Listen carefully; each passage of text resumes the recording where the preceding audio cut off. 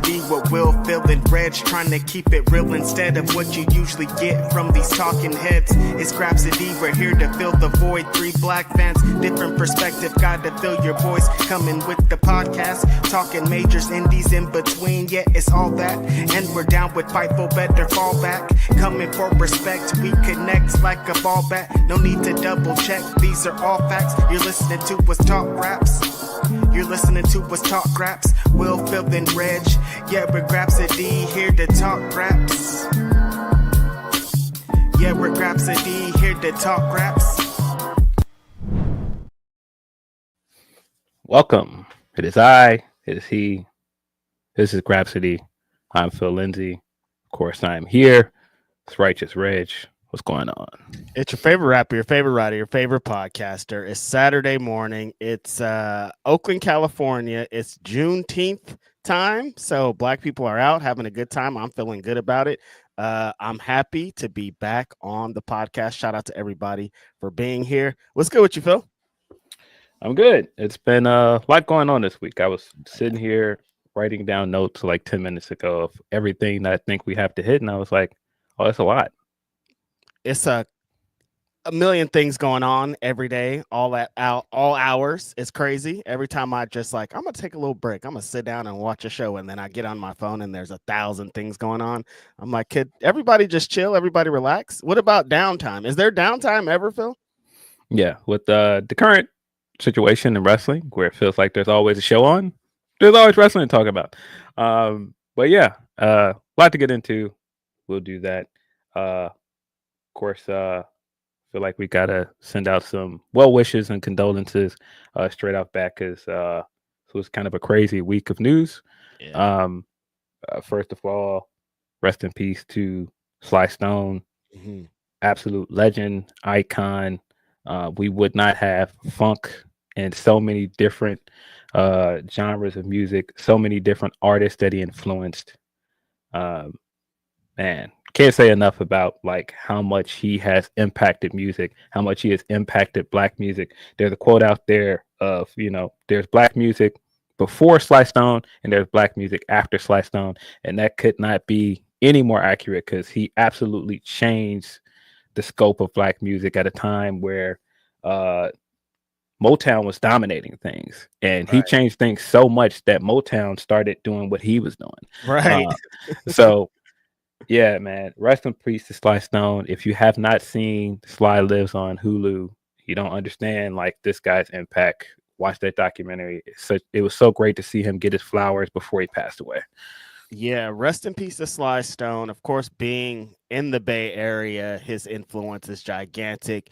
Our favorite genre of music, hip hop, legit like exists because of Sly Stone. Like, I feel like Righteous Reg as a rapper exists because of like 6 degrees of separation of Sly Stone. Because like, if Q-Tip wasn't here, then Righteous Reg wouldn't be here, and like if Sly Stone wasn't here, then Q-Tip wouldn't be here. There's like all these things that kind of go into it. Every popular producer in hip hop, every great rapper that I know, they're all like, yeah, Sly Stone. Now, we were coming up on Sly Stone shows or watching these, blah blah blah. Like, before I even had heard, I heard Sly Stone before I knew what songs I was listening to. I was hearing about this guy's name. So rest in peace to this absolute legend. Like Phil says, if you haven't seen this documentary, Sly Lives on Hulu, produced by Questlove, it's amazing. It gets you right into the history. This guy had a crazy life, like ups, downs, sides, everything you could experience, this man experienced. So very happy he got to get those flowers before he passed, because they were well deserved, man. Well deserved. Rest in peace. There's an album cover he has where he's at Lake Merritt, which is right down the street from my house. It's like so Oakland and iconic, and like that guy, just without him, who knows where life would be. Yeah, Bay Area guy, man. He was a disc jockey in the Bay Area. So much about his like career, and so much about, just his upcoming, upbringing in music is linked to the Bay. Very Cali guy. Like, there's so many stories about him in California outside of the Bay. Yeah, rest in peace to him. There's been so many, like you said, with hip hop, there's been so many guys that sampled his music. Of course, like Mama Said Knock You Out is like one of the most popular Sly samples. Of course, Rhythm Nation, also a Sly sample. There's so many, man, I would be sitting here naming over and over how many things that, you know, he has impacted, how much he's been sampled. But yeah, again, rest in peace to him. Also, rest in peace to another California icon, Brian Wilson.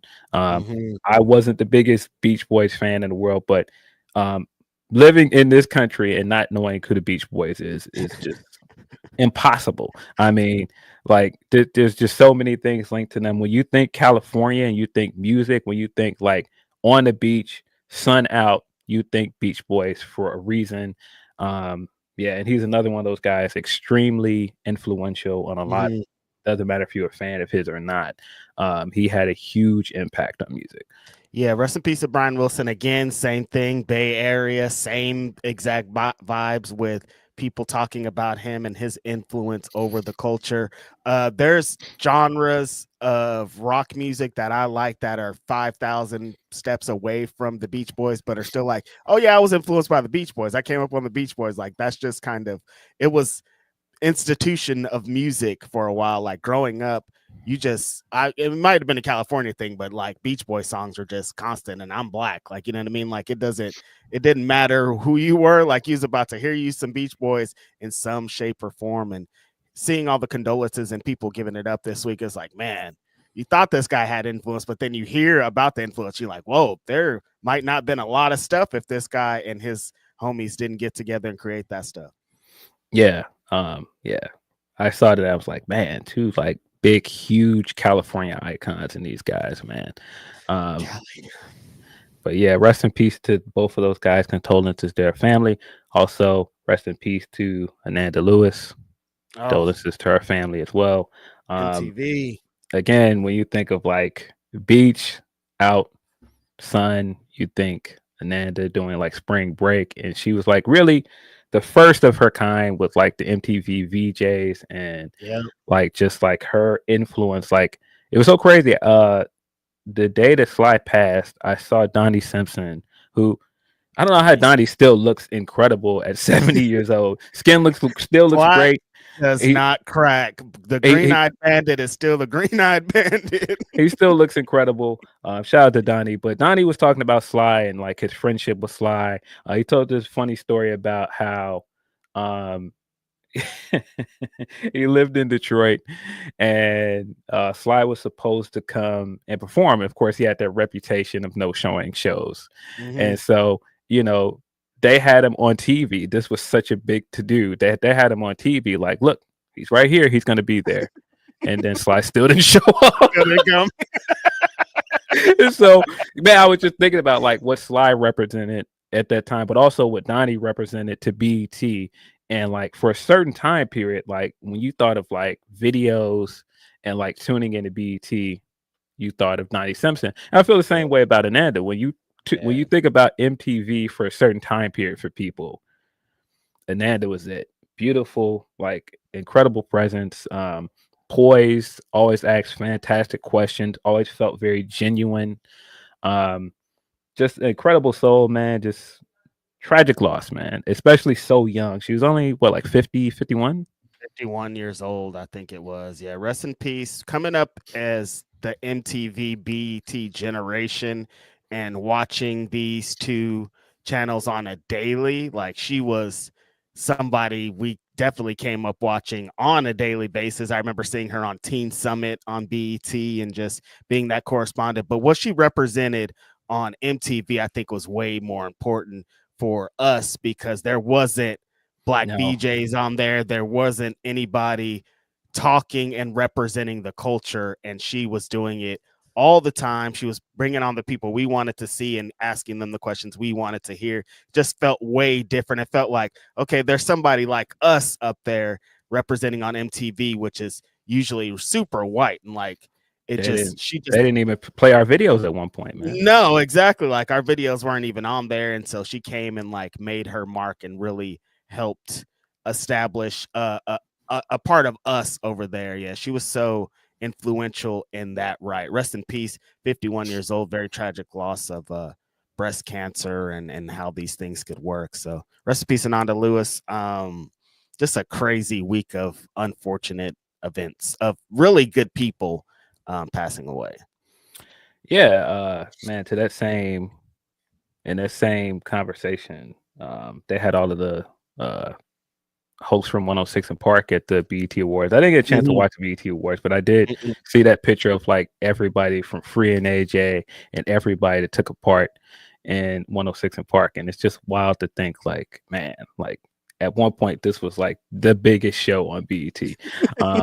And like all of those people from that time period, Big Tigger, Hits from the Street, all of these people. And then, like I said, when you think like Ananda as well, it's like, dang, man, that's such a terrible, terrible loss. And like when you think MTV, like those list of like impactful people that were VJs or correspondents, Ananda's on that list. Up there with Sway, and of course like Carson Daly, and man, just so many other people. Like I forget my man's name. They used to host MTV News. It's just still wild to me that some of these things don't. Yeah, Kurt Loder. Still wild that some of these things don't exist anymore. Kurt Loder used to be like this. I used to get sad when he came on because when I saw him, it'd be like, and today we lost Tupac, or today we lost Big. Like he would drop some of the hugest music news of all time, like on a random Wednesday on MTV. So his voice is like associated, like hearing that Kurt Cobain passed away is like Kurt Loder, like what those people represented, like you're describing. Is it Kurt or Matt Loder? No, it's Kurt Loder. Why is Orion telling us it's Matt? See, Orion, why you trying to send us off, man? Trying to throw us off, man. Come on, I'm watching this guy every day. What you're describing with 106 in Park too, man. I used to remember running home from high school to see what the dopest, hottest videos were, and seeing those artists and seeing that Drewski did the Genuine skit this week. Bro. Of Genuine on 106 in Park on the gurney, and like just moments like that, like there isn't anything like that. Feel like the landscape has changed, technology has changed, but like we don't get like just random moments that'll live in infamy forever like that anymore. Nah, man, that was a different time. That Genuine clip had me on the floor, bro, because I completely forgot that happened. Jesus Christ, man. Him doing the gyrate on the fucking gurney to get up. I was like, Jesus, this guy. Genuine is a fucking character, man. Woo. Yeah, again, rest in peace, Anna Lewis, pivotal figure in this game. I didn't get to watch the full BET Awards either. We did get a full play-by-play in one of our group chats from a good friend of ours who was, I mean, I feel like I seen it with the play-by-play we were getting there in our group chat. So I did want to catch a couple of things that I saw there. I did get to see Ludacris rap on the Grapsody BET thing. This is a good transition, Phil, because I don't know what's going on with hip hop and our legends, but it's super all over the place. Last week we got into Lil Wayne and the things that came with him and the things that surrounded that. There was a clip this week. There's been a couple clips this week, but specifically my favorite sitcom of all time, the star of that, The Fresh Prince of Bel-Air, Will Smith, put out a new song. If I just heard that song, I wouldn't know it was Will Smith. Like if they just press play and they were like, hey, listen to this new song. It's going to be on the next Gap commercial. I'd be like, oh, that's a nice song. Cool. I don't care about this. It's Will Smith, though. What is going on? You said it somewhere yesterday in a group chat or somewhere that he makes placement music now. And I was like, that is right on the money. That shouldn't be the thing, though. This is Will Smith. Why are you making placement music? That's not what this is. I would say that this is very on brand for him. And I think people that are like, why is he doing this? I'm like, what do you mean? Why is he doing this? This is the guy that made Welcome to Miami. Like this guy inadvertently got a bunch of placements at a time when that wasn't a thing. Getting jiggy with it it used to be everywhere, bro. So no, this is on brand for him. Right. Even the way he was dancing in the video and like him being around a bunch of girls. And I think about like girls ain't nothing but trouble. When I think about like his character on Fresh Prince and how he was constantly around a bunch of girls, you think about the roster of women on Fresh Prince. No, this is all very on brand for him. I just think it's funny at this age him trying to make this tricking off record for summer is hilarious. And it was so funny because I heard the Drake record with Smiley. The Drake record is oof. So I heard the Drake record, and then I heard that, and then I was sitting there listening. And I was like, all right, I see what Will's trying to do, man. He's trying to get in that same bubble of the H&M crowd, the placement crowd, the getting played at certain parties in Miami. I know the sound he's looking for. And the funny thing about it, out of all the songs I've heard from this album, this is the one where I was like, hey, this one's kind of aight. The rest of it's been kind of like, not really for me. And like the more and more I hear it and kind of laugh at it, I'm like, nah, this is kind of aight. Like it's fine. I mean, it's inoffensive music to me. It's that's a great way to describe it, because some of the songs I heard from the album felt offensive to me, and I'm like, why are you doing this? This was pretty inoffensive. It was like, okay, this is just like he went and made a good song, but like it's not a Will Smith song though. Like it doesn't feel like. But see, it does feel like a Will Smith song. Like I feel like the subject matter of it, this feels like Will. Like I think I keep going to the age. I'm being an ageist. I'm like, you need to make some grown up music. What the hell are you doing? But I feel like it is with his age group as well, because everything he's saying, like, hey girl, I'll buy you a drink. None of it is like current things. None of it is like him being out of pocket. None of the women are like seem like they're out of his age group. Like the way he's dancing, this seems like all of his the way he danced 20 years ago. Like this is all him making his music. And I was like, you're right, because the subject matter, he's like like even the thing, like young people don't even do some of the stuff he's describing. He's like standing outside of the club and waiting and doing these things that they did 20 years ago, and it's like they don't really be doing that stuff. So I hear you. Now you're right.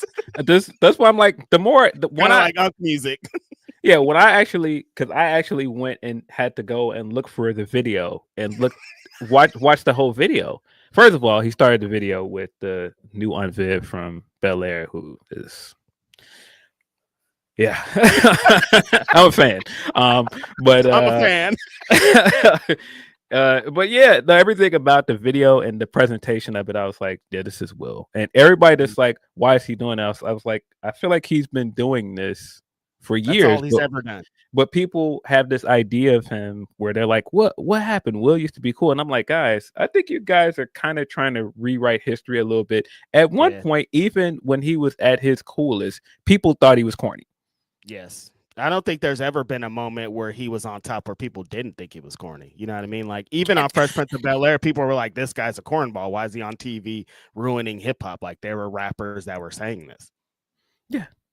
No. Like Eminem came out and Will Smith don't gotta cut and all that. Like he was the joke for a long time. So this is pretty on brand. You're right.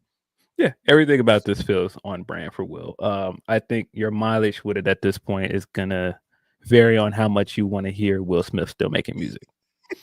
That's what it is. Like if you still want to hear music, like you're going to hear Will Smith music. Depends on how offended you are by the stuff. It's just been so funny though, because yesterday a new Slick Rick record dropped, and I was like, hey, this Slick Rick is kind of hard. And it's like the scope of our legends is just like some people are doing what they should do, because like at the core of what you're saying, I love what Will Smith is doing because he's still being Will Smith, and that's what it is. And it's like you have to adapt. You have to kind of move in a different way. Slick Rick came out. It's a fucking Slick Rick record, but it's like updated production. It's like Slick Rick in these days. That's why the Lil Wayne stuff was so weird. I'm like, you got to get an executive producer because everybody else is like honing in on their style, and you're just still all over the place.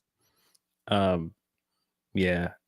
I guess part of it too is I appreciate that Will is still out having fun, because at one point it looked like he was in a really rough period in his life. He did not look happy, and so I do enjoy that. It looks like he's out making music. He's having fun. He keeps putting out these like Tiana clips where him and Tiana Taylor are like dancing and stuff, and it looks like he's at least in a good space. Because for a minute it looked kind of rough. So maybe that's part of what I appreciate. I don't know.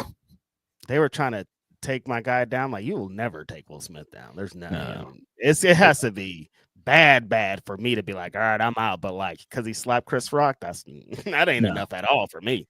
Some of the lines in the song are very corny though. It's Will Smith. It's Will Smith. Like the BBL flip he tried to do. I wouldn't have done that. This is the bounce back. I wish people would stop putting that damn clip on my internet. Yeah.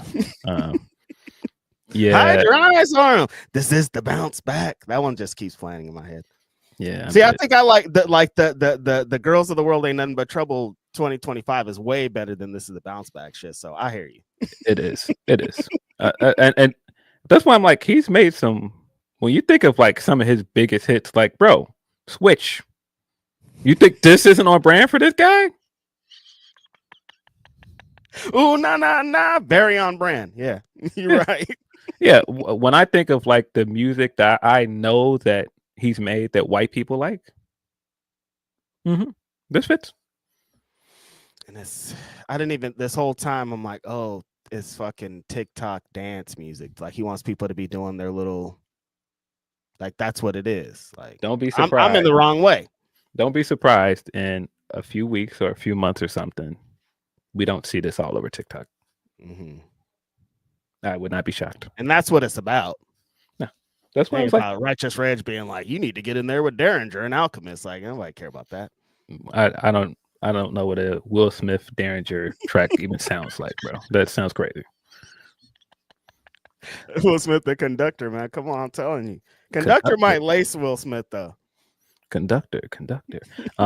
Yeah. No, some of our legends are smoking it though. Like that video that was going around of LL Cool J in Paris, and he had the he had the shiesty on that matched the Eiffel Tower and shit. I was like, nah, he kind of cooking, and he was rapping on there too. Hard. I was like, that's not like our spectrum of legends, Phil. Like some people are like really doing it, and then some people are like, okay, what's going on here? The Ludacris thing I was talking about, he was spitting on that Rhapsody thing. Like these guys can still rap. Like hip hop is still in development. We still don't know what these guys look like as old people. Like we have some older legends like the Cool Keiths and the Grandmaster Cass and the Big Daddy Kanes the book is still being written on the older life of a hip hop legend. So to see this is amazing for me because I'm like, oh yeah, I could still go for like 30 years at this point. We're just now getting to the point where we're letting rappers age gracefully because that didn't used to be a thing. For a long time, it was you're old, still kick your ass 36 in a karate class. Like people are clowning Jay-Z for being 30. So yeah, but see, this is what's so funny. You've got people that are like, Andre put out an album, but look what's happening to some of these other guys that's putting out albums. I think Andre's like, nah, you're not about to get me out here, and y'all gonna be like, oh, this is what 50-year-old Andre rap sound like. Nah, now Andre's different, I think. Because Andre's his subject matter is gonna be different, bro. I still hate what Ye did to that Andre verse, but that's why I'm like, I think if he really wanted to and he sat down, but I think part of his reluctance to do so is exactly what's happening to some other legends. I hear him. Yeah, exactly. Like I'm not mad at him for looking at the landscape and being like, these people are brutal. But like every verse we've heard from like the last 10 years, I couldn't. Like I'm not with you, Andre. Like I hear you. I know exactly what you're saying, and I feel you. But I just know it wouldn't be like that. Yeah, and I've seen him pop out and do things. And he's like, "This is what it's like." Like I'll just never forget him being upset at the Coachella crowd. And I think part of him is just like, I don't know where I fit in this line anymore. I always forget about those couple of shows that they did, and I think Coachella fucked up the game for us with him because like he came out here and he was like, maybe I'll get back to it. We'll do these Outcast shows. I might have fun. And then he got out there and he was like, I don't know if I still belong here, guys. Like, let me go play some flute. Like, yeah, for real. Where the pianos at? Like, get out the way. Where the pianos at? Let me go to a random airport and play this flute real quick. Willard, yes, of course. When you think Beach Boys, it's impossible to not think Beach Boys and think of Chris Tucker and Rush Hour 2. Yeah, it's impossible not to, man. The Beach Boys. I think of like Full House for some reason. Maybe I'm that generation. They're on an episode of Full House when they're in Hawaii. Yeah, like, the Beach Boys. Beach I think Boys. Uncle Jesse was obsessed with the Beach Boys too. Yeah, he's a big Elvis guy, but they didn't do like a marathon and the Beach Boys were on there or something, isn't that the episode? Something like that. I don't know why that's my memory, but we're here. That's what it is. Yeah, Willard. Send us your super chats. Get into some wrestling talk. Also, send us humper chats. It's the best way to get read on this podcast. Humperchats.com/Fightful. Of course, we always appreciate anybody being here, anybody submitting super and humper chat. Y'all are the greatest. We're going to get into a couple of them and move forward. The homie Chris Like Vegas says, happy Grapsody, fellas. Hope you're having a great day. And thanks for making our Saturday better. Let's go for a 6-hour show, fellas. Chris Like Vegas is out his mind. Thank you, but no thank you. 6 hours is crazy, bro. They be wanting us to go a whole shift of work to talk, but it's because they be listening to us during the shift at work. So I hear y'all, but I don't see y'all. Y'all crazy. I appreciate you, Chris Like Vegas. The homie Bergav, member for 24 months now, says, happy Grapsody. Glad I found y'all 2 years ago. 2 years ago, huh? We're approaching the 4-year mark, guys. 2 years ago. I can't even, when I think about it, I'm like, that's crazy. Like, it just feels like Grapsody is a part of my life now, and it has been for the last 30 years, but it's only been 3+ years at this point. So if he discovered us 2 years ago, is that post Will Washington? Because we're almost approaching that amount of time since he's been gone. I still think it's wild that we've recorded over 100 episodes. That's just the two of us. It's time is crazy as hell. Like when you were giving me these stats a couple of days ago, because we're coming up to 200 too, right? Coming up to 200 episodes. And I was like, August. what? Oh, that's coming up, bro. That's like, 8 Grapsodies or something until we get to 200. And like thinking of how many we did with Will and how many we did post Will and all the fun we've had and all the hours that we've talked. It's crazy. We've talked for so many hours, Phil. Yeah. So, Bragab is saying I was there for probably the last 1.5 months of Will. That makes sense. Appreciate you sticking around, Bragab. You've been a great supporter for a lot of this podcast. Phil, I've been seeing this I feel like every podcast somebody says Grapsody, so we might have to get some Grapsody merch on the store there. Yeah. What you laughing at? What was on there? I saw someone say, "Rest in peace." Like this guy is gone. He's not gone. He's still around. He's not gone. Absolutely insane, unhinged. Will Washington is just another place. That's it. That's all. The homie Jay Stone says, "Sup guys? Just shouting out the new 6 God Kenny pull up in that Man City and had them shouting certified PDF one more time and had folks getting sturdy and hyphy at New Ho King. What a time to be alive." Yeah, a lot of these clips from Toronto of people enjoying themselves have been wild. That clip of Maul saying that Toronto was going to ruin the show and boo him. I just continue to say that one of the greatest failings of that episode when DJ Head was on there was when DJ Head called him delusional, and they were like, "Well, what do you mean he's delusional?" This right here is an example of why that guy is delusional. All the clips that I've seen, I've been blown away. Like I figured that a lot of people in Canada weren't gonna care. That's why I was like, I feel like a lot of them are gonna. I don't care. I'm just gonna go to this concert. These guys are beefing. We're not beefing. There's gonna be some idiots, of course, because they think they're riding for somebody. But like that wasn't gonna be the cause. But it was even crazier than I expected. Bro. Some of the one more time after the Not Like Us thing. I'm like, yo, this is. Bro, Kendrick is a megastar at this point. Yeah. He's on a big stadium tour. People are gonna pull up. He's on a stadium tour.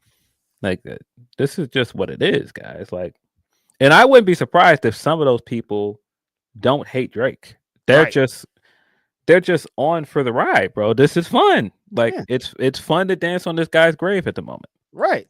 Yeah, people that were dancing on his grave went home and played Drake. Like, it's not a thing. They're like having fun too. It's like being a part of the show, like wrestling. You know what I mean? It's like sometimes you boo people that you like just because that's what we're all doing here in this arena at this moment. We're having a good time. It's been crazy to see, like, at the core of it, like you're saying though, Phil, this guy's on a stadium tour. Like, they keep having these great, crazy moments, but this guy's doing something that rappers don't do. This isn't like he's not like following a blueprint that's been set by these other rappers in the stadium. Like, he's setting the blueprint. Like, he's creating a thing for rappers in the future to be able to do. I mean, specifically rappers like him usually don't do this. I mean, like, Hove has done stadiums, but you know, Hove has done stadiums with Justin Timberlake or Beyonce. And you know, it was hard to think of somebody from the time period Kendrick came from making the kind of music that he made during stadium tours. Like, I'm like, this isn't, it doesn't feel like stadium music, some of the stuff, but then I see videos and I'm like, oh, okay. I totally understand. It's different when you put it in a stadium and all those people know the songs and know the words and know how to enhance the music. It like just changes everything. Like, he's in a different stratosphere. This is crazy. People seeing Canadians, it was offensive and funny seeing them crip walking in the crowd, because it's like, you guys, again, this isn't, it's been made a fun dance, but it's still not a fun dance to me. No. I wonder how much of this is people traveling for shows as well, because there were a lot of people in New Ho King that had on like Dodgers hats, and there was a lot of LA Blue in there. I was like, is this some people traveling from the West Coast to be in Toronto for that show? Traveling at this time to go see a concert over some stuff is expensive. It's expensive. But I mean, if it's people from LA, they got it. You live in LA. If you live in LA, you got the bag. That's true. That's very true. That's very true. Yeah, but insane. He's on this run. I still think it's never over for Aubrey. Like, he just got to continue sitting this one out. He's not still stopping putting out music, like Phil described him, and which I thought was the homegirl originally. Smiley made a song. I was like, wait, you made a song with Smiley? That's crazy. Shout out to the homegirl Smiley. You pulled it up and you thought it was gonna be Smiley back there, and it was just Canadian Bazaar. Yeah. No. Hold on a minute. How did Canadian Bazaar get a verse? Bro, the way that I died laughing at like 4 a.m. when I opened that, and it was just him saying, you don't say a word, brother. I was like, what is going on? What is he doing? Don't say a word, brother. Then he gets into his whatever that Jamaican / man's flow that he be going into, and I'm like, what's happening here? Bro, everything about it is funny, bro. Like the Canadian slang he's using, the flow he's using, and like him and Smiley are like doing this back and forth where Smiley does the ad libs, and every time you say Smiley, I'm like, why was he rapping on a song with Tracy, but just not Smiley, Tracy, my friend? Every time you say Smiley, every time I see the video and I see Smiley, I'm like, that is hilarious. Man, everything about it, the sample they use, all of it. I don't know if you should have went with that one, Drake, but sure. All right. But it's not his song, right? It's Smiley's song, right? Yeah, it's a feature. He tries it, he goes for it. But yeah, like I said, it's not over for him. There's still people being like, him and that Party Next Door is a great out. Like, there's people that are like, he's still making great music. Like, it's not over. Maul told us Iceman got a bomb on him. Iceman, of course, is the next Drake album, I suppose. Iceman, you stealing from Chuck Liddell? Come on, man. What kind of this is gimmick infringement, I think. Yeah. Appreciate you, Jay Stone. The homie BL Dog says AEW was amazing. So glad I finally went to a show. You was at that show. You got to see Swerve and Ospreay. Man. Nice. I'm only a little bit Jealous. Now that's dope that you got to see your first AEW show. Loving the atmosphere in these arenas still. I think it's enhancing the product and it's enhancing the viewing experience. So really dope show you got to go to. The homie Grapple Geekery says, I'm curious to hear your take on Punk saying he is in a stand for billionaires and going to Saudi. The Hangman was right. Discourse this week was fun. This is a question for Philip Lindsey, I think specifically. Why is it for me specifically? I appreciate you because you got to defend your guy. Why does everybody think that? Like, I'm going to then represent him and go, hey, guys, it's not that big of a deal. Like, no. Get on the stand, brother. No, I don't represent this guy. I ain't his lawyer.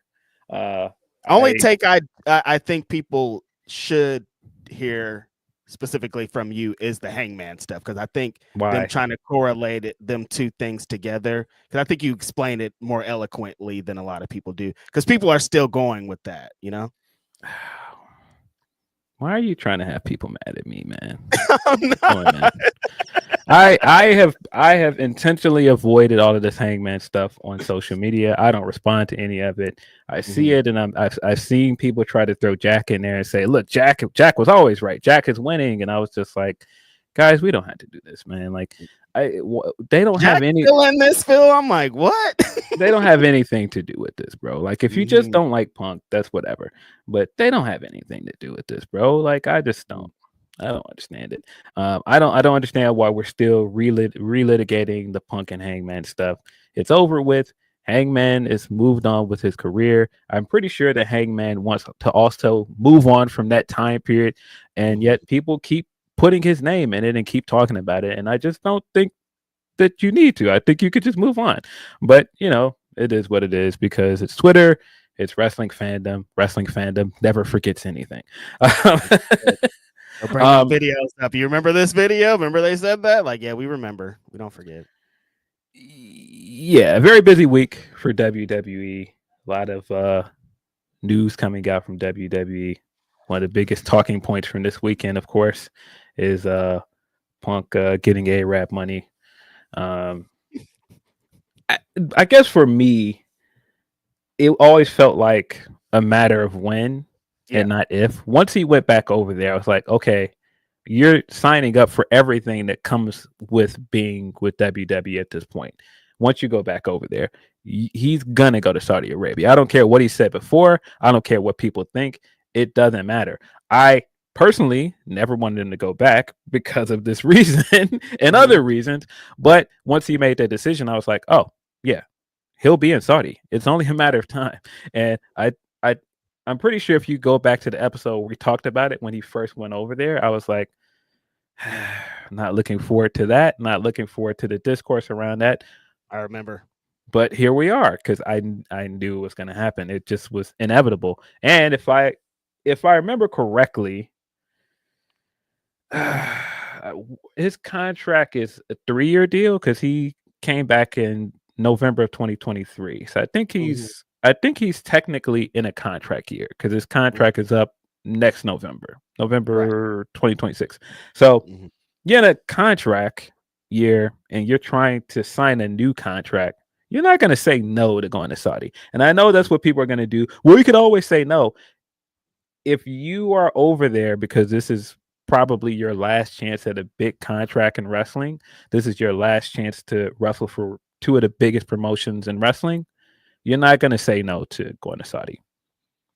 Yeah, I feel like when he signed that contract, it was written in the stars. Like, I feel like it was one of the clauses, like, well, you know, if you come over here, you come over here. If you're a big star over there, Phil, you're going to go over there. That's just how it works in these times. They book big matches around these big stars. They expect these people. When he was in the video package, like, we all knew kind of what time it was.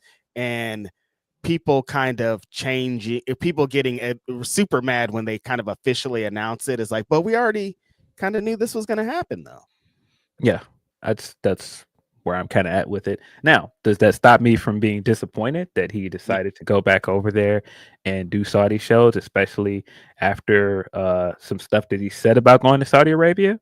Yeah, I still think it's disappointing. I still think that he hasn't properly addressed the criticism of him going back over there after he criticized that company for years.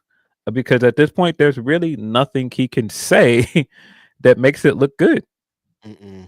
Like I mean, I saw he's people been there. saying, He's doing everything at this point. yeah, I saw people saying in response to both his promos this week that, oh, well, he never addressed any of the allegations of him being a hypocrite. And I'm like, yeah, but there's no way he can address it at all and sound good. Mm-hmm. You just can't, like, because at this point, it is what it is. The sellout thing is going to be the thing people hold over him now. But we knew that when he signed back. Once he signed back over there was no getting around that. Now, do I think it's funny that they felt like they had to break the glass and hit the button to get Punk involved in this because this Cena heel turn has been floundering? Absolutely think that is very funny. And that very much showed on Monday because it was like, hey, have this guy come out, and Cena, at least from the way I read that promo on Raw and the promo last night, I was like, oh, he shifted gears in his heel turn. Have you noticed this? Yeah, I mean, it's funny because we talked about it a few Grapsodies ago about when it does get to Punk, that's when it's really going to get into high gear. And it's funny that they were like, let's go with that, because we knew that Punk was going to be able to bring something out of him that no one else was. And that's exactly what's happening. Well, I think Monday in particular, I was like, this is a very Triple H promo. Just him coming out and saying, you guys are all marks, you guys are all idiots. Like, you guys think you can go on the internet and change things. I was like, where have I heard this before? It sounded very much Triple H. And then he went with the all whole of that in a press conference, I think, before.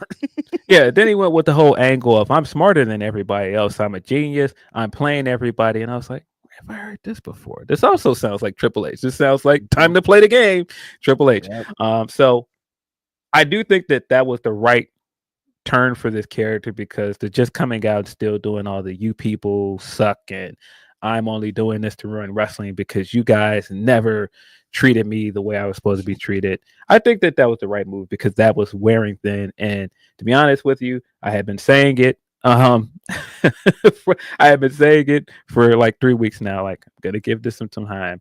I was ready to come in and blast this thing because for a few weeks I was like, this is like one of the worst things on wrestling television. Yeah. It's not good.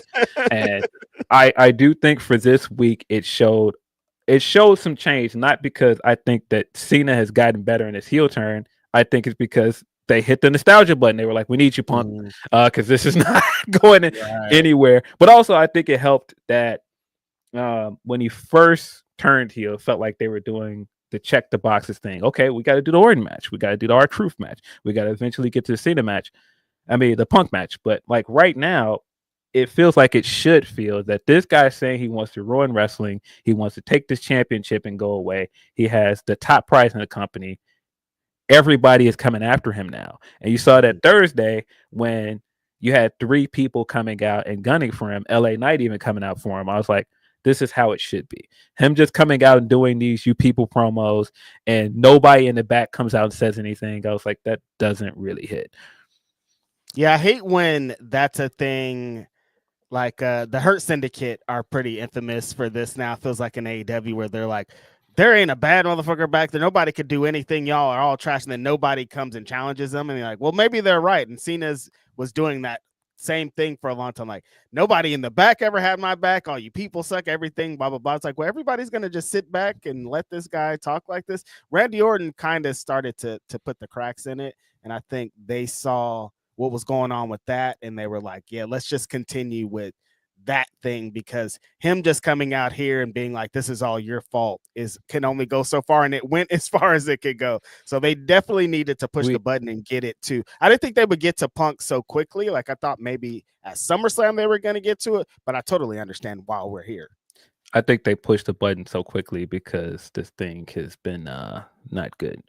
And I also feel like that's part of the reason I didn't expect Cody to be back this soon either. But I think it's also because this stuff has not been good. Yeah, because when Cody came back at Saturday Night's main event, I was like, this feels a little bit early. Yeah, this Cena stuff has been it's been not good. But I think at least this week it's been better than it has been. But I think it's because he's had better people in the segments with him to work off of. I mean, Punk is one of his best rivals. So you put those two guys in the ring together, you're gonna have nostalgia. And there's something about Punk, like he just kind of brings out the best in Cena. And I think just that having the flip dynamics of Cena being the heel and Punk being on the other side, I think that helps. How do you feel about what feels like Cena's been workshopping different heel personas? Because we're on his like third his like third attempt at trying to do this heel thing. Do you think this one's gonna stick? Well, I said this in our group chat, and I believe I said on social media, because we kept hearing this during the Jey Uso stuff, which we'll get into Jey Uso in a minute. When people were saying they didn't like Jey winning the Royal Rumble and they were getting all the dislikes on the YouTube video, we kept hearing the same thing. The internet don't matter, guys. Listen to the people that are at the shows. Buddy, I never want to hear the internet don't matter again. I never want to hear that again. That's officially dead. Cena spent this entire week in promos talking to the internet. I don't want to hear that again. Then on top of that, all of the R-Truth stuff, talking to the internet again. Triple H got in that press conference, dog. I don't ever want to hear that this company don't care about the internet again. When I saw Hikuleo came out last night, another one, I'm like, you know what? They say they keep saying they don't listen to the internet. This isn't a thing. The internet don't matter, but they keep doing things to please the internet. I don't get it. Yeah, I don't want to hear that no more. You can't do that no more. But I think that they went a very interesting route with this Cena and Punk stuff. And I don't know, man. So initially, when Cena cut the promo on Monday and Punk came out, I was like, oh, we're already here. Interesting. And I did think they did a smart thing with the R-Truth stuff, which we'll get into Ryan as well. But I think his response to the R-Truth stuff of him saying, like, you think this is what it is? You think reviving this guy's career is going to do it? This guy is irrelevant. The only time this guy has mattered is when he's been cosplaying as me. I was like, oh, okay. This promo is actually going pretty good. That's why I was like, the Monday promo, I was like, oh, this sounds close to the bite I want him to have as a heel. And so when Punk came out, I was like, oh, we might have some motion. And then Punk came out and threw some jabs at him when he threw out what are you mad because the establishment picked you and the people never picked you? I was like, let's go. We're here. Let's go. And then we ended that promo with, all right, man, meet me in Saudi Arabia here. I was like, probably not the route I would have went, but I get it. Saudi's giving up money for these main events, you guys. Big money. That was a very deflating end to that segment because I thought the segment was good. And it could be nostalgia working on me, of course. Punk bias. Also, like the time period when I really got back into wrestling was when these guys were at the peak of their feud. So, no, nostalgia worked on me that night. And I was like, yes, we're here. And then Saudi Arabia, I was like, that's where you're doing that match. You can just do it at Money in the Bank. It just happened. It was just right there. It would have been the nostalgia button really would have been hit if we would have saw this match at Money in the Bank. So yeah, I didn't feel good about that. But then also the inkling I got from this of him saying, hey man, I hear you. You're so upright. You're so self-righteous. You're all of these things. So all right, well, cool. You want a title shot? Meet me in Saudi Arabia.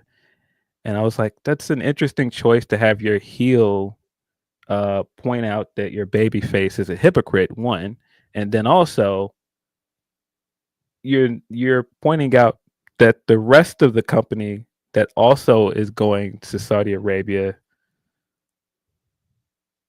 is open for criticism. Mm-hmm. That's an interesting choice to have your heel do when this company is very much in bed with Saudi Arabia.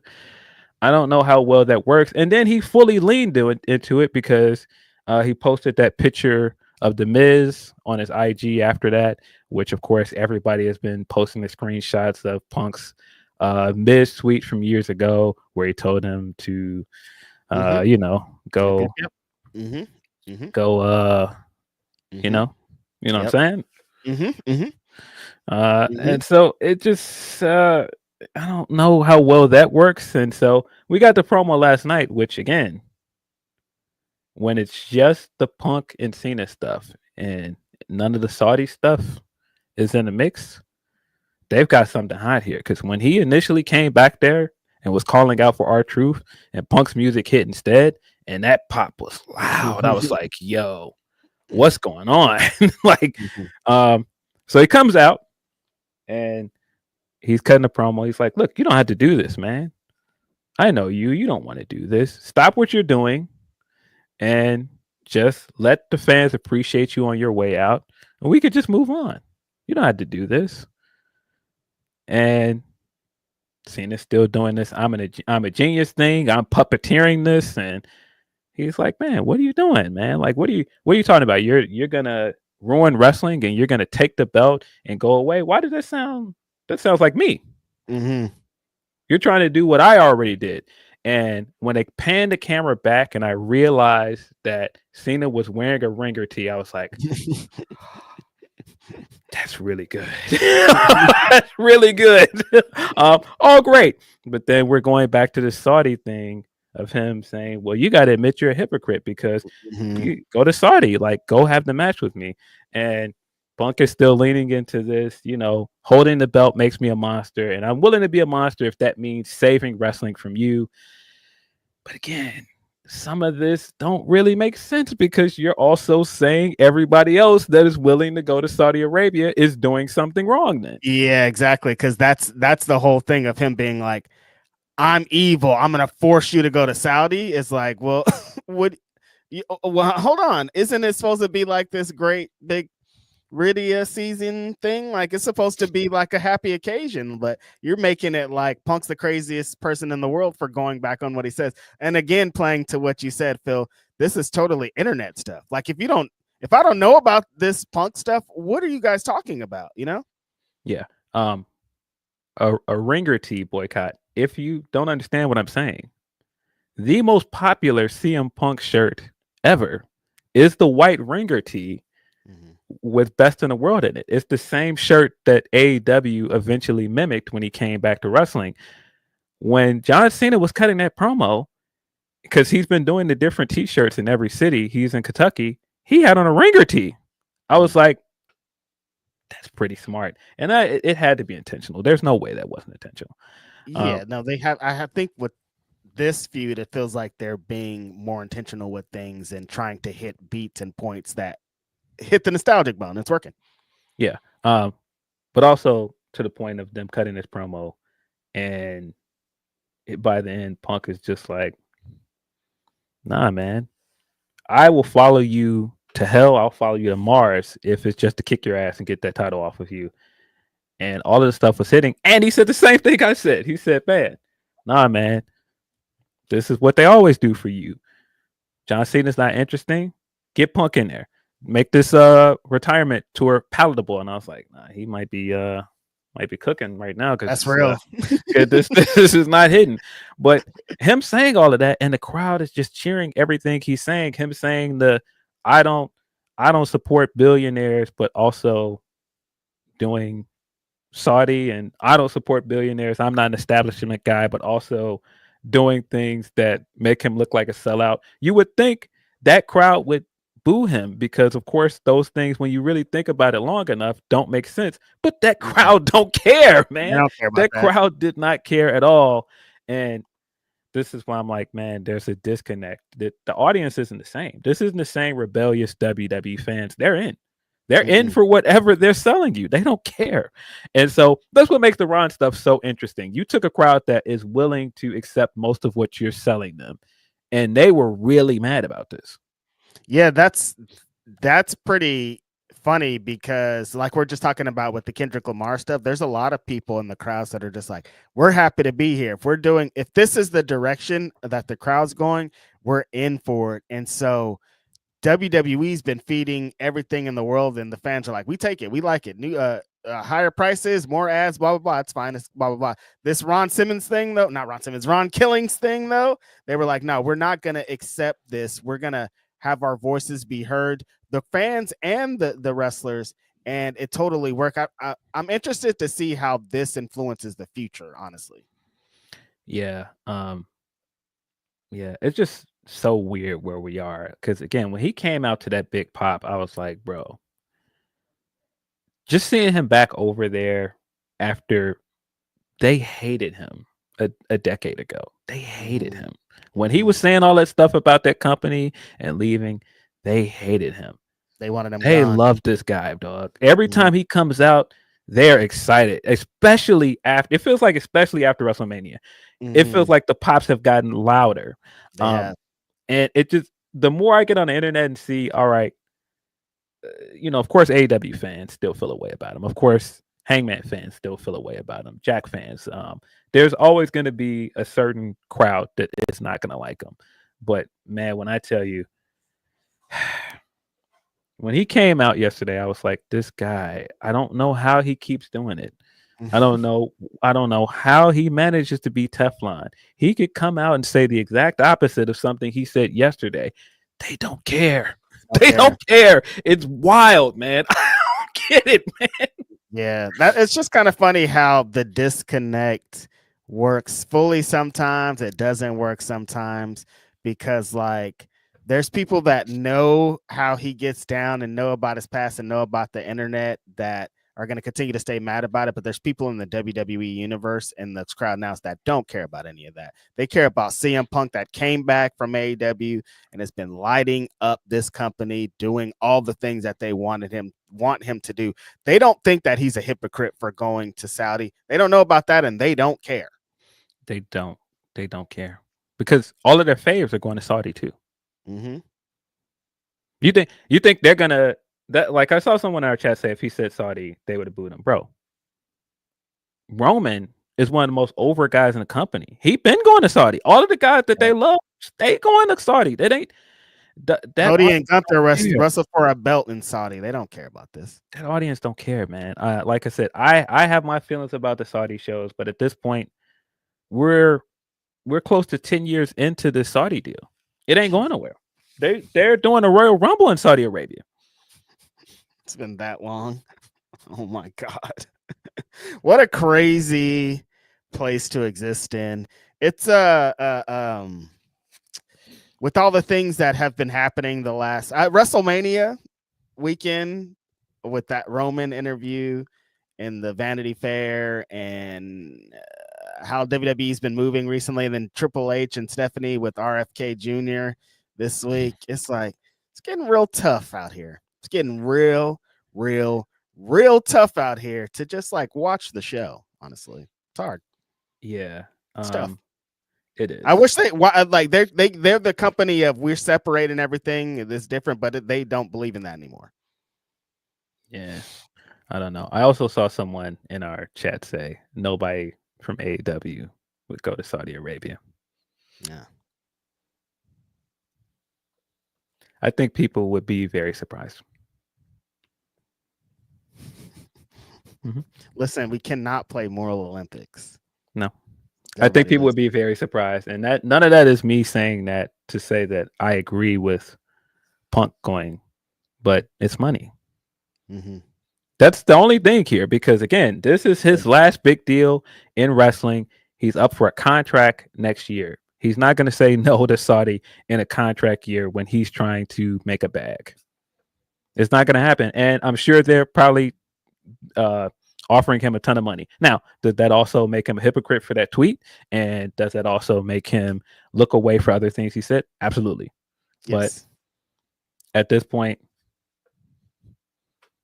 where people's survival in a bag is always going to it's always going to illuminate who people are, man. And I saw a lot of people say that this guy's a fraud. He isn't who he says he is. I have news for you guys. These people are professional liars. Most of these people that we love that are wrestlers are playing characters. Most of these people are not who they say they are. That's the game. That's what this is. I was about to be like, which one of these wrestlers are who they say they are, Phil? Like, everybody lying. You're the baby faces. Cody, a life of lies, because he's a. That's what this is, man. You gotta take everything. You got, unfortunately, with wrestling, you gotta take the bad that comes with the good with this sometimes, and sometimes some people that we really like are also doing some things that I don't agree with. And we can't be like, this person wouldn't, because you don't know. Like, you can't say that about AEW because you don't know. That's just not how this works. You don't know any of these people, and money is crazy. And they start throwing out bags and being like, oh, it's just one day. It's just blah, blah, blah. Start to look pretty all right. How much money are they offering? They're going to give you $5 million to this one match. Like, CM Punk's going to be like, no. And I think he knew when he was like, I'm going back to WWE, I want to be a WWE guy. Being a WWE guy, that's what it is. Like, whatever Cody's doing, I'm doing. So, like, that's just kind of how he's going to move forward. Yeah, bro, that's the game. Sheldon. But yeah, Sheldon, because Sheldon says here, I can't find it. It's now off of my screen. But Sheldon said something like, Punk is the only one. Here we go. There it is. Yeah, but most wrestlers don't market themselves as morally righteous like Punk does. True. Is it though?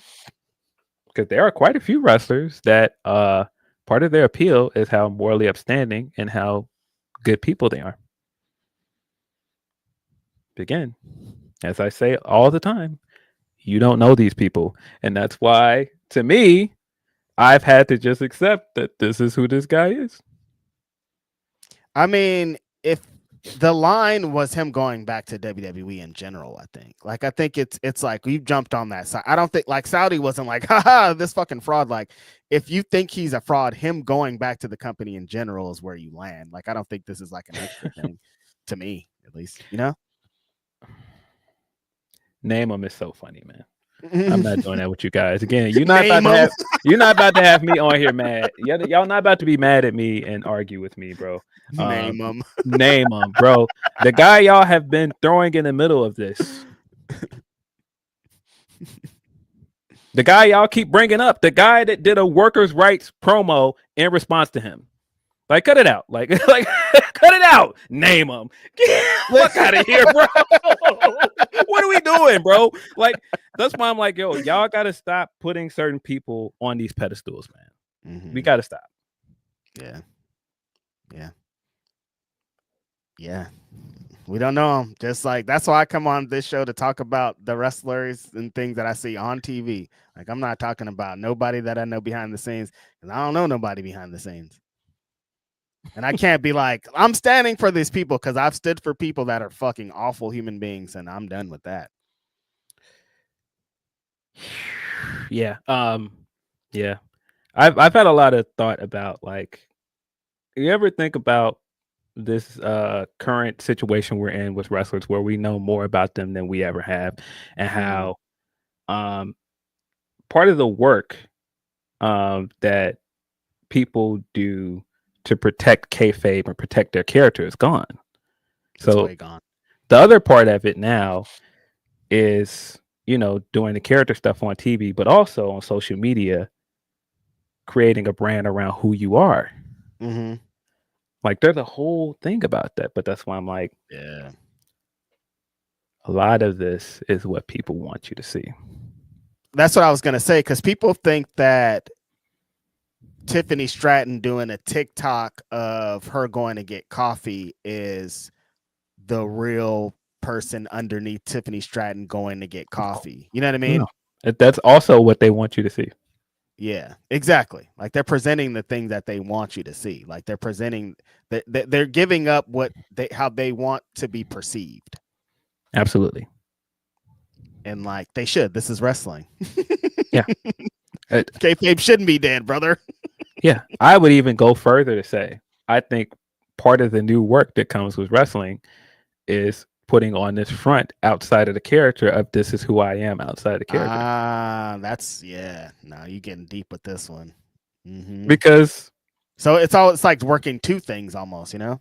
Yes. That's what Triple H has been doing for years. Yep. Yeah. Yep. Oh shit. But that's why I keep saying, bro, you gotta don't know these people, man. I know, you know, some of these people, you guys expect me to be on here and say, oh, I agree with everything he's doing. I don't agree with everything Punk is doing, but also it's wrestling. It's wrestling. It's wrestling. I hear some stuff about wrestlers that are supposed, you know what I mean? Like, it's like you just can't do. And I'm not naming names. Y'all leave me alone. It's not how this works. No, name them. Name them is insane. Name them. Phil, I need 5 names right now, brother. Yeah. Bro, part of the I'm just happy to be a part of wrestling. I love wrestling. I'm such a great wrestler. That's also part of her work as well. Some people don't want to hear that part, but you know, I'm going too far now. Let me stop. I don't think people understand. Bro, you're being lied to by most of these people. These are a bunch of. That's what it is. Don't forget, dude. They're playing the game. I've thought wrestlers were my people, and then they're like, but $35 for the shirt. And I'm like, well, that whole time was you were selling me a shirt? That's the game, dog. That's what this is. These are carnies. These are people. This business is built off getting $1 from you. And if they want to make you feel like you're best friends, that's the game. And if you want to be mad about it, you totally can. Like if this Punk thing is like, fuck this guy, I'm off of this, you should. Like that's how you should feel about your stuff. Hey man, I get it. That's why I'm like, I get it. I totally understand people that don't like him. I've never been on here like you gotta like this guy. See, how couldn't you like him? Phil's never said that one time in his life. No. the fact that everybody does think like you're the Punk defense guy is hella funny. Get Phil on the stand. We're going to court. What you got to say about this man, brother? What do you got to say to defend him? Nothing. Because that was some people's first thought when they said Saudi was, I need to hear what Phil has to say to defend this. I'm like, well, what is not Phil Brooks, Phil Lindsey? Yeah. What does Chicago feel like? Wait a minute. Hold on. The funny part is when initially this was happening and I was just tweeting about the stuff that was happening on TV and I was like, oh no, we're going to Saudi with this match. And people immediately started responding to me with the screenshot of him talking to Miz. And I was just like, why are you sending that to me? I don't got nothing to do with that. And so I was like, guys, I've seen that tweet. We all have seen it. I don't think we need to see it over and over again. And people are like, yes, we do, because Punk needs to be called out and Punk needs to see this. I'm like, guys, I don't think he's going to see it because you're sending it to me. I don't care. He doesn't care. That's where I kept landing. People like Punk. I'm like, I don't think he cares, you guys. If he cared, I think he would say something. I don't think he cares. Bro, well, twofold. I don't care. And I don't think he cares the way people think he cares. Bro, again, when I seen him go back and I seen him come driving out of that parking lot in that G-Wagon, I knew what time it was, bro. Like, I know what era we in, dog. Like, how did you saw that G-Wagon? It's funny because I remember you mentioning the G-Wagon and we had a big laugh. But no, that's real. Like, he drove off in that G-Wagon and was like, this is life now. You guys accept this. This guy used to live in his car and sleep on couches. He in a G-Wagon now. Life is different, you guys. Come on. Yeah. I guess if I was surprised, I think part of it, because again, once he signed back, I was like, oh, well, this is where we're at. And again, you were even saying then that you didn't love it. You didn't even love him signing back. I never wanted him to go back. Never. I never wanted him to go back. If I had my way, I wish things worked out with AEW. Yep. But it didn't. And that's just what it is. And that's what I keep saying on the Hangman stuff. Like, Hangman got his vindication when he left the company. Like, he doesn't need another victory. He doesn't need to be like, see, I told you guys. He already told you guys. It's done. I just want to clarify as well, because I see some people saying certain things in our chat. Nothing's wrong with calling him a hypocrite. No, I am never saying that he's not a hypocrite, because of course he is. When you post a take on anything on Twitter or anywhere, it's there. So when you say things later, people are always going to go, hey, remember you said this thing? That's always going to be the case. And no, Hangman isn't taking a victory lap. That's why I wish people would stop bringing him up. That's because you're continuing to tie him to this, and it has nothing to do with him. Mm-hmm.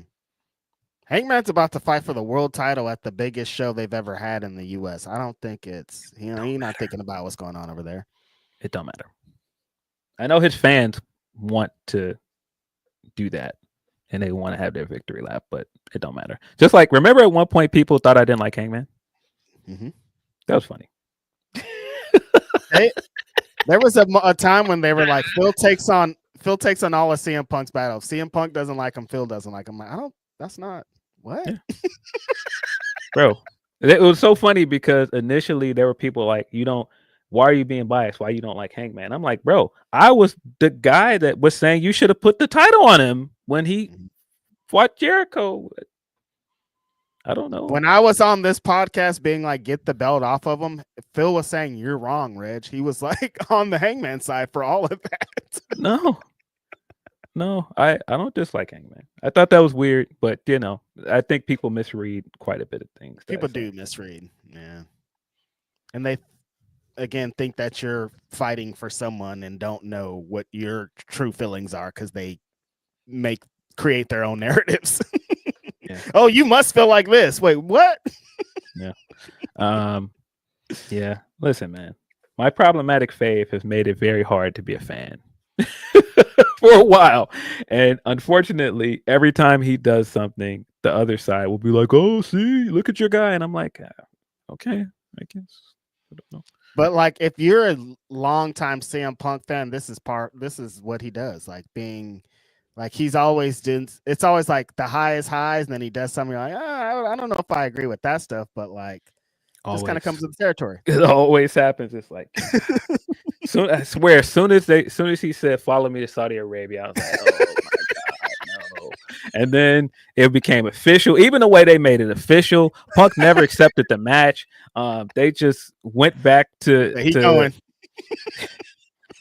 they just went backstage and they were like, well, here it is. Like, it's official now. I put the graphic up. I was like, keep going. There he is. It's happening. I hate it, bro. I don't like it.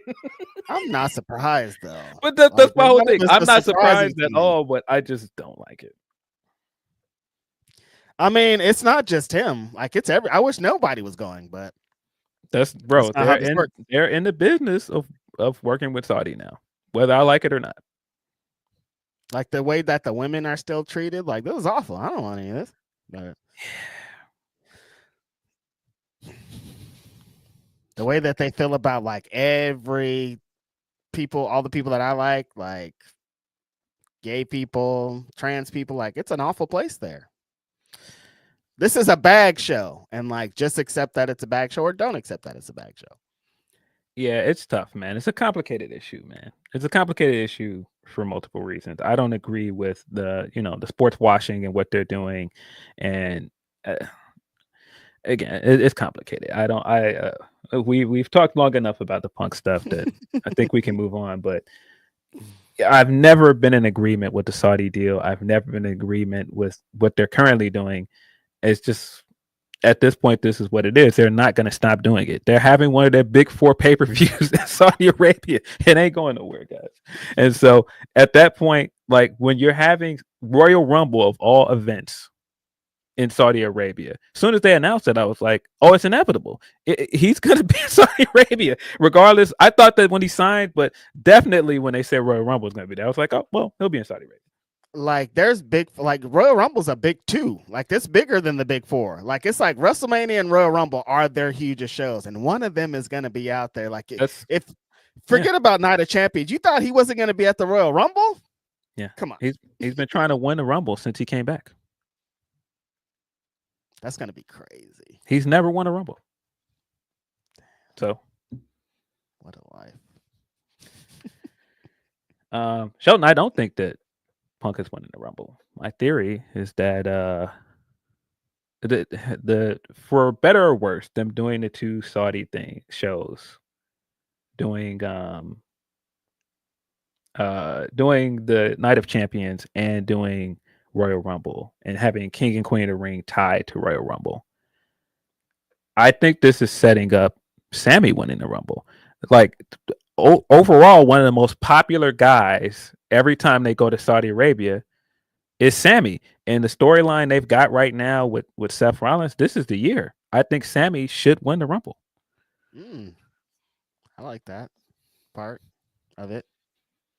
Bro, he win the Rumble. He's going to get a crazy reaction in Saudi. Insane. Like the craziest pop we'll ever hear. Like a wild one. That actually makes a lot of sense. Never thought about that. He's also my pick to win King of the Ring, but just with how close it is to Money in the Bank and Seth having a briefcase, I feel like we can see where this is going, right?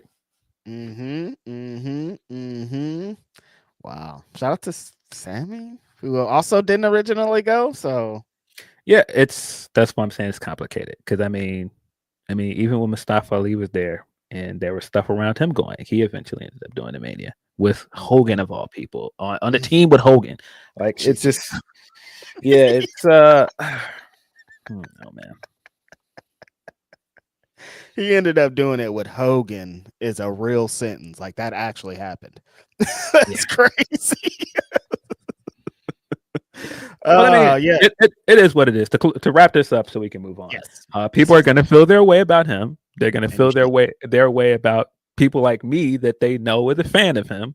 Because it's not just, all right, I don't like this guy. Well, how are you still a fan of him? And it's like, I don't know.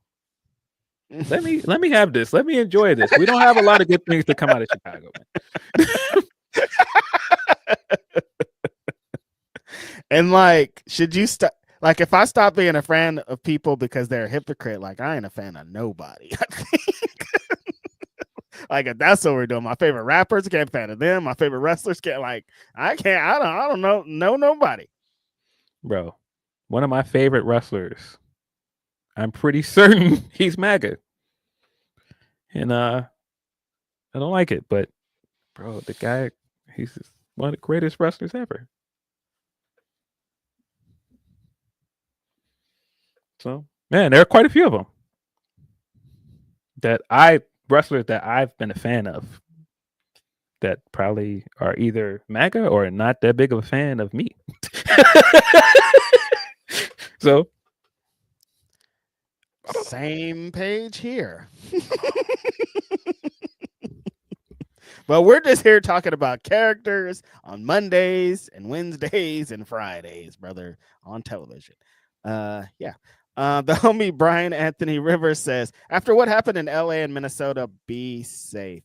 I am staying inside as much as I can. It's this today is probably already going down. There's protests across Oakland. There's protests across San Francisco, like everywhere that I'm going to be, that I can be today. There's going to be people marching. So everybody stay safe out there. Crazy week this week.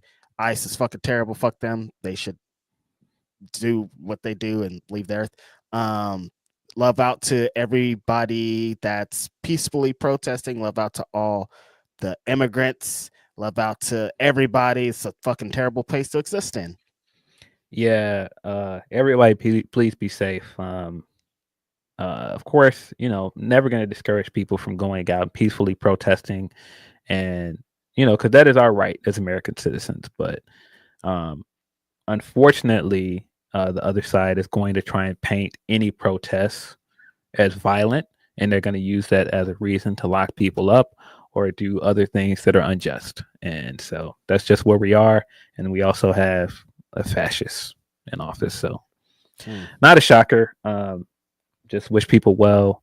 It's just sad to keep seeing certain things like this with the protests on the news, and seeing people being separated from their families and all this other stuff. It's just really awful. It's insane that we have not had any real immigration reform, like real immigration reform, not like, okay, build a wall or all of this xenophobic nonsense. Like actually do something to make the path to citizenship easier for people, do things to make people's way of life in this country better, because that's what this country was built on, right? Isn't that the founding thing of the country? Come here for a better life and the American dream. I don't know. All these people that are fighting against him, like, grew up in New York. I'm like, you were surrounded by immigrants. Like, what do you? I don't even get it. Like, what are you trying? And then for that fool to come out this week and be like, actually, all the farm workers, we really do need them. No shit. Okay. Just everybody stay safe. Yeah. Very sad times we're in. The homie Deontay Soignier says, I've done a Dusty Rhodes impression this morning and got a $20 tip. So my brunch morning is good. LOL. What a week of wrestling. I'm feeling the vibes and feeling alive. Dreamwave born for this tonight. All love, y'all. Shout out to Deontay. Very generous super chat. Always a great supporter out there. Dusty Rhodes impression for a $20 tip. That's hard. That's heat. Just hilarious, man. Appreciate you, Deontay. Deontay, always for the support, always for being a great homie and wrestling fan. The homie John Taylor, usually see on the Denise Watch Along podcast, is here today on the Grapsody podcast. Appreciate you, John Taylor, who says, a little Latina birdie told me and 300 of my closest DWO friends that we might get a Grapsado reunion possibly this upcoming week. Anyways, I'm off to the state capitol to exercise my rights because I recognize only one king, Haku. That's great. Yeah, might be in the works. Something might be in the works. I heard a little birdie was like, beep, beep, beep, beep, beep. What you got going on this week? And I was like, hey, I might be available. Yeah, before we turn these microphones, I was just saying somebody called me about that. So I don't know. Keep your eyes, keep your ears open. Could be fun. Appreciate you as always, John Taylor. You are just a guiding beam of light for me as always. Thank you, my friend. Thanks for being here on a Saturday, and stay safe out there, marching and doing your thing. Appreciate you.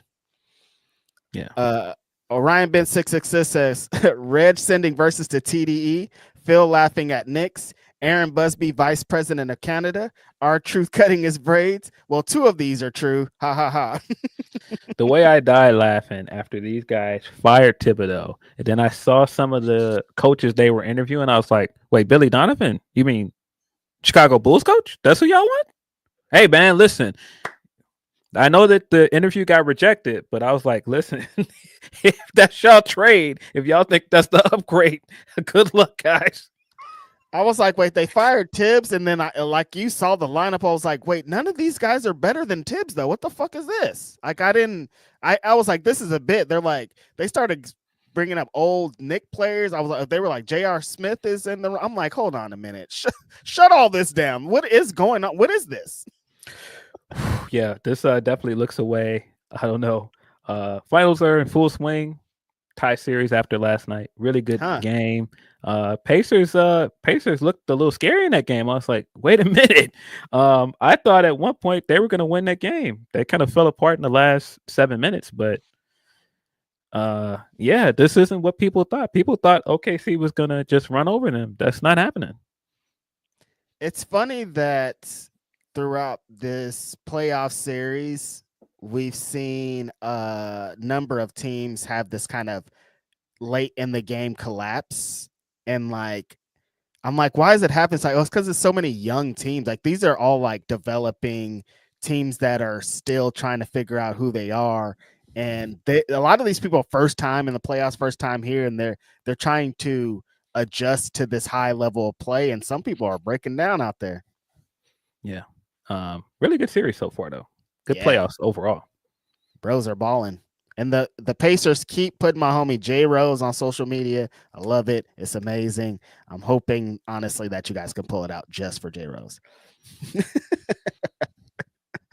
And we're gonna get into some true stuff here very soon. It's gonna be hilarious.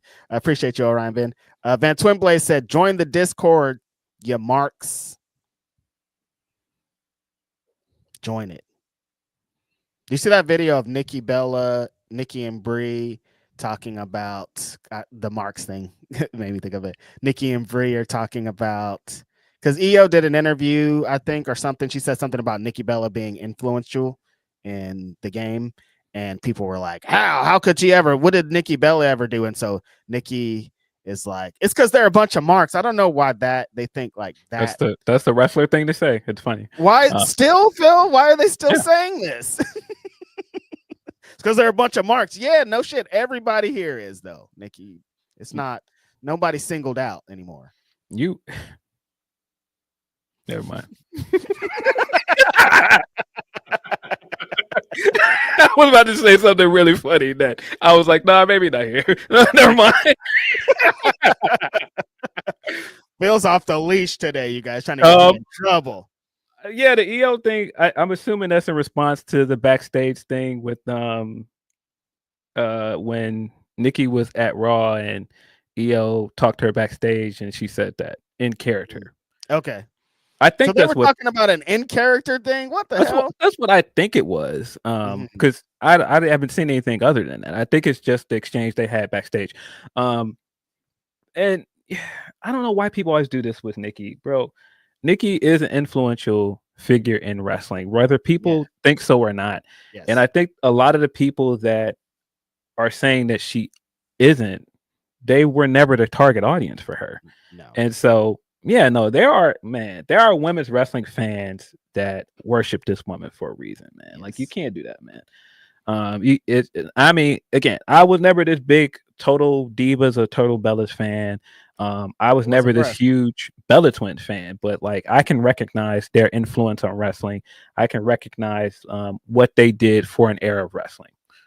The amount of women's wrestlers and women's wrestling fans that I hear talk about Total Bellas, Total Divas, what that did to make them wrestling fans, and specifically the work that Nikki Bella did, like they could never say she is an influence. Like there's enough prominent figures, women that we love that are like, oh yeah, Nikki Bella, like she, like, come on, like it's so crazy that they try to put that on her just because she didn't work your style or she's not the wrestler that you wanted her to be. That doesn't mean she wasn't influential. That's not how this works. Like Hogan is a terrible fucking guy and a terrible wrestler, but there's hella people that were influenced by him. It doesn't matter that part of it.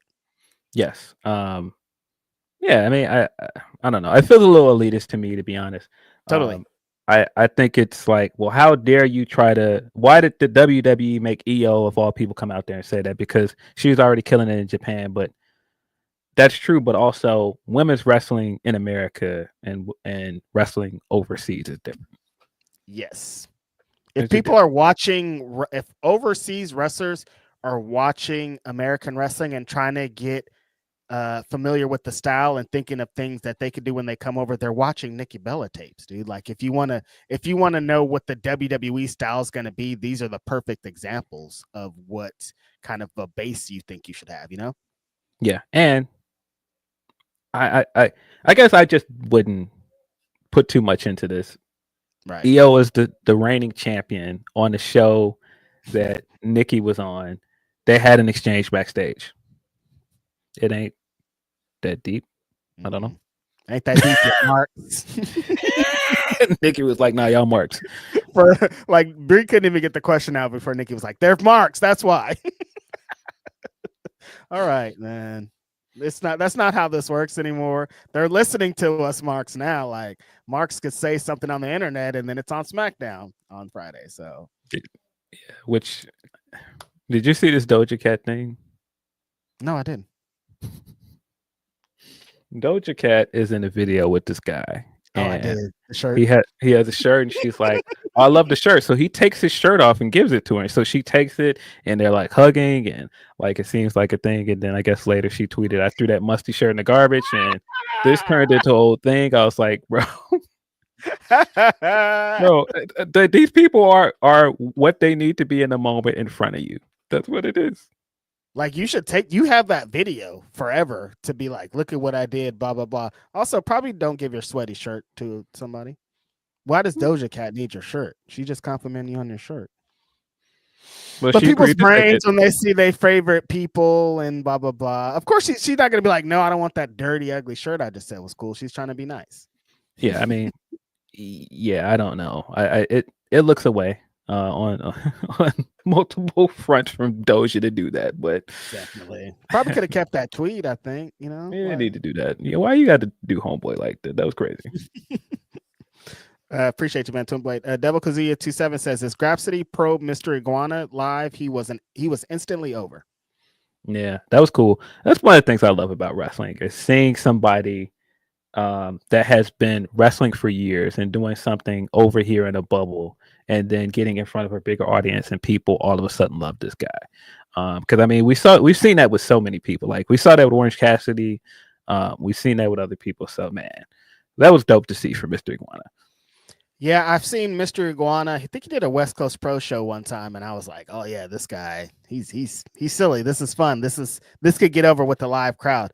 Got over extensively with the WWE crowd. Not surprised because this guy is super talented. It's even better when like Mr. Iguana, I would put him, like Phil said, in the Orange Cassidy category of like he has this gimmick that people laugh and all this, but like if it's time to work, he could fucking work. That's what like separates these comedy gimmicks. So I wasn't surprised that he cooked over there, and I wasn't surprised the fanfare and how WWE went about it. Apparently, though, Phil, there was some Mr. Iguana controversy attached to that. WWE ran a video on Raw where they were like, "Yo, Mr. Iguana, he's lit. Like, check this guy out." And then apparently Mr. Iguana was at the Performance Center about to sign a contract, and he started talking to people saying he was going to go immediately to the main roster and pass NXT, and then that pissed people off or something. I don't know what the hell the story was, but it seems like people are being weird. I love wrestling, bro. Wrestling is the silliest, dumbest thing of all time. Like he was gonna get signed, now they're mad at him. They're not gonna sign him because he talked. I'm like, you know what? This is the guy whose bit is having an iguana puppet. He tried to big business people the second he got in there. That's so great, man. That's wrestling. I'm not about to be down here in this warehouse with you dorks. I'm taking my iguana to the big leagues. I'm going to the biggest stage in town, brother. I'm about to have my iguana in the warehouse with you dorks as hella fun. So don't touch me, peasants. I'm on my way to the main roster. Yo, that's great. I mean, in Mr. Iguana's defense, they're playing his video on Raw. He probably was like, "It's lit, brother. What you mean? I'm not about to be down here with y'all playing around." he gotta feel like he up, bro. Like, bro, I'm signing a contract. I'm about to be over there. Like, what y'all talking about? I'm not go. Y'all go over there and do your rolls and your drills, motherfucker. I'm on my way to the big time. Big time. Yeah. While he's carrying his fucking iguana, Phil. Could you imagine? Hilarious, bro. Pro wrestling is the greatest thing of all time. Appreciate you, Devil Kazuya. Ben Sifner says, when was the last time anyone in wrestling business took a real stand for anything positive for society? I'm not talking about t-shirts and vague social media tweets. Exactly. I feel like Sammy does quite a bit. I feel like what he stands for with Syria, and he's the most vocal guy I see talking about the Israel and Palestinian conflict. I feel it's probably Sammy. Yep. But I mean, even Sammy, people have said things about Sammy. People criticize certain things he's done. Like nobody is above criticism, man. I mean, Sammy's going there. So yeah. Where do you stand? But you're right, Ben. I think that people feel and look at people a certain way with how they are perceived on social media. Like Hangman on Blue Sky, like you would like people are like, this guy should be the president, this guy should be this, you guys should be that. But like, you know what I mean? Like that doesn't they're acting like so his little social media presence makes them know him. and like you don't know him because he tweets positively about things. You know what I mean? That's pretty much what Ben is saying. Yeah.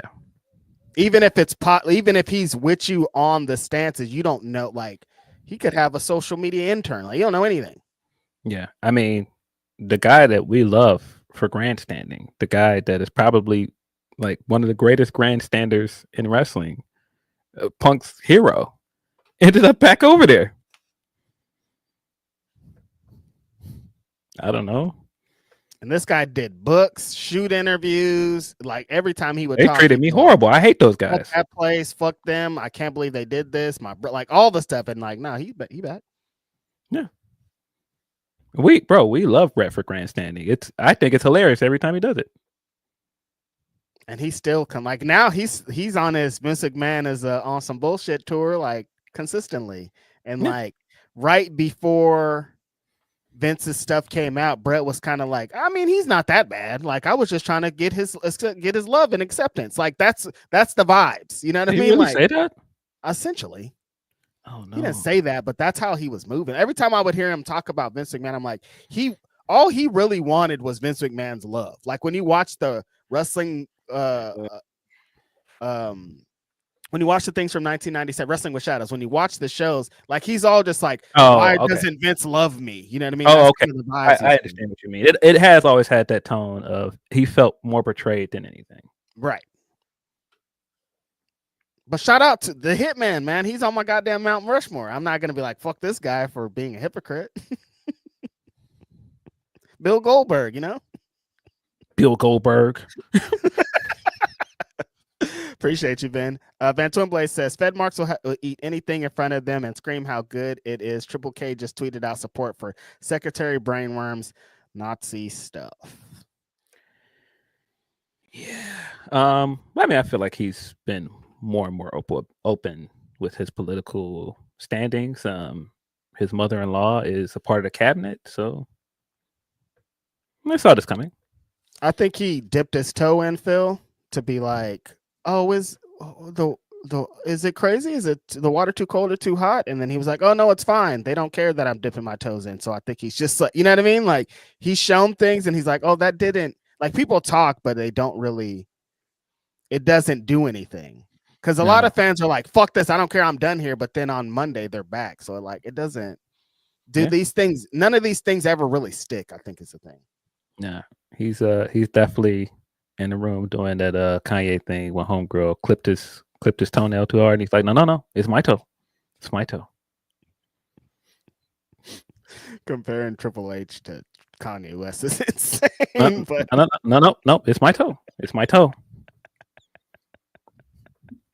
Gross. My toe. Appreciate you, Van Blade. Grapple Geekery says part of it is fans of his that won't admit it. I'm assuming that's in relationship to Punk. Oh yeah.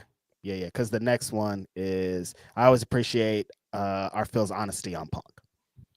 Oh, yeah. And not yet, because there's a lot of, I think what Grapple Geekery is saying is there's a lot of Punk fans that aren't like Phil, and they're like, shut the fuck up. Why are you bringing that up? Instead of like being like, this is something that is hypocritical and could like you can feel away if you want to.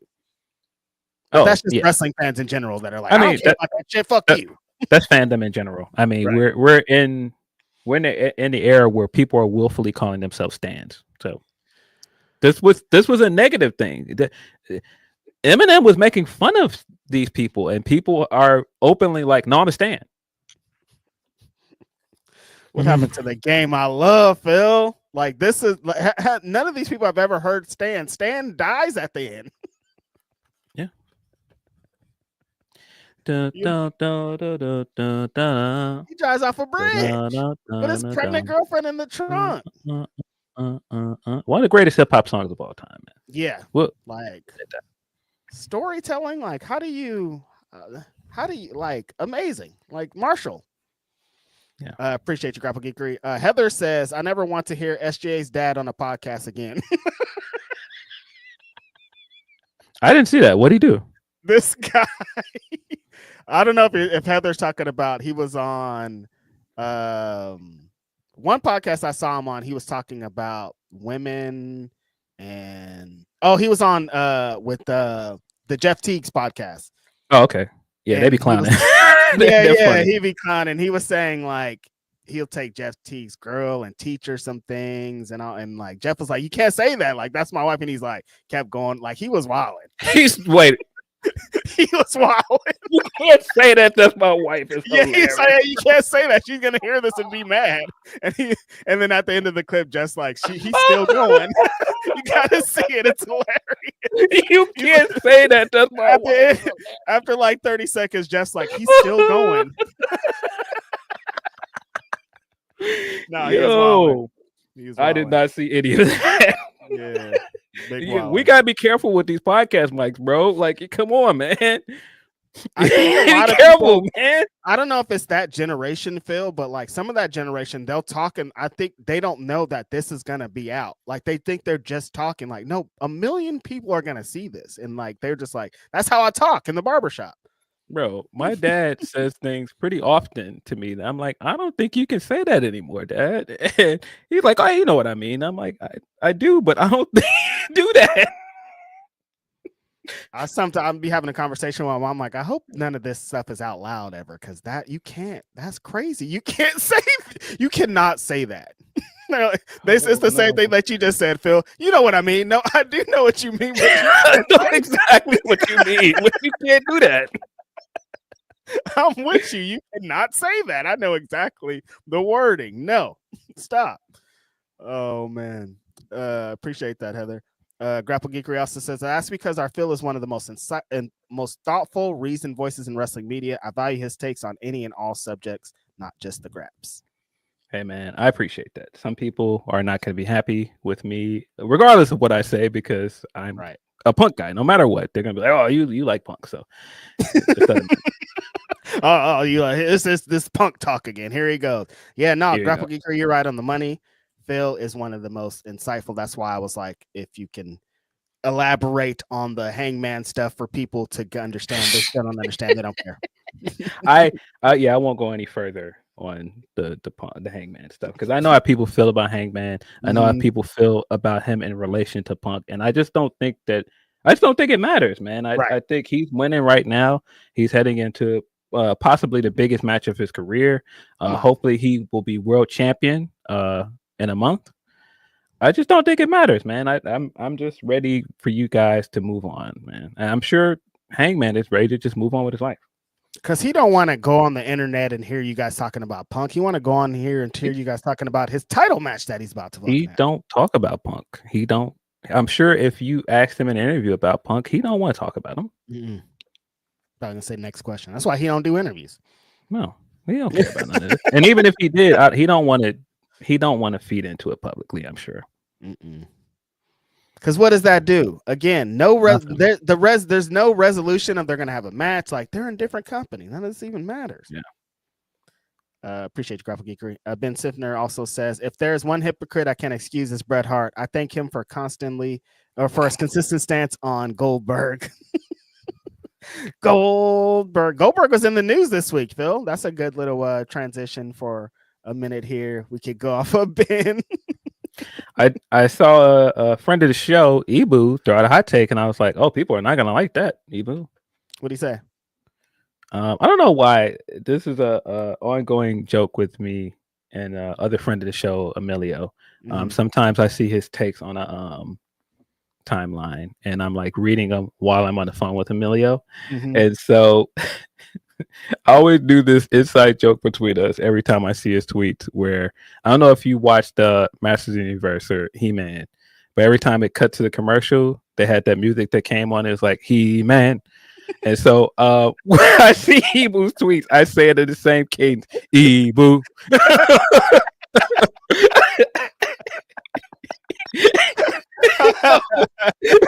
His tweet popped up this morning, and I was like, wait. Yeah, people aren't gonna like that one, Ibu. Because he said Goldberg is a better wrestler than Logan Paul. And I was like, oh yeah, people are gonna be upset with you, buddy. They're not gonna like that one, brother. They are not gonna like that at all. They're not gonna get it, Phil. But like, instincts are important in wrestling, and I like Bill Goldberg's instincts way more than I like That sounds Logan crazy. Paul's instincts. You know what I mean? I'm just crazy. saying, it's I wrestling. would compare those two guys, but okay. It's a crazy comparison, but like wrestling, like one of the biggest issue that Goldberg has is he thinks this shit is real. So like that adds on to his character, man. Like I could tell that Logan Paul is like playing wrestler, and that's where these things are Logan separated. Paul is not going to bang his head against the door for a love of the game. Absolutely not. In a locker room with no cameras that nobody's seen him 1,000 times, like this is different. It's a different breed. That's a controversial one though. Ibu's probably getting very comics, I'm sure. some of them Ibu takes are brave, man. He be jumping out the window, man. For as many followers as he has, I'm like, this guy's out of his mind. What are you doing? Him and Cam. I'm like, y'all want to have those fights, but they be liking having those fights, so I get it. Yeah. Appreciate y'all. That's our super chats. We're gonna get into some of the wrestling from this weekend and this big return that nobody expected. But before we do that, I'm gonna hit you with a word from our sponsors. Yeah. What's up, Grapsody viewers? Sean Ross Sapp here to tell you about MyBookie. Right now, you got the NBA Finals going on. We got Night of Champions coming up. You got a big weekend in Atlanta for WWE as well, but All In as well. And MyBookie.ag is going to be there with you every step of the way. Use that code FIGHTFUL, get an extra $50 bonus when you deposit $100. Or if you deposit $200, they will make that bonus $100. Last weekend, I really thought Lyra Valkyria was going to go over hard. They were going to push her on up the card as a result of Becky losing to her a bunch, but that didn't happen. MyBookie had it right, though. They had all the lines right, and I'm interested to see the lines that they set for these shows upcoming this summer. I can tell you a line they got set right now. NBA Finals, they have the Oklahoma City Thunder favored to win on the money line for Monday, but I'm interested in the MVP race because right now SGA is the favorite. But if you're taking any Indiana Pacer with the series tied up right now, you can get Pascal Siakam at plus 850. You can get Tyrese Halliburton at plus 900. If you are that confident in the Indiana Pacers, to me, that's a pretty incredible line to be able to get that on. You can throw some money on each one of those, and that could be a safe bet if you are a Pacers fan, if you are somebody that believes that the Pacers are going to run away with this series or just even take it back a little bit. MyBookie.ag, use that code FIGHTFUL. Only bet what you can, and please bet responsibly, including on that UFC Atlanta card tonight. As always, bet what you can, bet responsibly, but for your sports betting needs, mybookie.com. I did not expect to have a new ad for us ready, but Sean Ross Sapp, man, hardest working man in pro wrestling, brother. Always count on this guy in the clutch, man. You never count him out, man. Personalized ads, that's what you get over here on Fightful. Definitely get your bets in tonight for the UFC show. Get your basketball bets in. Get all your bets in, but of course, bet responsibly. I don't know if do we have a whole bunch of super chats left? Or no, that's all of them for now. Okay, great. See, we have a few humper chats. I'm sure we have more from where we started because humper chat. That guy Chick Magnet Punk brings out the conversation to people. It's funny because we talked about this before on how like the Punk stimulus package like always works. Like if there's Punk news, like the cycle is going to be talking about him. Yeah. From Shanti Collins, he says, "Hey, Grapsody guys, just wanted to say that as a parent of a trans and autistic kid, Triple H and Stephanie posing with RFK Jr. makes me sick. They're sending the message they'd rather my kid be dead than attend the WWE show. Message received loud and clear, Paul." Yeah, it's horrible. Horrible that these things are tied to some of these politicians, and politicians come out and jump out the window with these views, and then when somebody like Triple H is standing next to him, then it's like, okay, how much of what he's saying are you endorsing? That's what because it feels like a full endorsement in these days. You take a picture, you pose, you say I was with him, you do all this. Feels crazy. It doesn't feel good, especially for people like Sean, especially for people all over the world who are directly impacted by things this person has done and is doing currently. Doesn't feel good to want to get away from those things, and they're right in your face. Correct. So appreciate you, Sean. See, from Tony P says so fucked around, was impulsive, and got a ticket for All In this morning.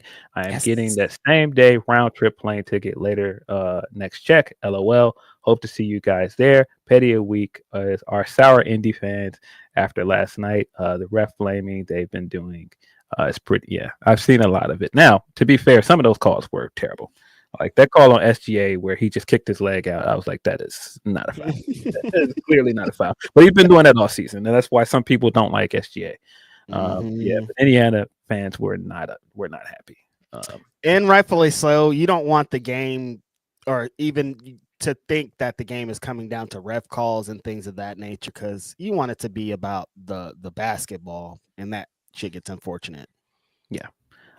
Tony also says these finals have led to some really fun and close games, which I feel the NBA has needed for a bit and feels like a new era. It also led to other things like Jeremy breaking on in the weeds yesterday. That was funny. Hope he is better though after last night.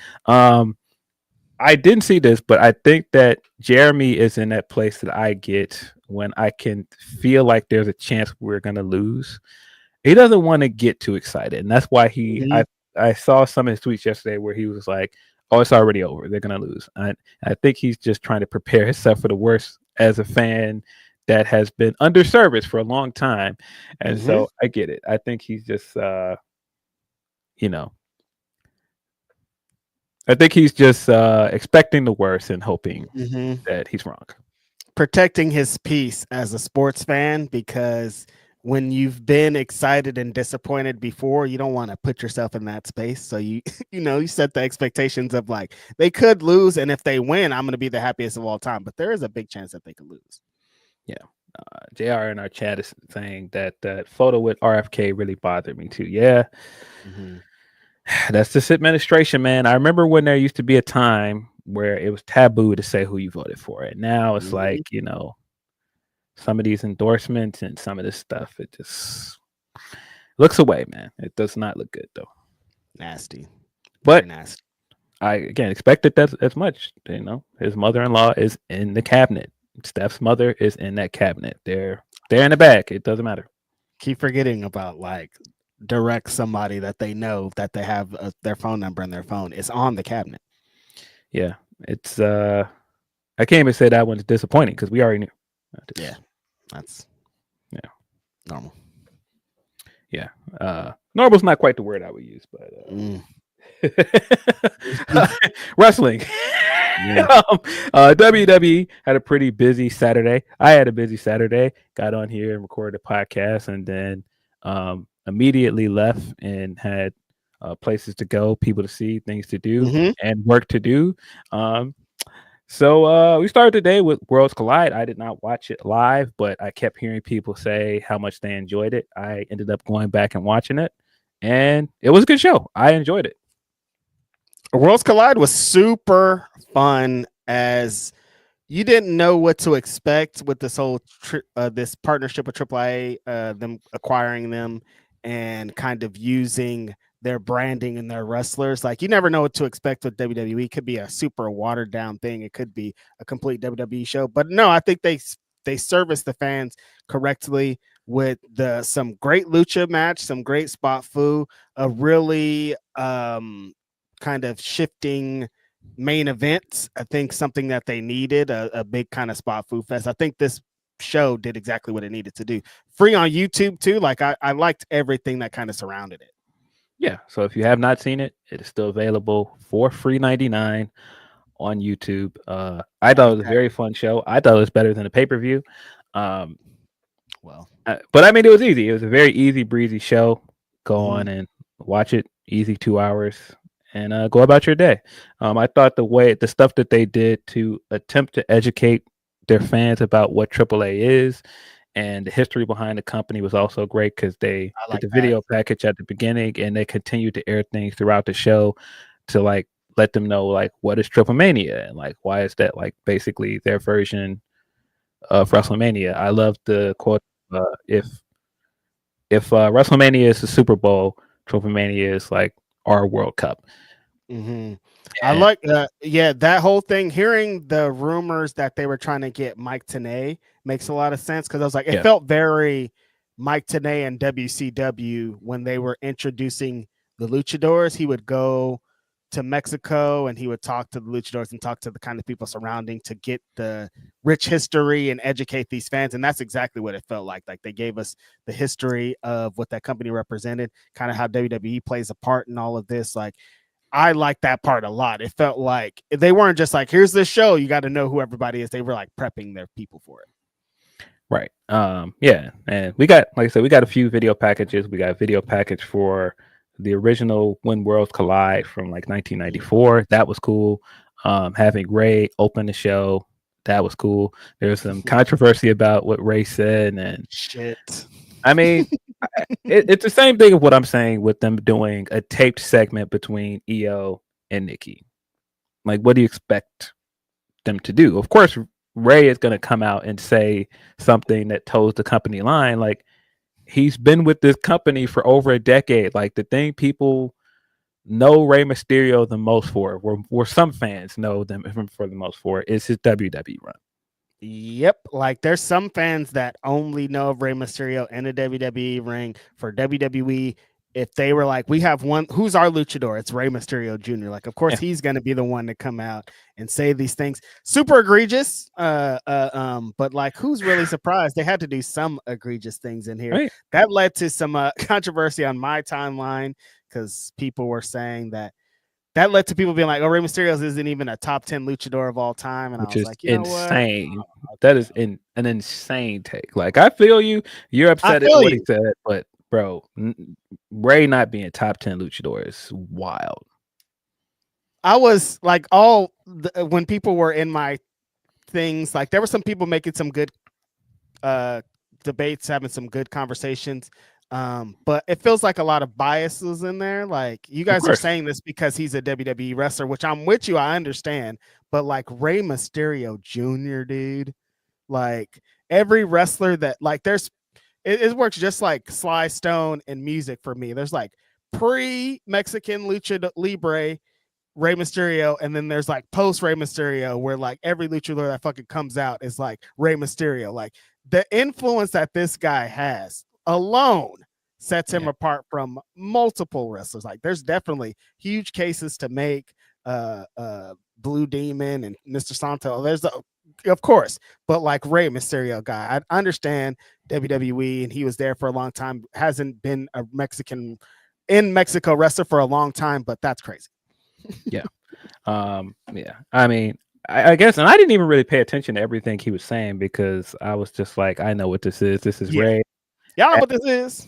As the most well-known luchador in the world, being a spokesman for this company, making a partnership with Lucha Libre. Like, I know it's going to be company jargon. That's why I was like, I feel you. What do you expect him to say? Like, this is just going to be all right? Like, nothing's happening? He's going to come out there and, again, lie. Of course. He's going to get some lies off. And I probably, honestly, I think I fast-forwarded through his entire thing. Or I just had it on and I wasn't really paying attention to like that because I knew what it was going to be. Mm-hmm. I didn't know about it until people were mad about it online. I was like, that wasn't even, but I get it.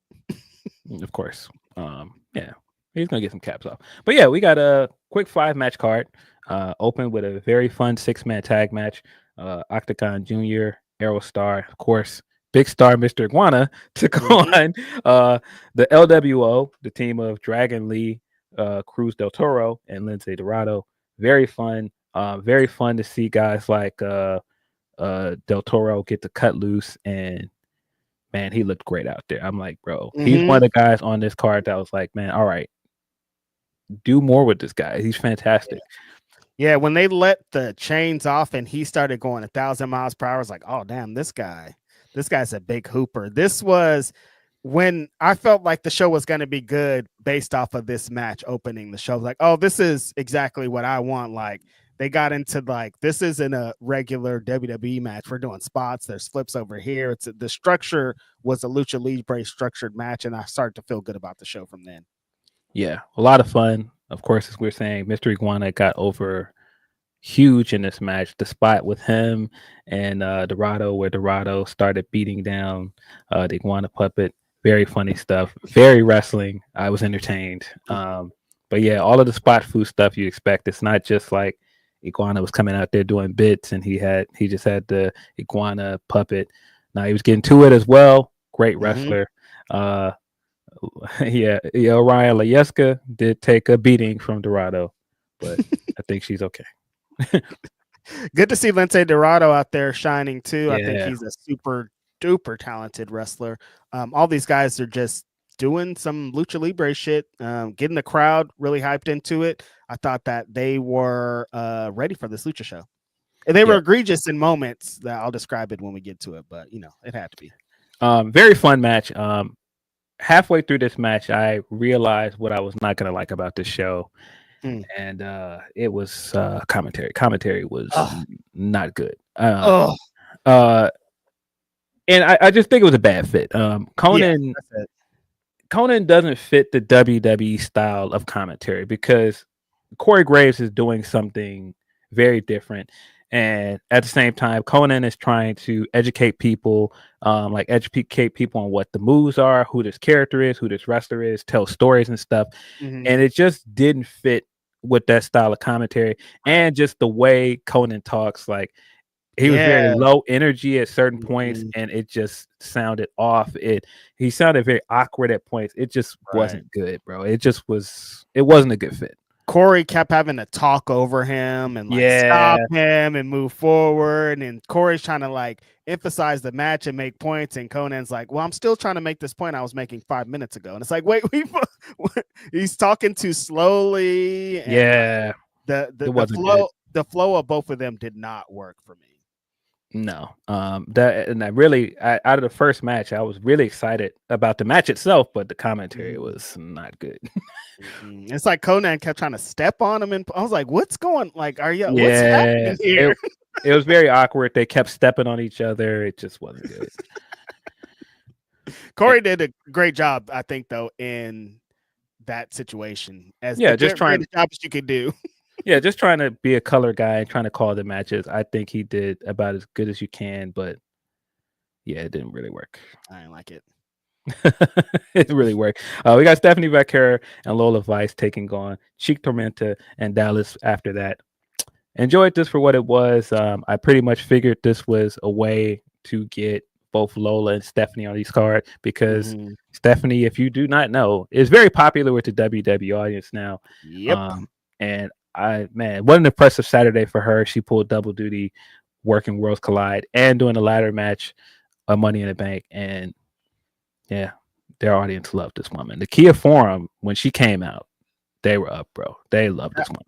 That's what I was about to say, Phil. Like, when they announced this match, I was like, oh, interesting choice of competitors on this card.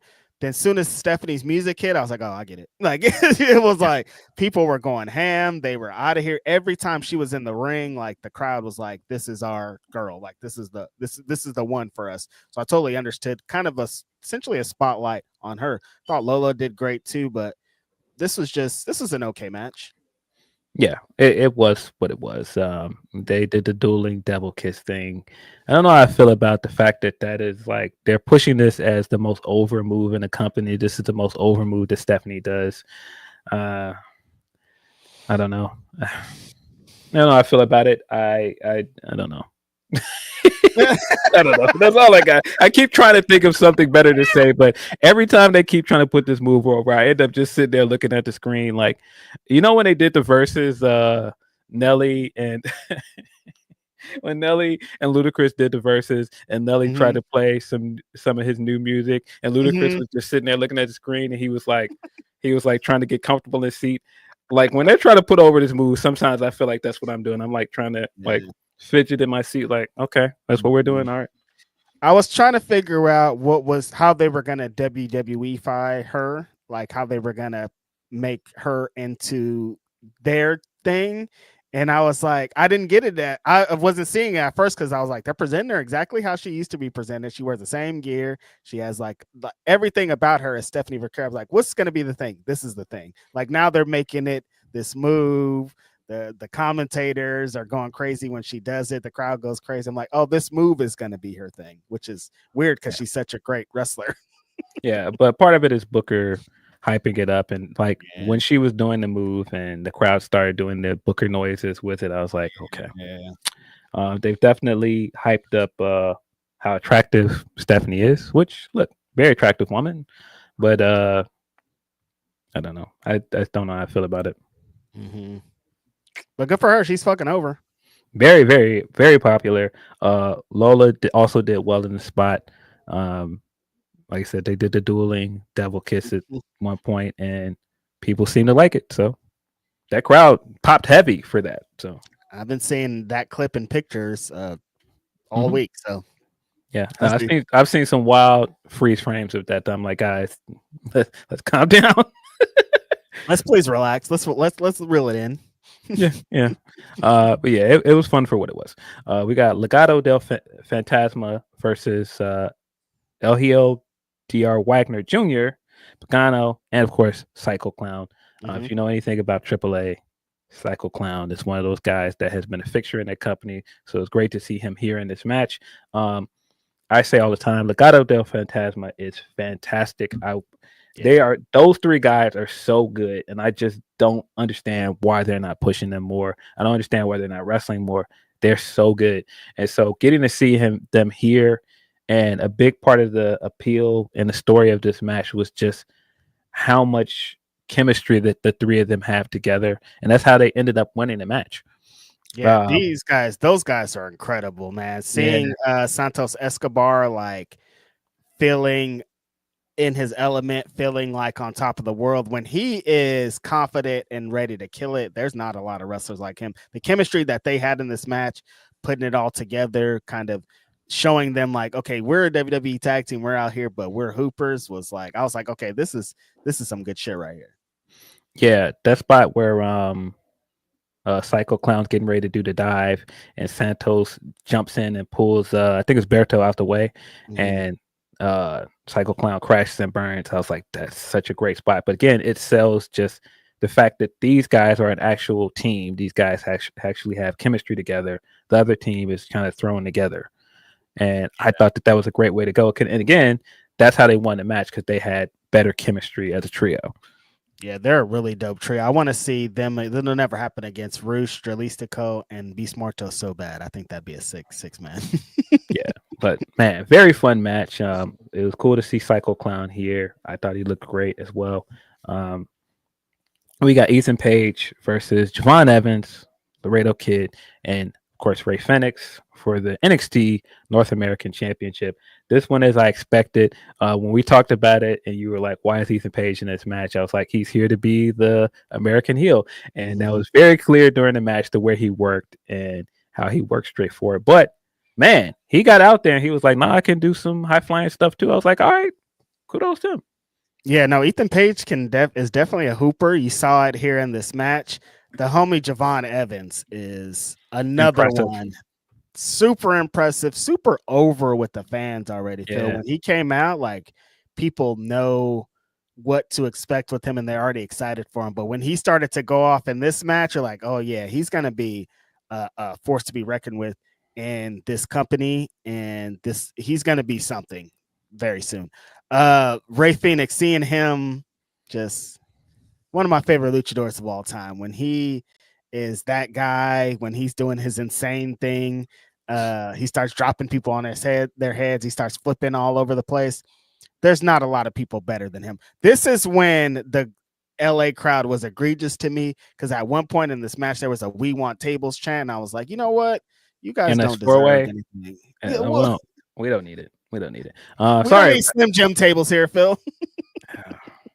Sorry, my mistake, Christian. It was Pagano that crashed and burned, not Psycho Clown. My bad. But yeah, I thought that was a great spot. But yeah, this 4-way was a lot of fun. Yeah. Javon was very impressive in it. He continues to be a guy that I feel like has a lot of main roster potential, has a lot of marketability, and he's just a great wrestler. He's a lot of fun to watch.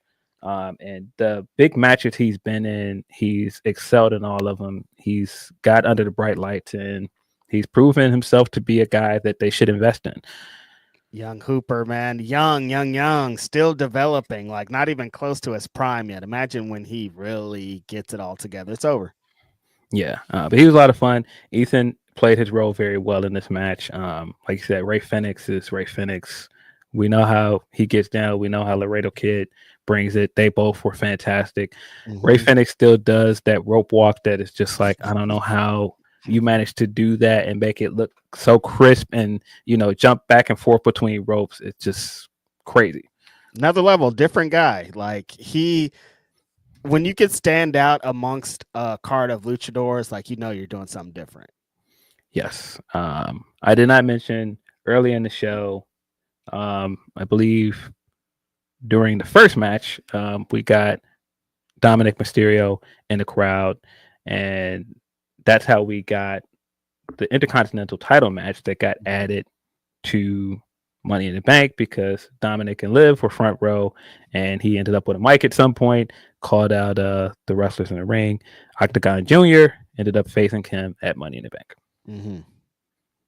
Dom very over in this crowd too. Not surprising. Main event to me was probably match of the weekend. Excellent match. Chad Gable took on Vikingo, and Vikingo is still incredible. Like, I mean, we already know that, but the guy is just incredible. And Chad Gable has been one of those guys since NXT that I'm like, this guy is so underrated, even more so as a singles wrestler.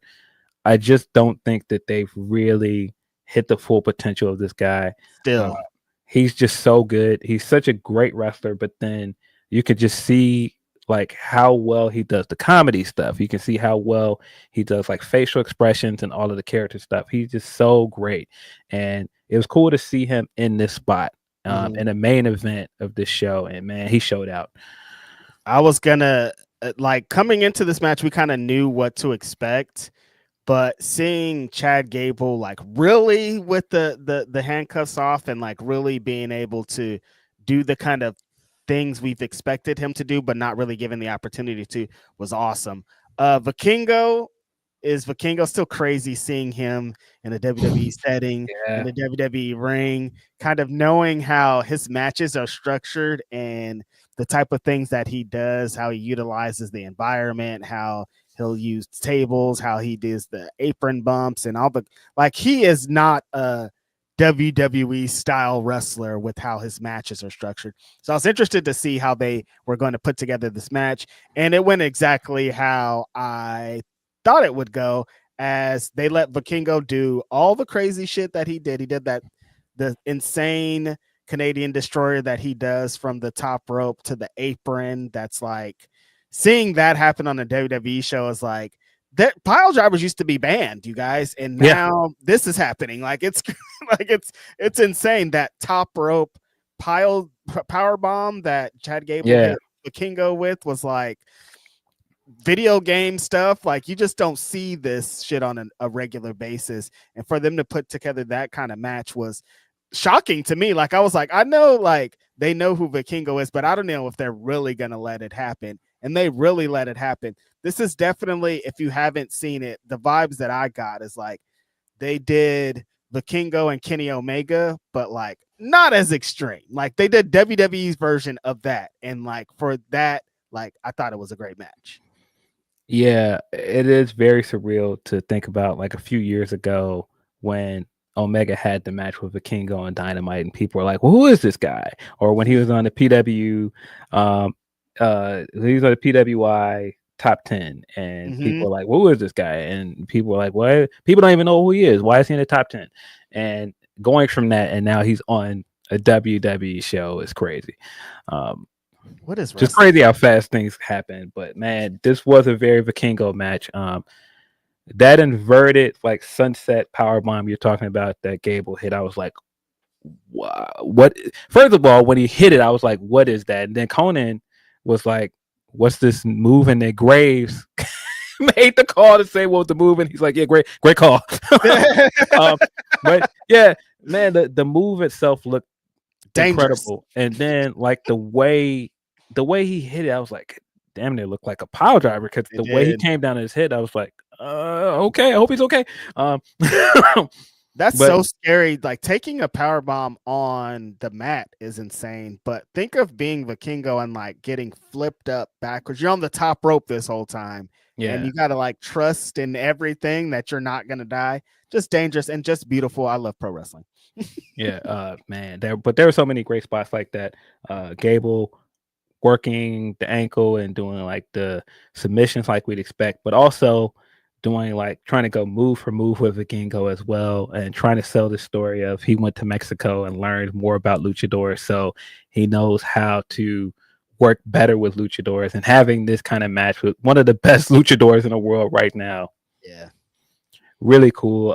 Really cool to see Gable in this spot. Really cool to see Vikingo get in front of a bigger audience as well. And like I said, he showed out. This was a very Vikingo match. I love this match. Like I said, this was easily match of the weekend for me.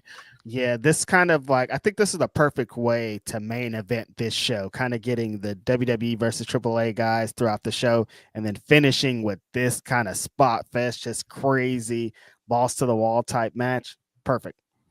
Yeah, loved it. That paved the way for Money in the Bank later that day. Like I said, I did not see Worlds Collide because we were still recording when Worlds Collide was going on, and then I left here because I had some family functions to head to. It's graduation season, so I was outside, and then you're multitasking.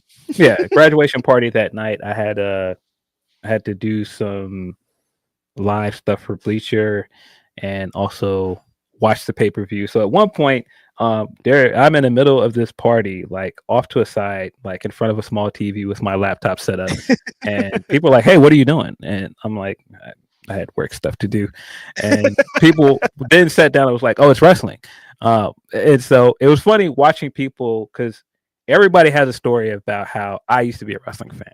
So it's funny watching people walk up and go, "Oh, wrestling. I used to watch wrestling. I haven't watched it in years." And like their response to some of the wrestlers and like what's going on, very funny. At one point when Dominic came out, the guy that was sitting next to me was like, "Oh, Rey Mysterio has a son?" I said, "Yeah, he's almost 30. He said, "Wait, Rey Mysterio has a son that's in 20? I said, "Yeah." We're old, bro. I hate to break it to you, but yeah. And so this led to probably one of the funniest quotes of the night. Is somebody was like, "I didn't know he had a son, man. He got Ray J Mysterio." I was like, Ray J Mysterio. Ray J Mysterio is hilarious, bro. Ray J Mysterio, dog. I am dead. It's so funny how so many black people watch wrestling as kids. Like every time I'm around family or people, they're always like, or somebody I haven't seen, they're like, "I used to watch wrestling too." Like everyone, it never fails. I'm like, what was going on? Was there just a time where we all fucking watched this? It's crazy. Yeah, my brother-in-law was like a big fan of like the other like alternative wrestling, like not WWE. Like he watched some WWE stuff, but like he remembers like when they were putting like Smoky Mountain on TV and like all that stuff. But that's like different time period. But yeah, yeah. My cousin that was sitting next to me also, he was like a big WCW guy.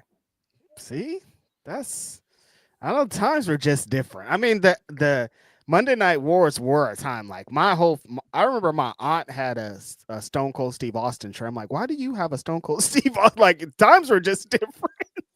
Pop culture icon, man. At one point, Stone Cold was one of the biggest celebrities in the world, bro. Yeah. That guy was super popular, man. Yeah, I remember that day. My aunt she told my uncle, "You have to go buy me a Stone Cold Steve Austin shirt." And we went to the mall and bought her one. I was thinking, I want that shirt, but he was getting it for her. Life was different. Yeah, Different times, man. But yeah, Money in the Bank did come to us live from the Intuit Dome right after Worlds Collide. Very busy day of wrestling. California. In California, big LA vibes. Particularly during a certain point of this show, I was like, oh yeah, we're definitely in Cali. But opened with the women's Money in the Bank ladder match. Naomi took on Alexa Bliss, Julia, Rhea Ripley, Roxanne Perez, and of course Stephanie Vaquer, who, as I said, pulled double duty. I thought this match was good. I thought it was good for what it was. It was a good way to open the show on a high point. Some of my issue with the Money in the Bank ladder matches now is there's too many spots that feel very much like staged for this point in the match, and the crowd is supposed to react away. Prime example of that is like the stereo code red spot on the ladders. It's like you got to get to that spot and time it away so the crowd reacts, and it just doesn't come off natural. It's not natural. Yeah. I remember watching the women's War Games match, and it was kind of like that. They were like working towards the spot, but not naturally. It was just like, all right, it's time for that spot. Let's get to it. And that is what not just the women's Money in the Bank, but the men's Money in the Bank match is kind of like that too. Yeah, I feel like that's sometimes my complaint about it, but I thought that this was a solid match. Stephanie looked great here. Really, Roxanne Perez kind of stole the show in this match. I thought she was fantastic. Every time they put her in these big pay-per-view matches, the big multi-women matches, she shows out. I thought she was great in an Elimination Chamber match earlier this year. And man, she was great here as well. I can't believe Roxanne. Like, I can believe her because I've been watching her tear it up for so many years. But when she's in the ring with like the veterans and the people that this company is based around, and she's like running circles around everybody, I'm like, this is crazy, you guys. Like, they don't. I don't know if they even know what they have, Phil. I think they do. I think this is going to be her division eventually. It is. We're gonna be seeing her wrestling at main event, at WrestleMania eventually. Like, because she's just so good. She's undeniable. It's crazy. She's amazing, dude. Like, she has veteran instinct. She knows when to be in her spots. Like, she feels like the rest of, like, oh, we don't have to worry about Roxanne. She's gonna figure it out. And she figures everything out. Yeah. Stephanie also was great here. But right call, of course. We called it that Naomi was going to pick up the win here. I was glad that they actually gave her the win. Very happy for her getting this moment because it's been long overdue. Her getting a storyline of this caliber, getting a character that she can really sink her teeth into, and then not just giving her those things, but giving her the win as well. I thought that was important. I was sitting there very much along with Big E during the post show when he was trying to give her flowers, and she still was like, "Stop it! I'm trying to be a heel. Leave me alone." And you could tell she was really getting emotional. But man, she's deserved this for so long. She's been a part of this division for so long, over a decade in this business, and it took this long to get her to this point. Man, so happy for her. Well deserved. Amazing way to start the show. Like, there's always, we predicted it on the show, but there's always that thing in the back of our mind, like, she could not, though. But they definitely made the right choice. And I think the thing that makes it even better for me is right now, at this point in Naomi's career, she's the best she's ever been. Like, best she's ever worked, best she's ever been on the mic, everything is the best that she's ever been. So it's perfect timing for this to hit. I think she's going to be amazing with this briefcase. Like, just seeing hard work pay off, I think, just feels very satisfying. Yeah, and immediately seeing her on the red carpet for the BET Awards with the briefcase, that was cool. The video she filmed with all of the stuff in there was hilarious. All of her social media stuff since she's turned heel was already funny, but the stuff she's doing with the briefcase so far is already great.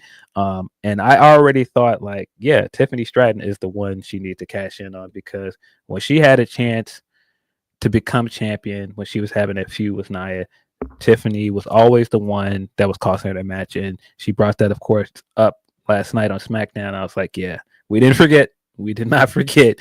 So I love that. I also love part of the good thing about them running King and Queen in the ring so close together is you can kind of see how this could end up going, because Jade is in the Queen of the Ring tournament. Last time she was in the Queen of the Ring tournament, she lost via DQ. I think there's a very strong chance that Jade could win Queen of the Ring. She's my pick to win. And I think this is leading to Jade versus Tiffany at SummerSlam, of course, because they've been hinting at that. They had the SmackDown match earlier this year. And I do think that Naomi is going to cash in and make it a triple threat match. Nice. That's going to be heat. And Naomi's going to win the belt, you think? She should. Mm-hmm. But Hopefully. yeah, hopefully this is leading to Naomi cashing in and becoming the next champion. Mm-hmm. Well deserved again, though. Amazing work. But yeah, very happy for her. Wild to think about it when Big E was talking about it. Only the second Black Money in the Bank winner, which is can't believe that. Yeah, it's only Big E and her. Oh yeah, that makes sense. Damn, yeah. That's crazy. I believe there are only 2 Black Royal Rumble winners as well. The Rock, Bianca Belair. I think that's it. It's just 2. Yep. That's it. That's all. It's been so long too. But whatever. Royal Rumble is more egregious because Royal Rumble has been around longer than Money in the Bank. A long time. But again, good for Naomi. Great for Naomi. Well earned. Yeah, well earned. Solid start to the show. Then we got Dominic versus Octagon Jr.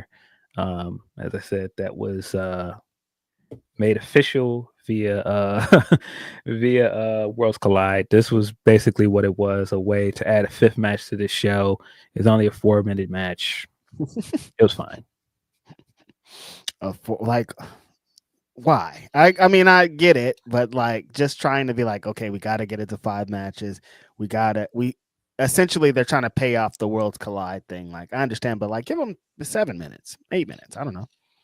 Yeah, something like that. But yeah, this Cali is definitely a city that's full of Latinos, Latinas, and you could hear that throughout Worlds Collide and this show.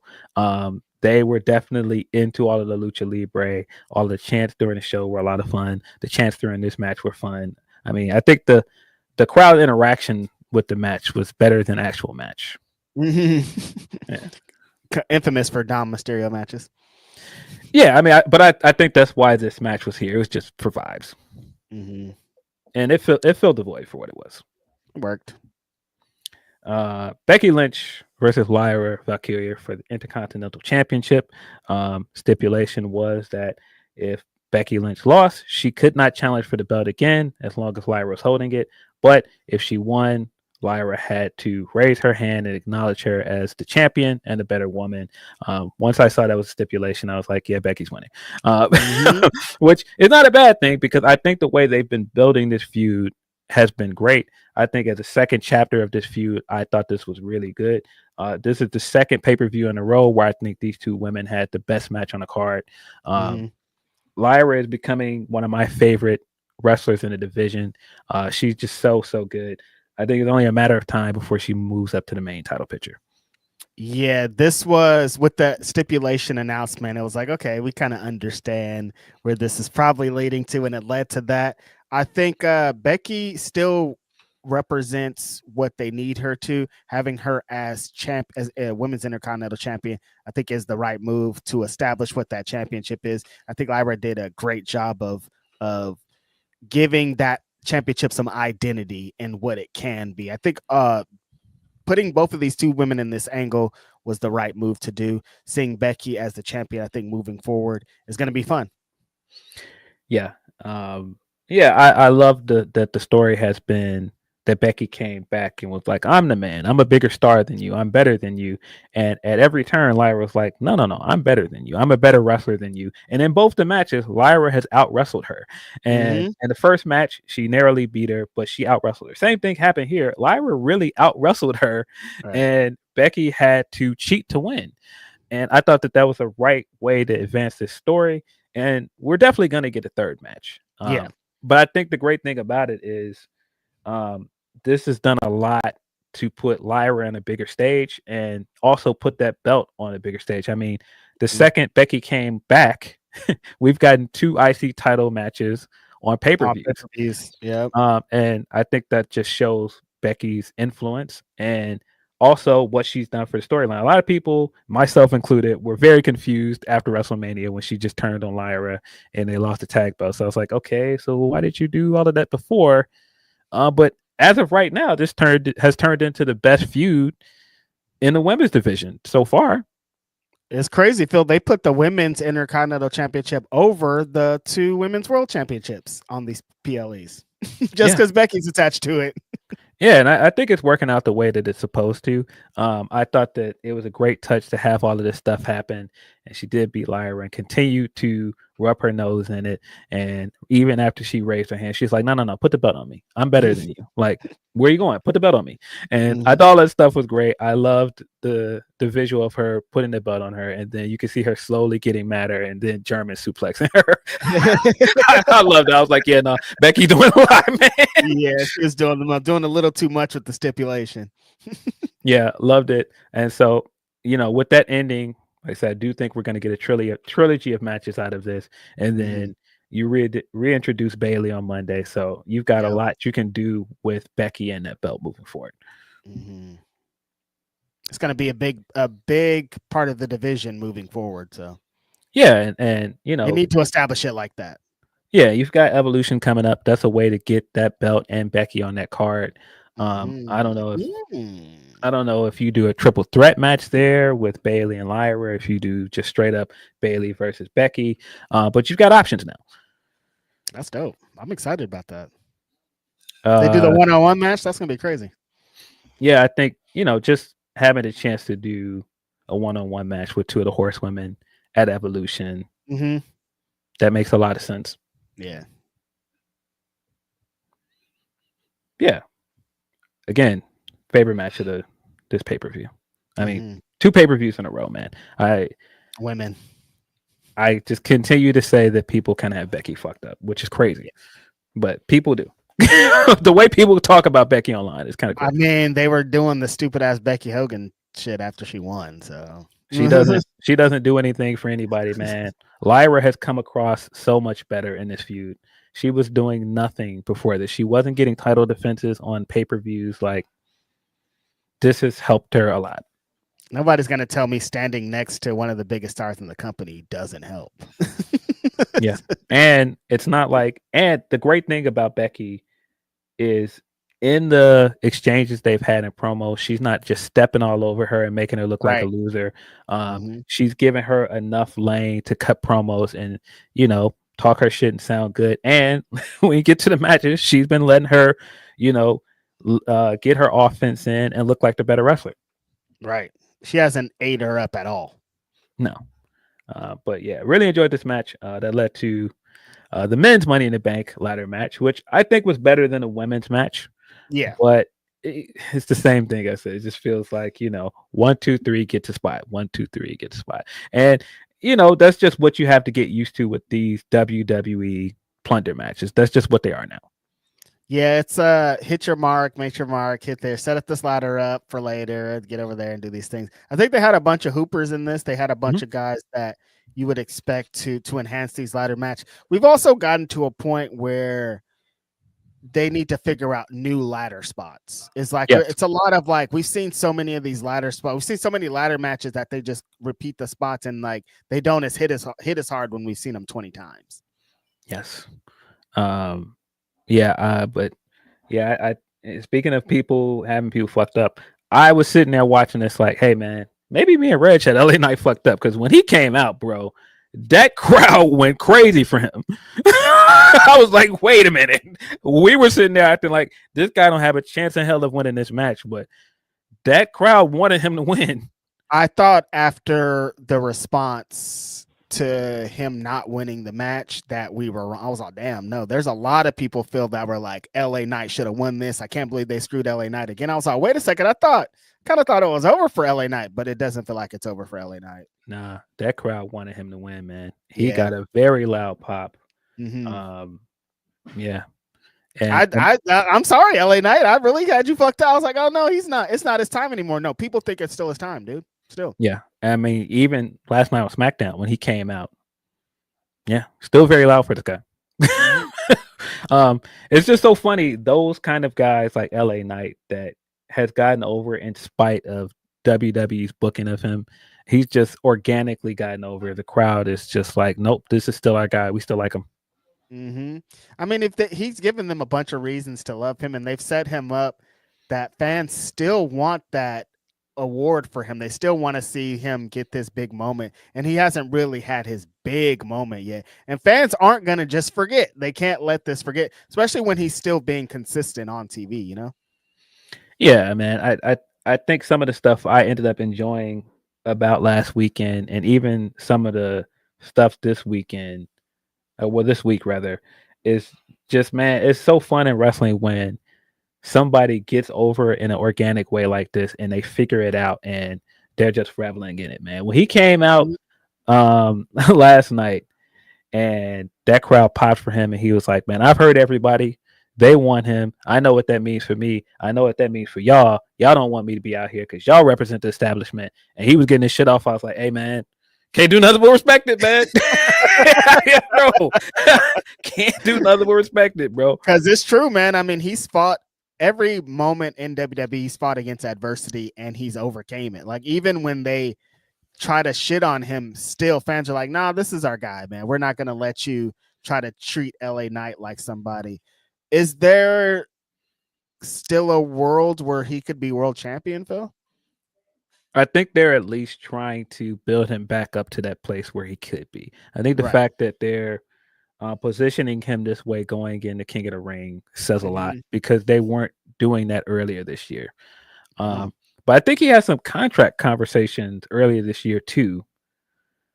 I think he might have been another guy that he was in a contract year and he just signed a new deal. So okay, maybe that's part of it. Maybe they're like, oh, he's signed now. It's full speed ahead again. I don't know.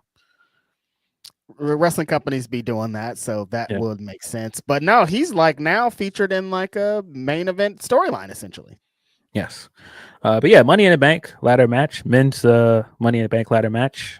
Seth Rollins took on Andrade, El Grande Americano, LA Knight, Penta, and Solo Sikoa. Solo Sikoa is another guy where every time I'm like, I don't know, man. I think this Solo push is over. I think the attempt to push him as a main event guy didn't work. This guy is really funny though. Like really funny. Like his facial expressions, the way that he acts, like his reactions to Jacob, really, really funny. Really entertaining wrestler, man.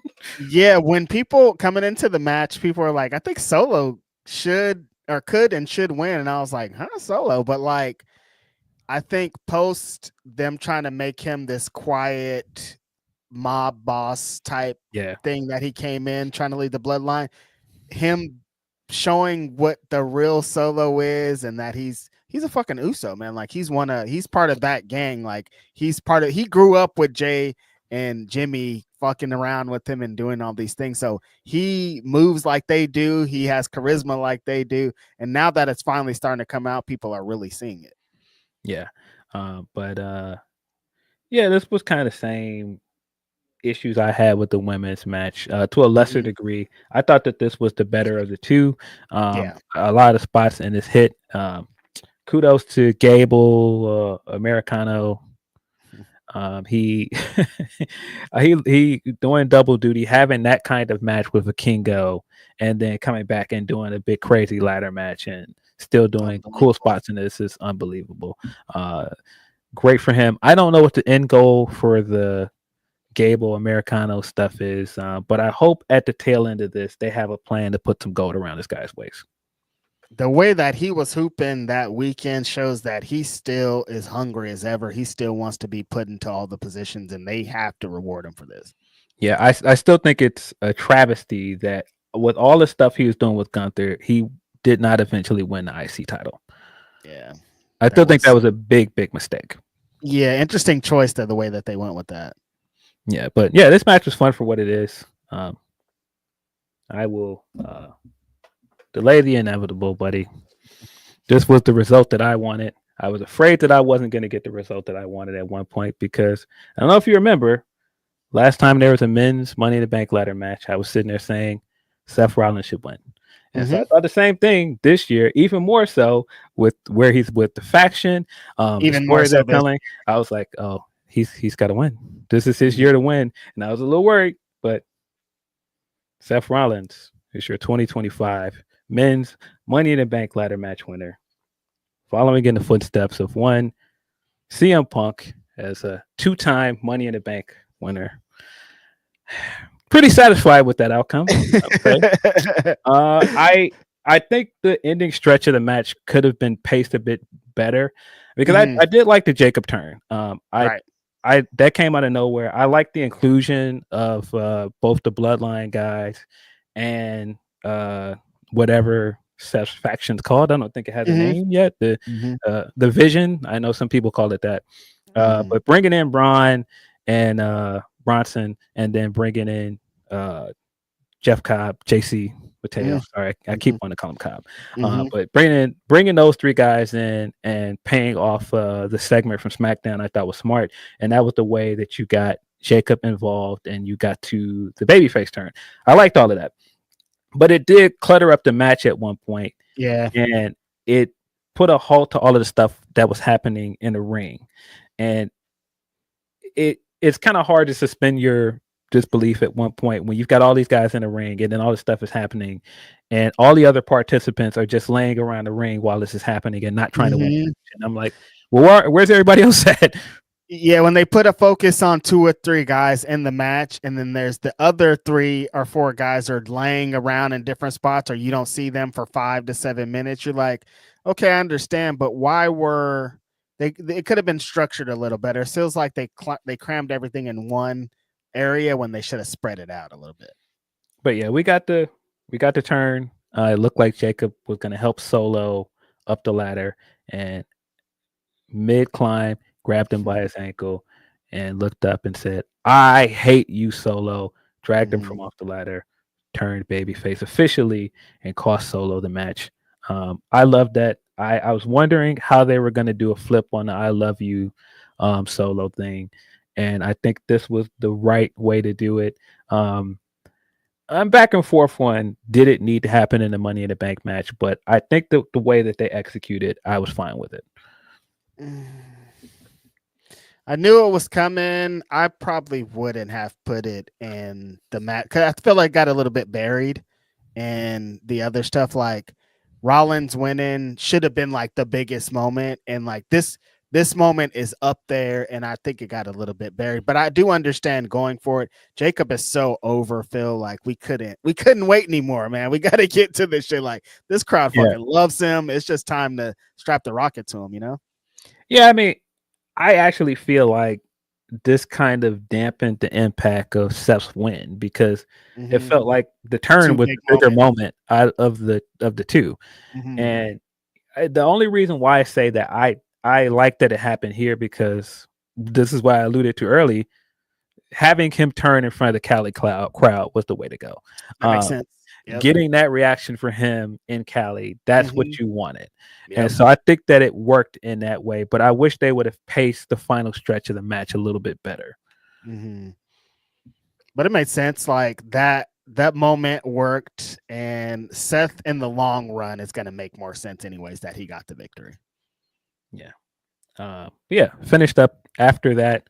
Seth rolled back in the ring, did the slow wrestler climb to the top, made it seem like somebody else might stop him from winning. He pulled down the briefcase. He is your winner. The other guys came back in. Heyman's out there. They did their big celebration together. Seth has all the keys to the kingdom now. He has a Wiseman. He has his 2 big enforcers behind him. He has all the power. He has a chance to cash in his briefcase and become world champion again.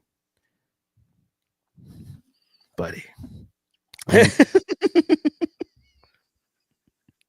When that clip always pops up on our timeline, and there are a lot of great gems that the Joe Budden podcast has given us, but that clip of him doing that, and I've been waiting, bro.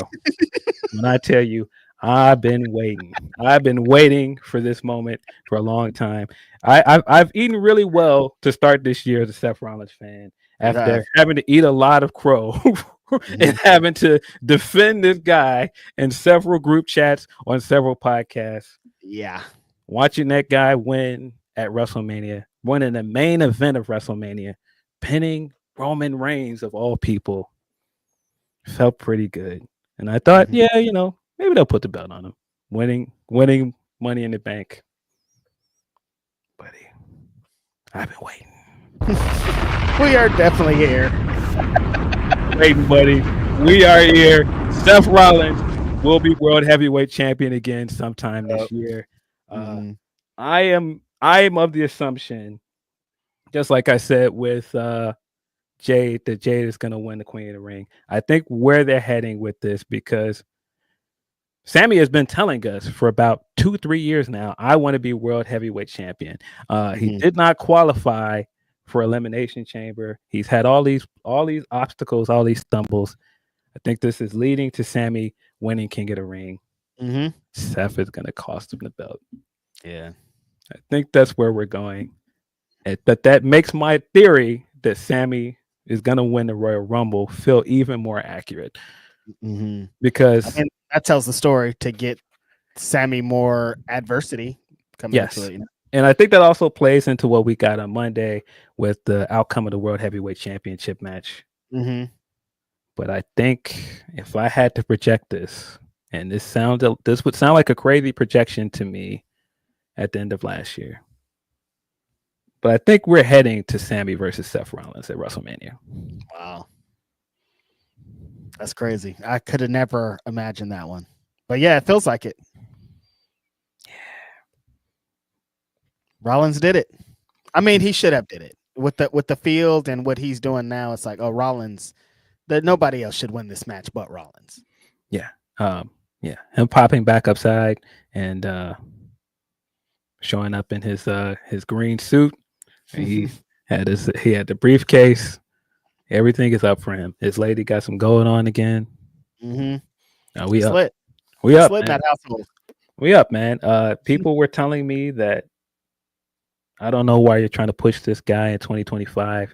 He's cold. Watching that guy come out there and try and heal it up, and they're still doing his theme song. They're gonna have to change his theme song because the theme song and the character was over. He worked all that time to get to a point where they liked him again. And now it's like, oh, I got to change things because you're supposed to boo me. He, at one point, during one of these promos, started trashing Punk, and they cheered him. But yeah. I've lived full circle moments in my life. This was quite a great feeling for me, man. I feel pretty good about it. A good victory lap. I'll admit. Good victory lap. Well deserved. You waited it out. Yeah, I mean, you let the story play out, man. Sometimes you gotta let it play out, man. I know that's what the fan base tells us all the time, but buddy, I've waited 4 whole years, man. It was looking really dour for me when the Hell in a Cell match happened. I was like, what have they done to my guy? But buddy. And then they kept putting Roman over every time. They would not let him get a damn anything. Kept ducking my guy. But I will say this. If I'm wrong, and it's not Sammy that's going to win this Royal Rumble match, you know what I'm going to say. Stop ducking this guy. Roman Reigns versus Seth Rollins, 1-on-1 at WrestleMania. I've been telling you guys for the entirety of this podcast, book the match. Get us to the match. Get us to the game. I don't know if Wayne's going to come outside in Vegas.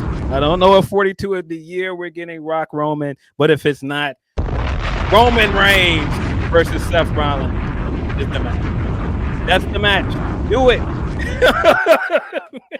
I think at maximum, we got 2 more Manias with Roman, I think. If what it feels like. You got 2 more matches, I think, man. You can't keep coming and telling me that the Rock match is a possibility. You got about 2 more years where that is believable, bro. Yeah, Because this guy has been telling you, I want to go and do other things. I know what he said this year. I'm not a part-timer, I'm a full-timer. Yes, you are, dog. You are basically a part-timer at this point. Dwayne has been playing with our emotions for 5 years, bro. Like, if this ain't the year, might be time, dog. It might be time to shit or get off the pot with that one. That's it.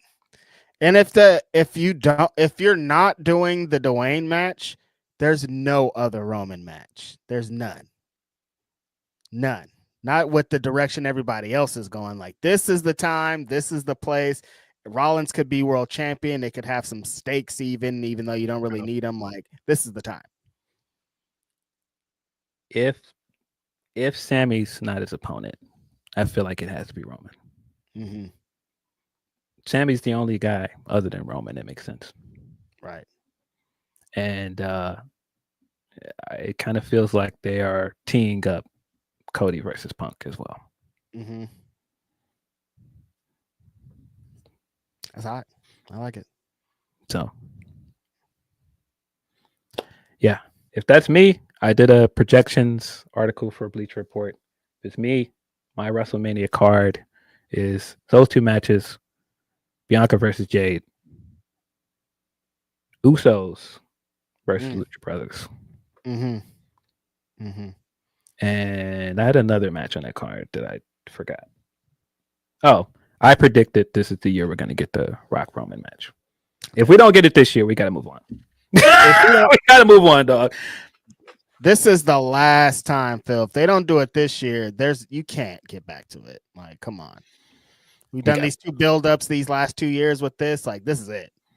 But my suspicion at this point is that The Rock has been doing this thing for a few years now where everybody keeps asking for, like, oh, we want this match. And he's like, maybe someday, never say never. But I feel like the more and more people are like, oh, we don't want this match anymore, and they lean the other way, that's when he's going to give it to us. That is.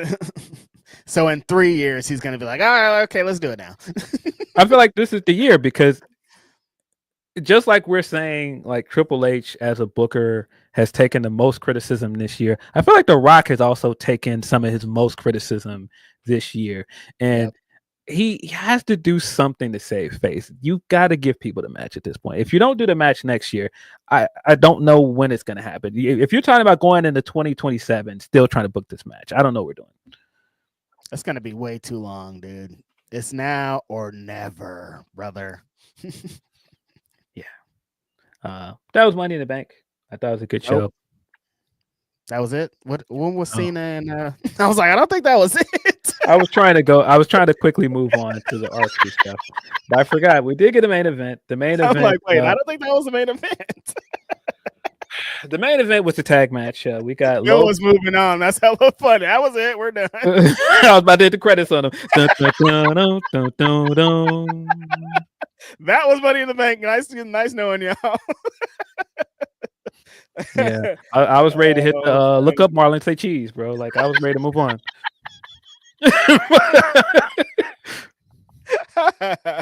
Hella funny, man. But yeah, that was not it.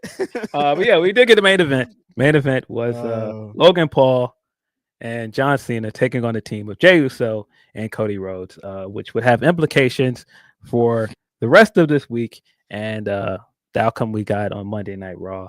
Yep. How do I say this in a nice way? I didn't like this match. No. I like this match. I have not liked most of the Cena main events as champion. I was not a fan of this. I think it was what it was. The R-Truth reveal really saved this from being considered more of a stinker than it really was. Yep. Well, sorry, I have that mixed up. The R-Truth reveal really saved this from people calling it a stinker like it really was. Right. This was Logan Paul. The matches, the way that they structure Logan Paul matches, fucking hate it. I understand what he represents and what he's doing. They did the fucking The drone thing? suplex thing. Like, I hear you, I see you, but also fucking hate it. Yeah. I mean, look, the drone thing, I understand what they're going for. That this guy is Yes. vain. He wouldn't fight out of the suplex because he's more worried about attention and being seen. That's the character. I get it. None of that stuff really bothered me that much. I just think there was a lot of stuff in this match in the way that it was worked that's just not personally for me. Mhm. There was some stuff that you could tell the way that they were putting it together. And when Sean started hinting at things, I was like, who's coming? What's going to be the reveal? What's going to happen? Mhm. I will say at the end of this, I did come away thinking that this is why I love wrestling. And this was a very much wrestling ending. R-Truth coming out and doing the interference hoodie bit that we've come to loathe and doing it in a way that's probably the best execution of it because nobody saw this coming. Right. What a great swerve to end the show on. R-Truth is back in WWE after we all thought he was gone. You got worked, Phil. You got worked. You're one of those media guys that got worked. Yeah. The match got us to this point. R-Truth revealed himself. He interfered to help the baby faces win. Cody Rhodes pinned John Cena here. Mhm. With the help of Ron Killings. That was the closing of this pay-per-view. I thought the ending was much better than the actual match was. I thought that WWE needed this ending because their last two pay-per-views this year have ended on not a great note. Mhm. So I thought they needed this, and they also needed this moment for their fandom to prove that their patience would be rewarded. To prove that if their fan base came out and said they wanted something, that they would listen. And so they needed this very much. And man, great for Ron. What a moment for him. Coming out of this could have went completely different. But man, again, what a great way to end the pay-per-view. I won't harp on too much of what I didn't like about the match, but I did think it was a great ending. I thought it was amazing execution. Like you said, Phil, they did a bit that we all hate. We're like, oh my God, they're doing this stupid ass bit again. Do not do this to us. And for it to be revealed as Ron and for the crowd to, those are the best moments in wrestling. The crowd, when the crowd's just like, what's like in total shock, not really understanding what's going on, but also at the same time, pure happiness. Like you can't create that. Like you can't write this. You can't book this, motherfuckers. Like there's only things that only can be put together with pure luck and you know, just being in the right place at the right time. I thought this was great to bring Ron back because the way that he went out was fucking awful. It's terrible. I'm loving what he's doing off of coming back. Like just everything about that really saved the show. Yeah, I thought this saved the ending in particular. There were bright spots to the show that I enjoyed. I think that they got the right winner for both of the ladder matches. Like I said, I really enjoyed the women's match, and then this ended the show on a high note. I initially was like, wait a minute, what's happening here? It felt like I was trying to put everything together. I was like, did we get worked? What's happening? And so initially I tweeted, I was like, did Ron work everybody? Then when I thought about it longer, I was like, yeah, let me delete that. That's inaccurate. But man, what a great way to end the show. The the reveal worked on so many levels. When he pulled the shiesty off, I died laughing. I was like, Ron Truth. What are you doing here? I thought you were fired. I can't believe he would reveal himself here. What the hell is going on? Why is he attacking John Cena? It's just like there was a bunch of questions attached to it, but like I don't know, feeling like you saying the fans being rewarded. It was just a feel good moment all around. You know what I mean? Like fighting for something and not accepting the bullshit that they're being fed and then being rewarded for it. I thought was a really good moment. Yes. The press conference afterwards with your homie. So the R-Truth return sparked a lot of discussion. This of course turned into a thing because, of course, some people immediately thought it was a work. Yeah. And I understand why you would think it was a work. But a lot immediately happened out of this, not just R-Truth making a big surprise and us getting the Swerve to end the show, but the next 24 hours were very entertaining in itself. The reveal that he was back, and then immediately they put out the merch with Ron Killings on it, not R-Truth. Mm-hmm. That was great. Then he did the backstage segment where he called himself Ron Killings, and I was like, oh wait, he came back with his shoot name. Mm-hmm. Interesting. So I believe the news story is that he had finished up his contract. He had talked to some other promoters for indie promotions. There was talk about him potentially going back to TNA. And then negotiations reopened with WWE, and he negotiated to come back with his real name, which is brilliant. That was a boss move to me. If you already know that they see you as expendable and you were getting ready to go back on indies, now you come back to WWE and you using your real name on TV. So if you get released again, and once you're out on the indies again, now you have that cachet to work with. Great move on his part. But that also kind of tells you that not at work, because also he came back in with leverage. Yeah. And so and that's essentially why he got released, because he had no leverage. So to come back with a bunch of leverage and to be able to be like, I'll do this, but you got to do me this. You got to do this for me, and it has to be beneficial for me post this, was so brilliant. Yeah, great. When we talked about it last week, I was of the assumption that this was a TKO move. TKO is cutting costs, and they probably had like a list of guys, and Triple H came in, and this guy's expendable. Because my belief here, and we've heard enough stories to back this up, is that Vince had his people that he took care of in a company. He had people that he enjoyed working with, and so once he was gone, a lot of the Vince people, for lack of a better word, I'm sure they probably don't want to be necessarily called Vince people, but a lot of people that he had good working relationships with, they ended up leaving, or they ended up not as happy working with Triple H. And like I said, we've heard that more than once now.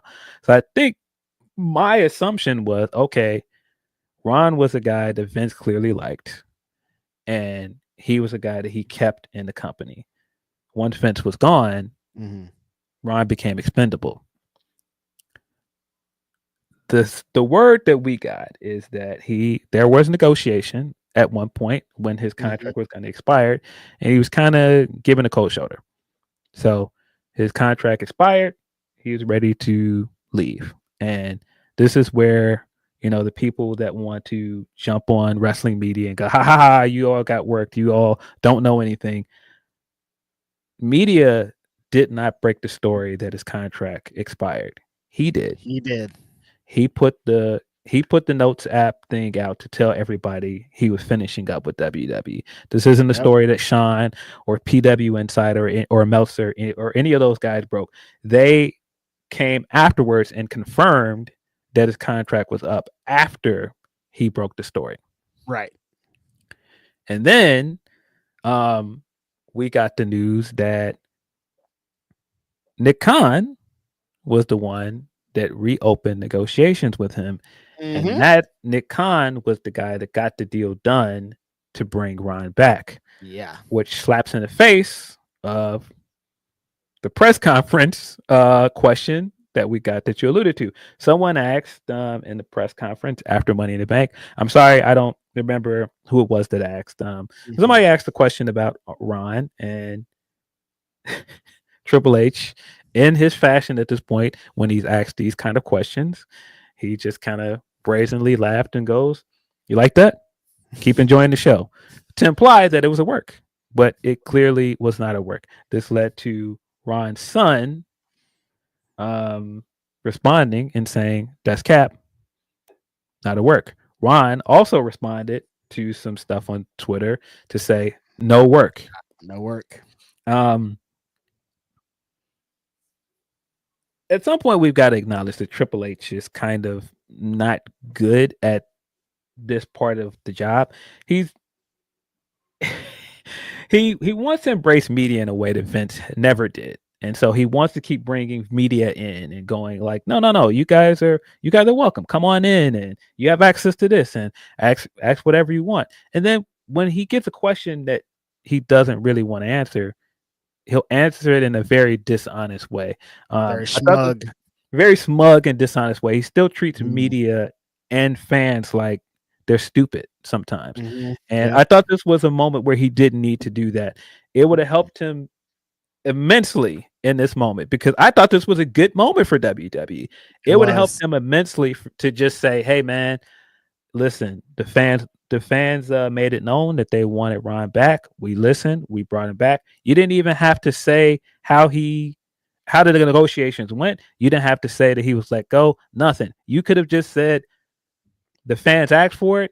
We heard you. That's it. He could have said, we heard you, and that would have been it. We would have been like, great. You know what I mean? Like, everybody would have accepted that answer, because that's all they really wanted to hear, Phil. We don't even want to hear you break it down. We just want to hear you say, we acknowledge that you guys were upset that Ron was gone, and we fucking brought him back. It's the easiest. Exactly. And that's why the whole talk of it being a work doesn't work. Right. Because if it's a work, why would you draw attention to it? Yeah, why are you showing it? Why are you coming on the back end to be like, look, we worked you guys. If you worked this, you don't have to tell us you worked this. Yeah. That was my favorite part. Haha, they got you. That's not how works work though. Yeah. And what is the advantage to doing that way? Because what's the advantage? Because if it's a work, then it's to get us to a place in the storyline. Yep. The fans weren't mad at Cena. They were mad at the company for letting Ron go. Right. Like they're not cheering like him being back to attack Cena. It's, if anything, they want him to come back and attack the company because they did this. Cena didn't do this. I mean, they are cheering the Cena aspect of it, but my point was saying it's not a work. It's like, all right, it would have been different if they built this as loser leaves town match. Yeah, if that's Saturday night main events match was I got your career, it would have hit way different. And then that Triple H thing would have worked. Yes.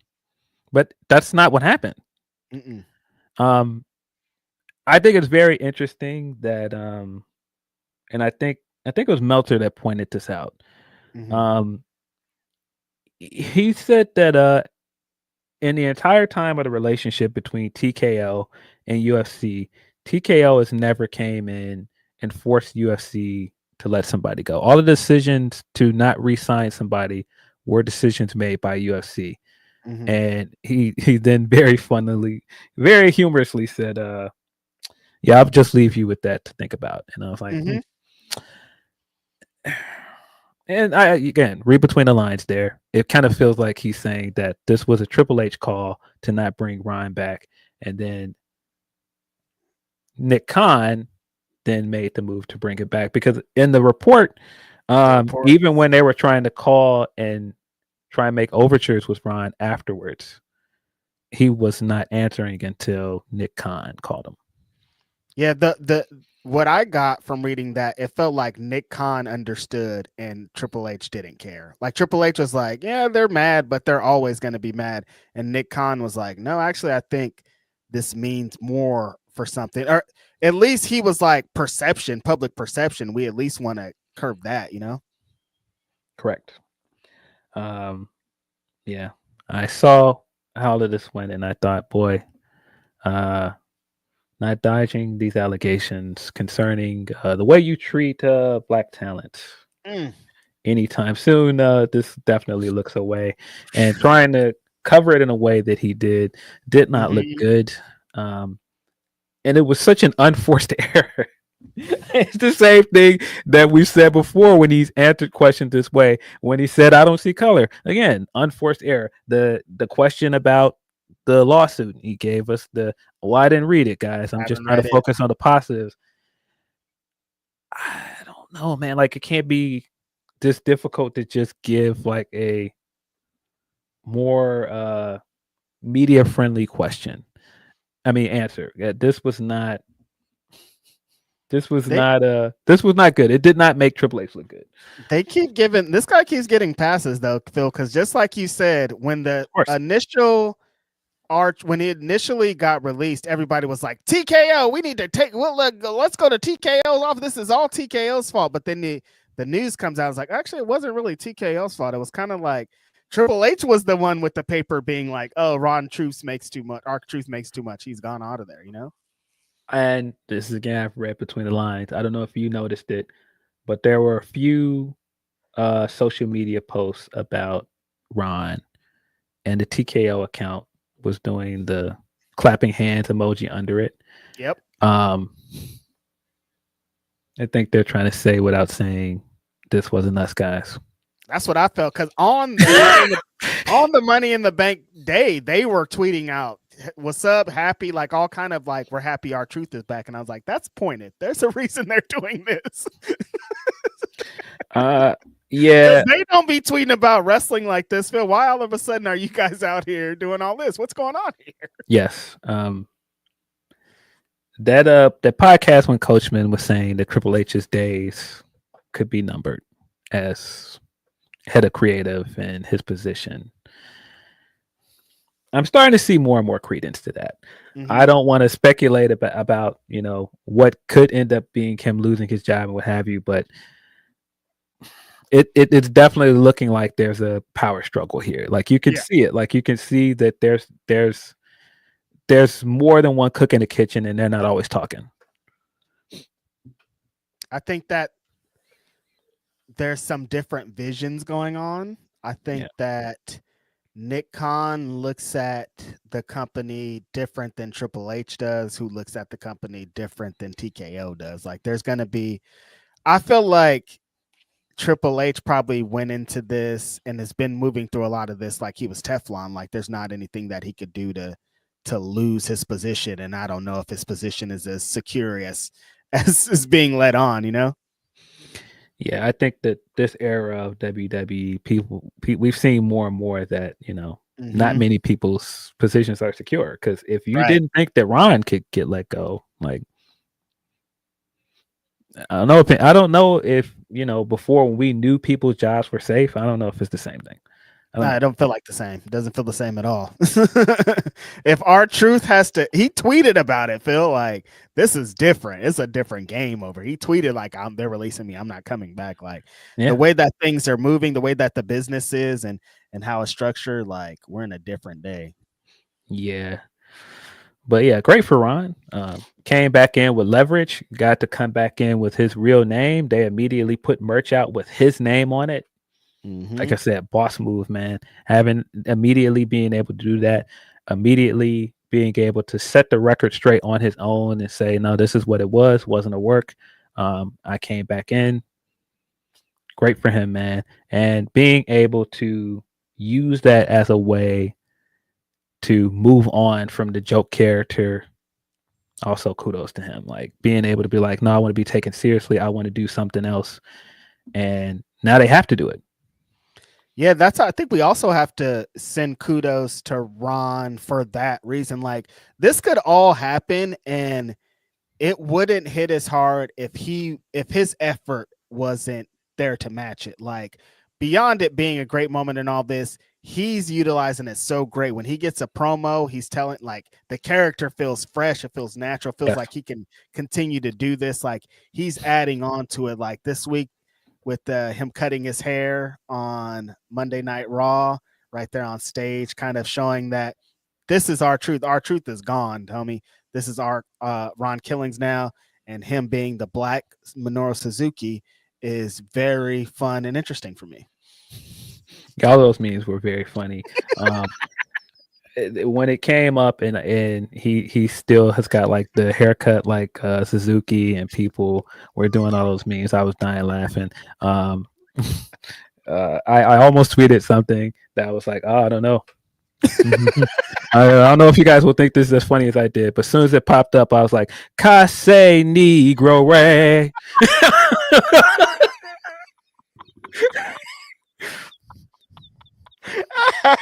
Yeah, let's go. Ron's back outside, baby. With the chops, everything. I hope he starts doing some of. He got to start doing like a cod. He's got to do a gotch pile driver and everything. Case Negro.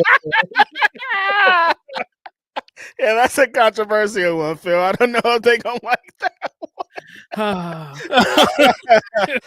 Oh my god, we gotta like at post WWE, one of these indies has to play that, and we have to scream that out. Bro, he should just start doing some of his moveset and everything now, man. Oh my god, Black Murder Grandpa, dog. I'm dead, man.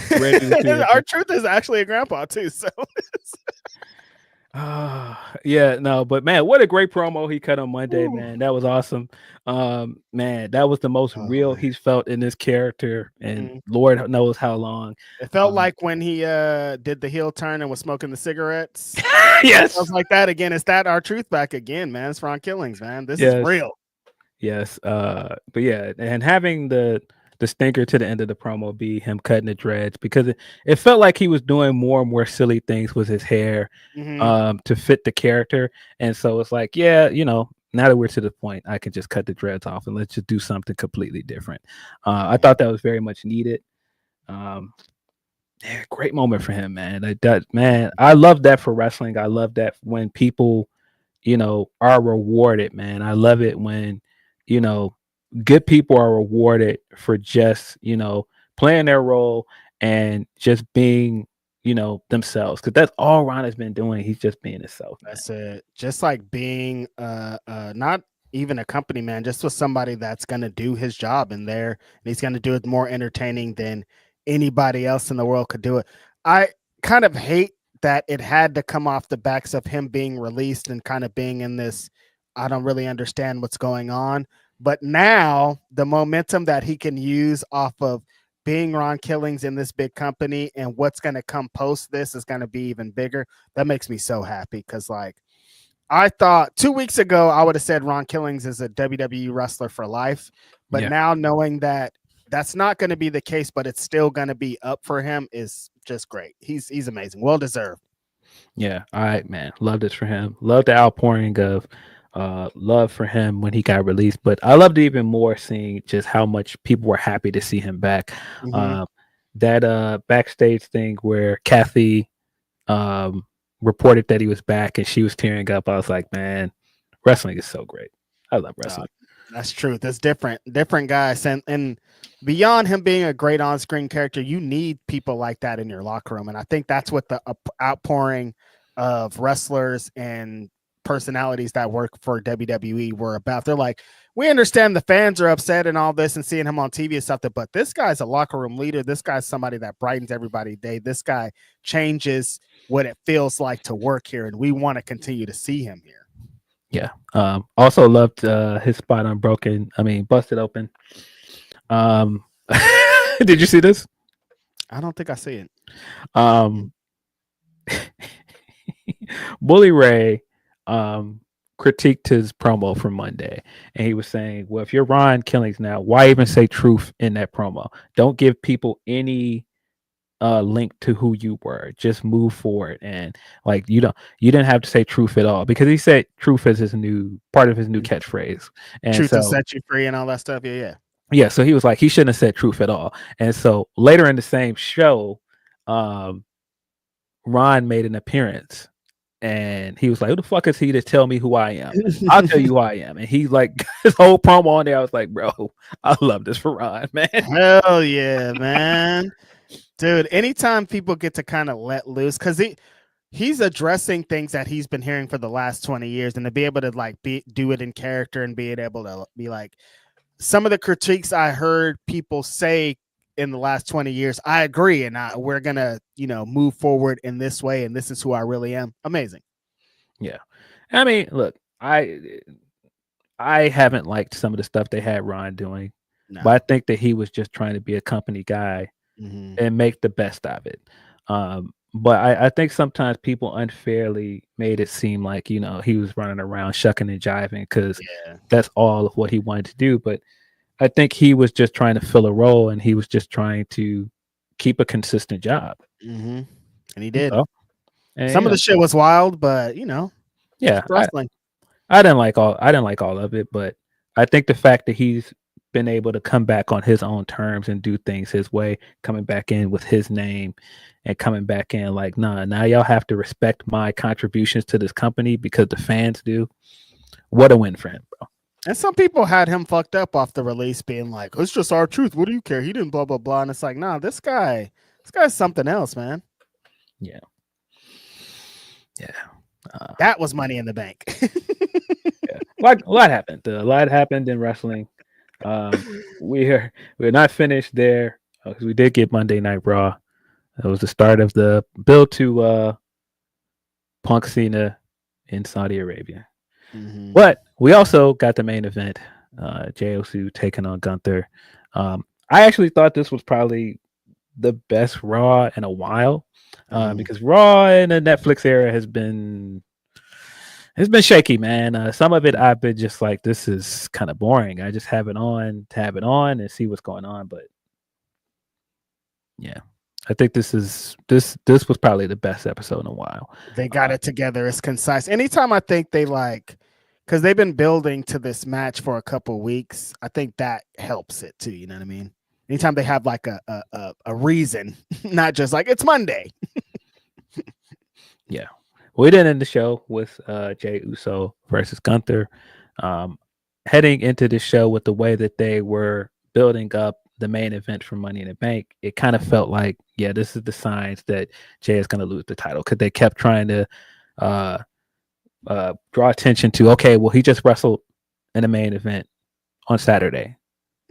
It's probably a bad decision to take this match coming out of that match. And the more and more they put on that, I was like, oh, yeah, he's losing. I thought that was going to be a cash in. I thought we were going to get something else, but nothing. No, we got a straightforward match. Gunther beat him clean.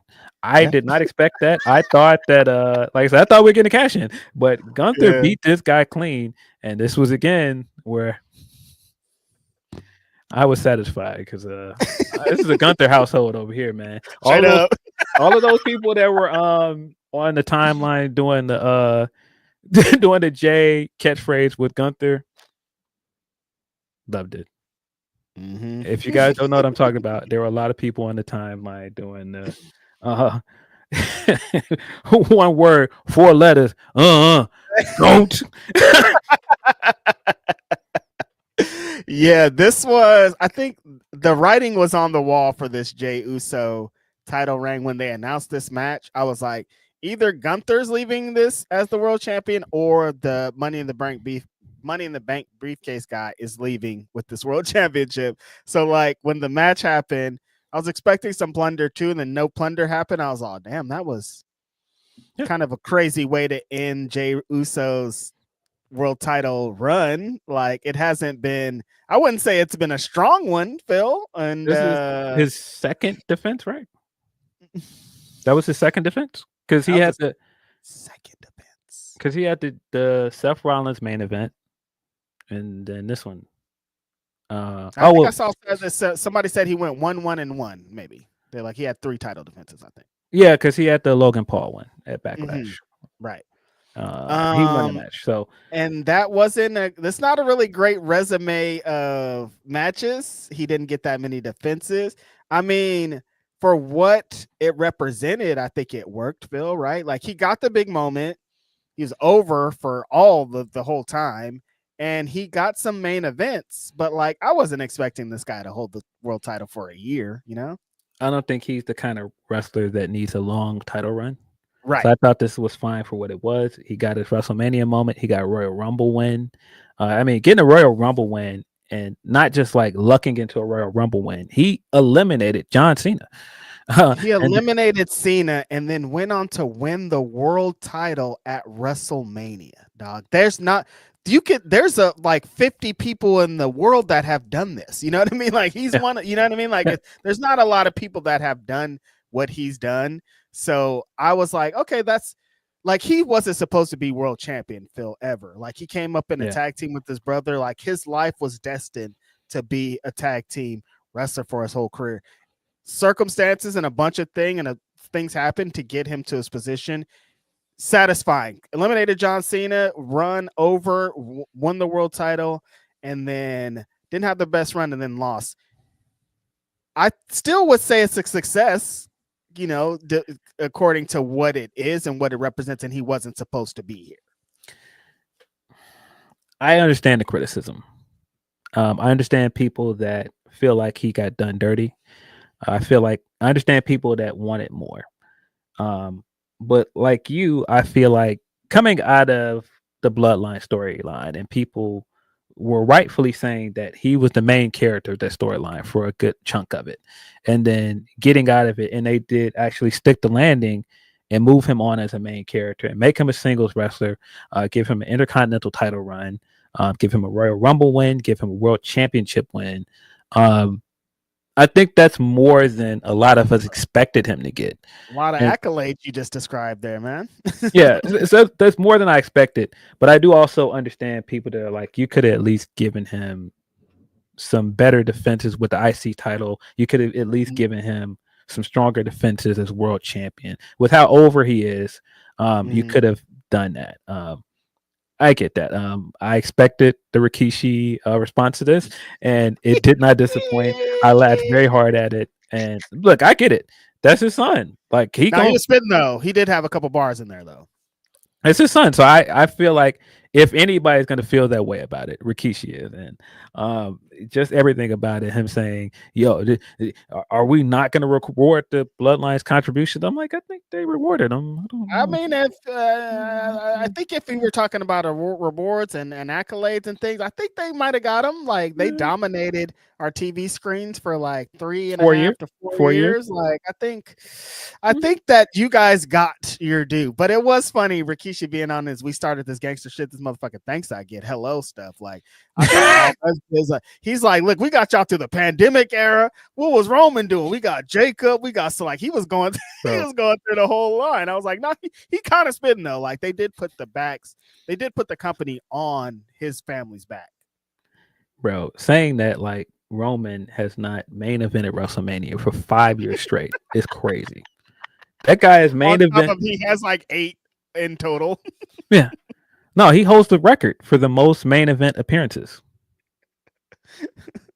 And after we would come on this we came on this podcast for like a year straight, being like, they gotta chill with this Roman stuff. It's too much, like it's overload. And then Rikishi being like, we need more. It's so funny. But are they going to give the Bloodline their due though? Like, bro, the Bloodline got their due. Like they got a 4-year run on top. The Usos got a year-long run with both tag belts. Your son came out of this as the main character, got a Royal Rumble win and a world title reign. I think they rewarded. I don't know. I can understand feeling like it could have been done better, but I think he's been rewarded pretty well. Probably one of the highest selling merch sellers in the company right now. Like I think he's fine. No disrespect to the homie, but like at minimum, he already suppressed your career. Like, you know what I mean? Like at minimum, your son has already reached higher heights than you. I think everything's pretty okay.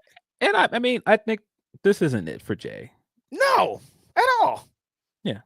Yeah. I think that he surpassed what a lot of us expected from him.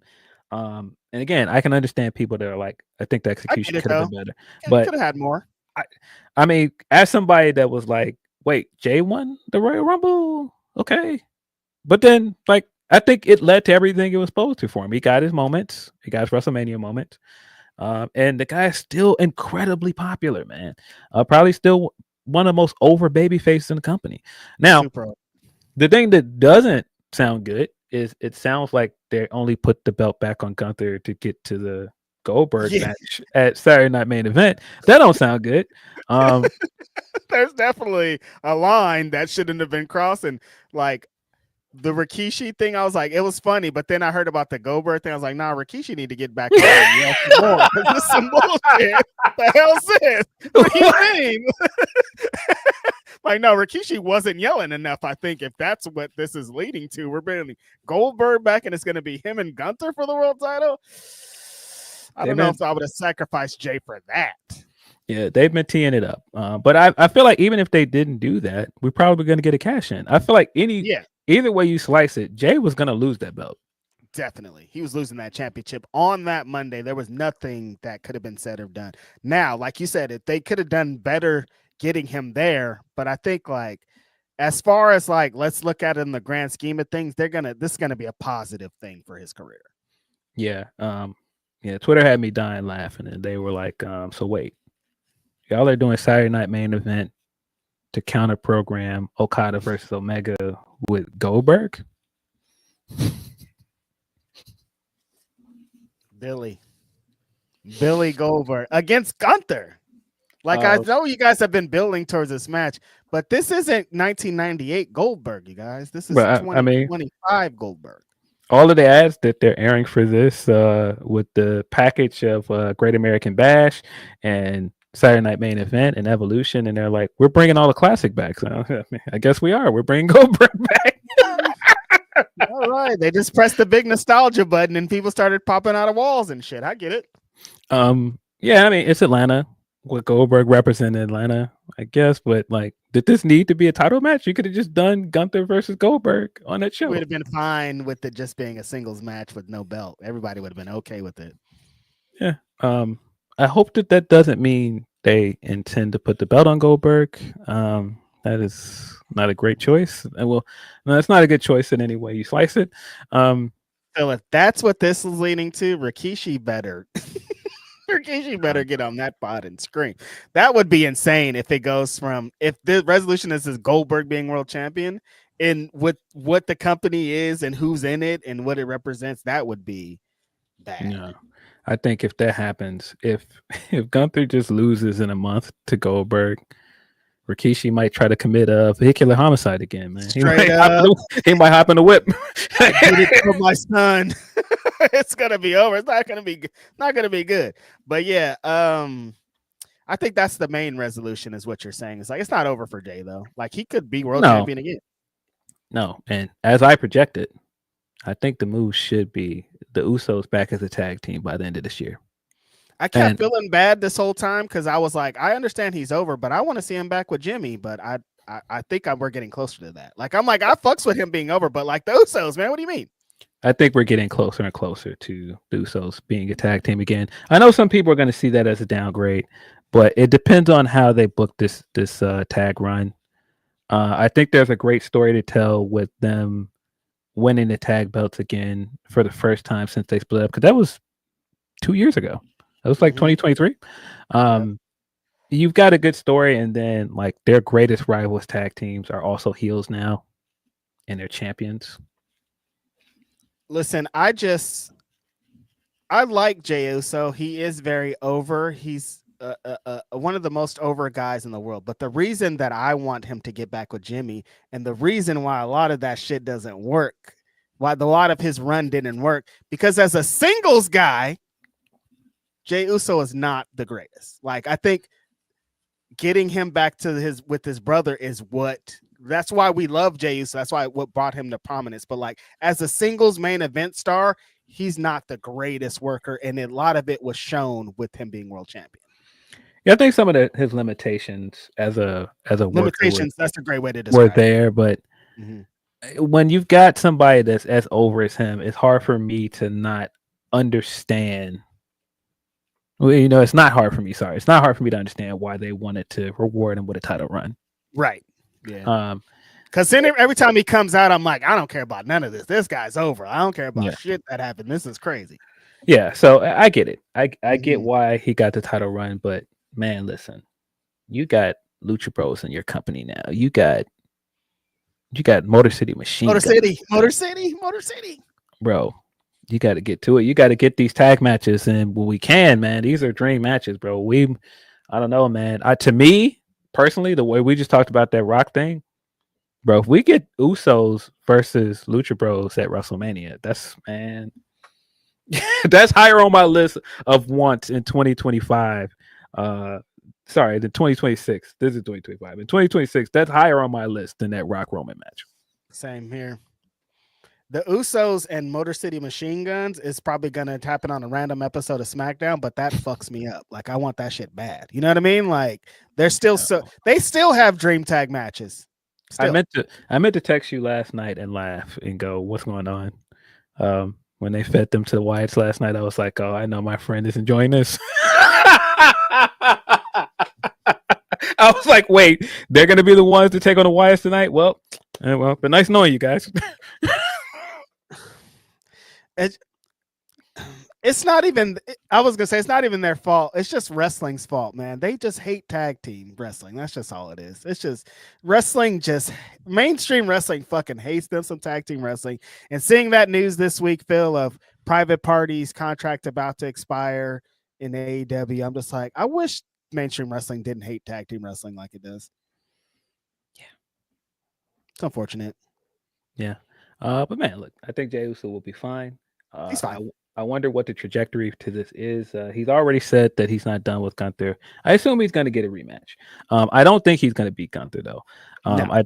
I would assume that Gunther is going to hold the belt in the SummerSlam, because now that you've got the King of the Ring stuff happening, if you're Sami Zayn and you win King of the Ring, you're more confident than ever you're going to win a world championship, because you've beat this guy. You beat him at WrestleMania. And so you're thinking like, this is it. I'm finally going to win the championship, until Seth comes down with that briefcase.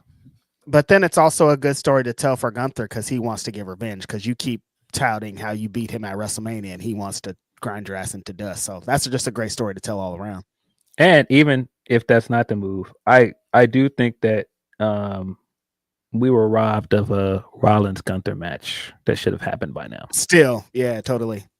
That's in the mix somewhere in here when one of those guys are world champion. Yeah. So even if it's not Sammy Gunther at SummerSlam, I think there are more possibilities for Gunther as champion.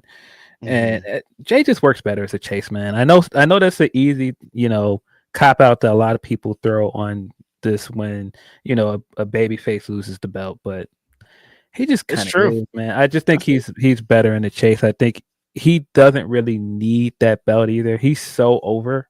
He doesn't need it. I think the moment is worth more than anything. The moment of him winning at WrestleMania is worth more than the reign. Yeah, he got it.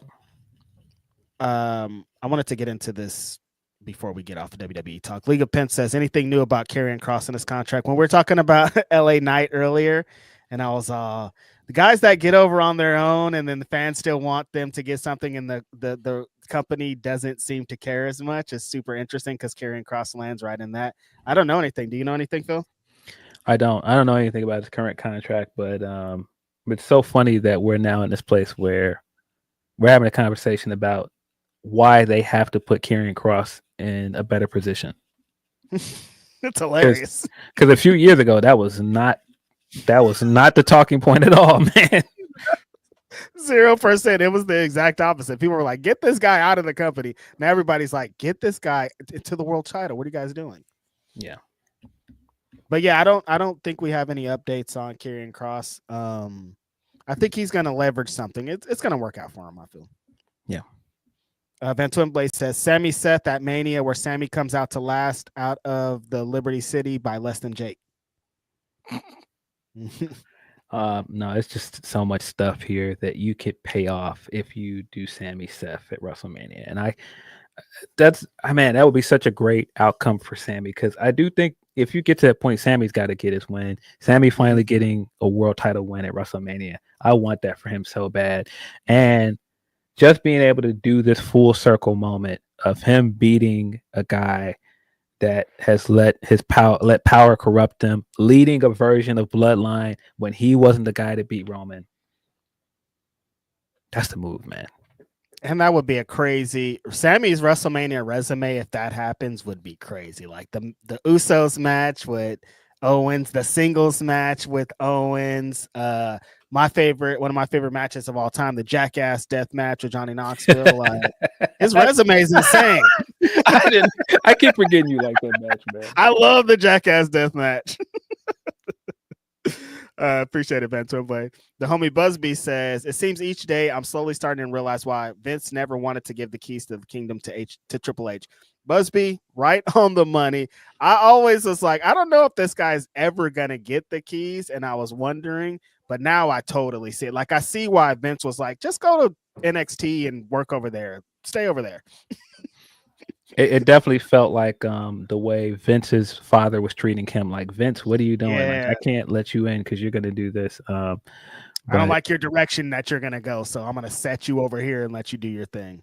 Yeah, it definitely feels that way. But hey, man, now Trips is running around screaming, I got the keys, the keys, the keys. keys. Give me your keys. I want your keys too. But yeah, Busby, I also feel like we talked all this stuff like people have this attachment to Triple H, and like if he did 3 good things in a row, people will forget. No, I mean? I feel like he's in that position.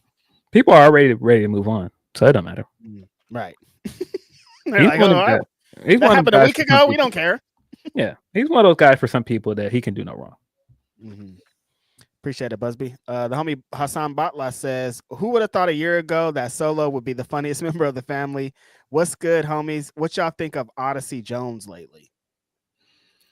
Yeah, some of that is still very murky because there's conflicting reports about his situation still.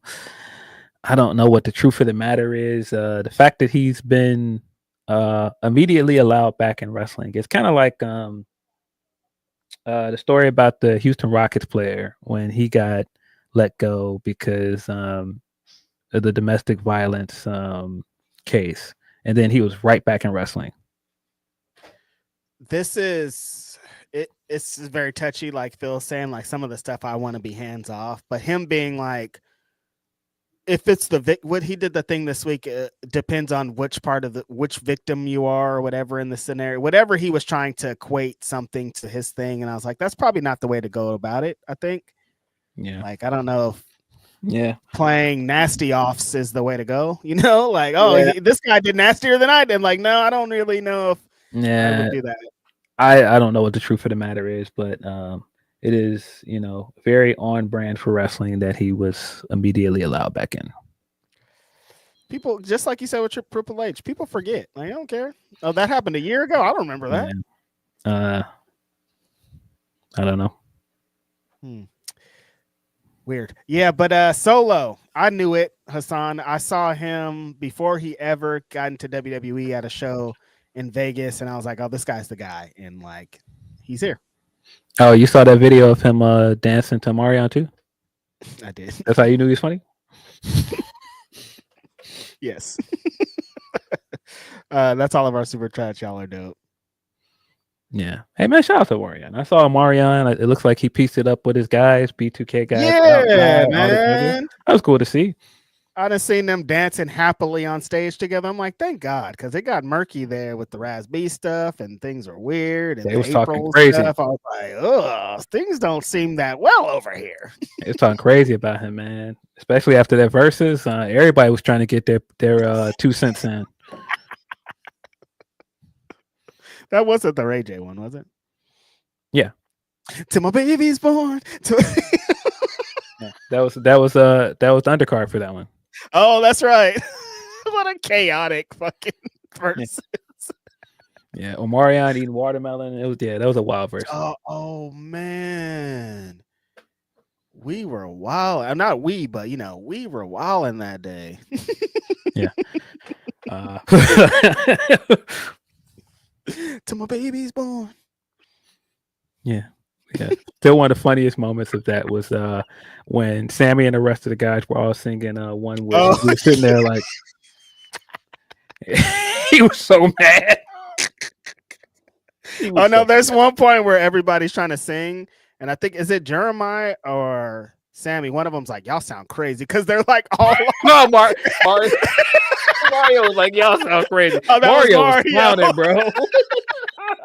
Mario said, y'all sound crazy. It's the funniest shit ever. Mario was clowning, bro. He was entertaining on his own. A bunch of niggas on stage crooning, and then you hear a nigga in the back say, y'all sound crazy as hell. Ooh, Ooh, yo. And then after it was like, no, don't bring nobody else up here singing off key. Man, it's hard. It's hard to sing live like that. Ooh, versus, man. I'm sad that it became whatever it became because it had the way to become something great. Timbo out here wilding too. I don't know what you talking. I don't like it, Timbaland. I saw a video. Shout out to the homie Curtis King. Like Timbaland is actually using those people's stuff to train his AI. So fuck off, Timbaland. Well, he tried to deny it on IG. Yeah, he is doing it. He was lying. He's like, "Oh, I don't really work with that part." I fucking bet. Yeah, he put out that video defending himself with the AI video, and it had the Justin Timberlake song. I was like, dog. I don't like it. Trying to shame us out of it, Timbaland. This is not the way to go, dog. Yeah, I don't like it. Guru tried to talk to him, and you could tell through that whole conversation on IG that he was just like, "I'm gonna do what I want to do." Yep, he wasn't hearing Guru at all. Yeah, unfortunate. Come on, man. Terrible what they done to me. We got some more super chats. The homie Meet Norma says it's a wild ass day in the DC area. I'm staying inside with y'all. Is AEW waiting for Brian Cage to get healthy, or what team takes the belt off Hurt Syndicate? # No Kings. It kind of feels like the Max stuff is going to lead into how they lose the belts. I'm not sure who is going to end up beating them, but it feels like that's going to play into it in some way. Yeah, I don't know at all who's set up to beat him. Like, I'm starting to get a bit frustrated with the Hurt Syndicate's booking if we're keeping it 1,000 degrees. I hated the structure of the match this week. Like, they had the 6-man tag, and most of the match, Max works, and it's fun. He's having a good time. Bobby and Sheldon get in and just throttle everybody. I'm like, it can't be like this. You guys just can't come in and destroy every tag team because we're never gonna believe any tag teams, and I don't believe any tag teams. Because who's gonna be the ones? Yeah, I'm telling you. I think that they're gonna throttle all these people until Max makes a mistake and cost them those belts. I really think that's where this is going. It could be. I don't think it'll be Brian and Lance. It could be Brody and where the fuck is Buddy at? Can't even know if I could say Buddy. Yeah, I mean, yeah, it could be Hounds of Hell. It could be. It would be crazy if this all goes full circle and it's BK and Big Bill. Yeah, that'd be crazy. That'd be dope. Yeah, they're there too. Mm-hmm. But yeah, somebody. I think Max is gonna play along with it too. So appreciate that, Meet Enormous. Stay safe out there, my homie. The homie Vin Forte, friend of the pod, says, "Love that hat." By which I mean I love Reg's cock hat. All right, come on, Vin, relax. Cock-a-doodle doo. Hey. Vin, can we relax? I mean, I love Reg's cock hat. Cock-a-doodle doo. Time to wake up and get in my cock-a-doodle doo is crazy. Get in my That is a wild super chat, bro.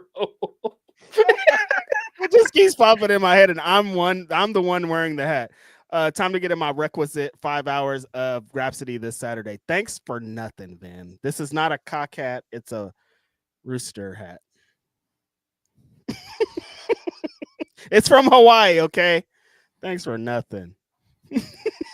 Cock-a-doodle doo is crazy. Yeah. Leave me alone, Dan. Yeah, speaking of AEW, we did get a lot of WWE talk. There was a lot of WWE news to get through first. Busy. But well, we had a lot of AEW stuff this week. We are fully in the midst of the AEW All In Texas build, and so far so good. It's been really good. I was saying on Twitter, I think that this All In build feels really special. It's something about it. It just feels different. I think all the stuff that they're doing so far is hidden. Opening Dynamite with Ospreay Swerve 2 was a great choice. These two guys, as we knew, put on a show. If you saw their first match, of course, at Forbidden Door, you knew that these guys were going to put on a banger. That's exactly what they did. This match was very different from their first match, but man, so good. It still has some of the hints of what I liked about that first match, but the way they worked it, the way they did the limb work and everything, I really liked it. Yeah, I like the storytelling in this match because it was, like you're saying, so different than their first match. This match felt like Swerve was disrespected that Ospreay even pitched the idea of working with Hangman, and Swerve was spending the match being like, I don't even know why you brought that shit up. I'm going to beat the shit out of you now because you did that. But then also at the same time, they're playing into the story of respect, and Ospreay calls Swerve his big brother, and they've known each other for over 10 years. And there's so many different elements in the way that Swerve was working the match and how he feels and how things were expanded. Because I think there's a world, Phil, where Swerve sits and we know that he reads everything and he hears what everybody's saying. He's hearing everybody saying that Ospreay's the next guy up. Ospreay's the best guy here. Ospreay. And in his brain, he's like, I like Ospreay, but fuck Ospreay. I'm the guy. I should be the next world champion. I should be the one you guys are saying is going to lead this company. Like, I want to be the number one guy here. And I think that he spent a lot of that match trying to prove it, but that plays into the story of who Will Ospreay is, and like it's going to take a fucking village to keep this guy down. Like, you can work on his limbs, you could try to break his neck, you could try to drop him on his head, but none of that shit's going to stop because this guy's a fucking superhuman. Yeah, and Swerve should feel away because you know it's not just that they had this bitter rivalry and these guys don't like each other, but it's like, man, how dare you come in here and tell me now I got to get behind this guy when I had my world title match, he was part of the reason I lost. Right. Now you're telling me after I lost my chance to win the title, now that he got his chance, I got to help him? Why? Your friends are the reason I'm not champion right now. It don't matter if you say you didn't do it. They are saying they did it for you. So I'm not helping this dude. For what? Yeah. That's how it feels like he's walking through. Like, I'm disrespected that you even brought that up, because if the tables were turned, and he cost me my championship. Yeah. And, Hangman could have easily said at any point, no, I didn't ask them to do that. And, it seemed like you did that on purpose. So, yeah, I totally understand his point. And that played into this match very well. I thought the time limit draw was the perfect ending to this, because it leaves the door open later on for more matches. It leaves the door open for more. But I thought the aftermath of this match was fantastic, man. Oh my God, I really liked it. I was surprised how much I liked it, because me and you have kind of disagreed with some of the booking with Swerve, particularly after Dynasty. It felt very much like they're heading in the direction of this tag match. And even with where they're going right now, it kind of feels like they slotted Hangman out and just put Ospreay in the spot, and they're doing the same kind of story beat by beat. Right. But man, the aftermath of this match was so good. The having the Bucks come down and beat down Swerve, and having having Ospreay run in and do the Kevin Costner bodyguard spot, taking this making a super kick to the face with the tacks after he had already gotten busted open earlier in the night. And boy, it looked disgusting. I mean, kudos to the Young Bucks, because even before they put on the Swerve Iversons to mock him and put attacks on, they were putting a lot of stank on them super kicks, man. The way they were pelting him with the super kicks, I was like, oh my God, all right. They had him handcuffed in the corner, and I was like, maybe let him out. This is kind of aggressive. Yeah, they was letting him have it. But yeah, once they laced up the shoes and put the tacks on, and then Ospreay took that super kick to the face, and he's like laying in front of Swerve, and Swerve is just fuming, trying to get out. And all in the meantime, Ospreay is rolling around, writhing in pain, and you can see in Swerve's face, like, nah, that's my brother. He took that from me. I thought that was really, really good. Yep. The Young Bucks kind of coming out and continuously ruining Swerve's plans for some reason, and him being like, why do y'all keep fucking with me? I think is a great story. Playing along into the match, like I was saying and like you were saying, of Ospreay being Swerve's little brother and saying that their relationship and Swerve being like, I have respect for this guy before the Young Bucks even came back out there for them to have the time limit draw, and Swerve being like, I know how you move, I know what you represent. We need to restart this match because that's not how you're gonna win, how you're gonna end it. Showing that respect, and then leading to that, just like a great build of establishing who these guys are while establishing that the Young Bucks are some assholes. Yeah, I thought that was executed very well.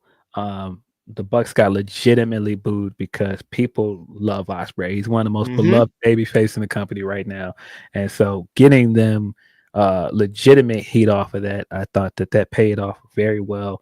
And then the backstage segment made it even better. Their argument with Hangman, where he's just like, "Look, I didn't ask you guys to do any of this. Stay out of my business, and more importantly, stay out of Swerve's business."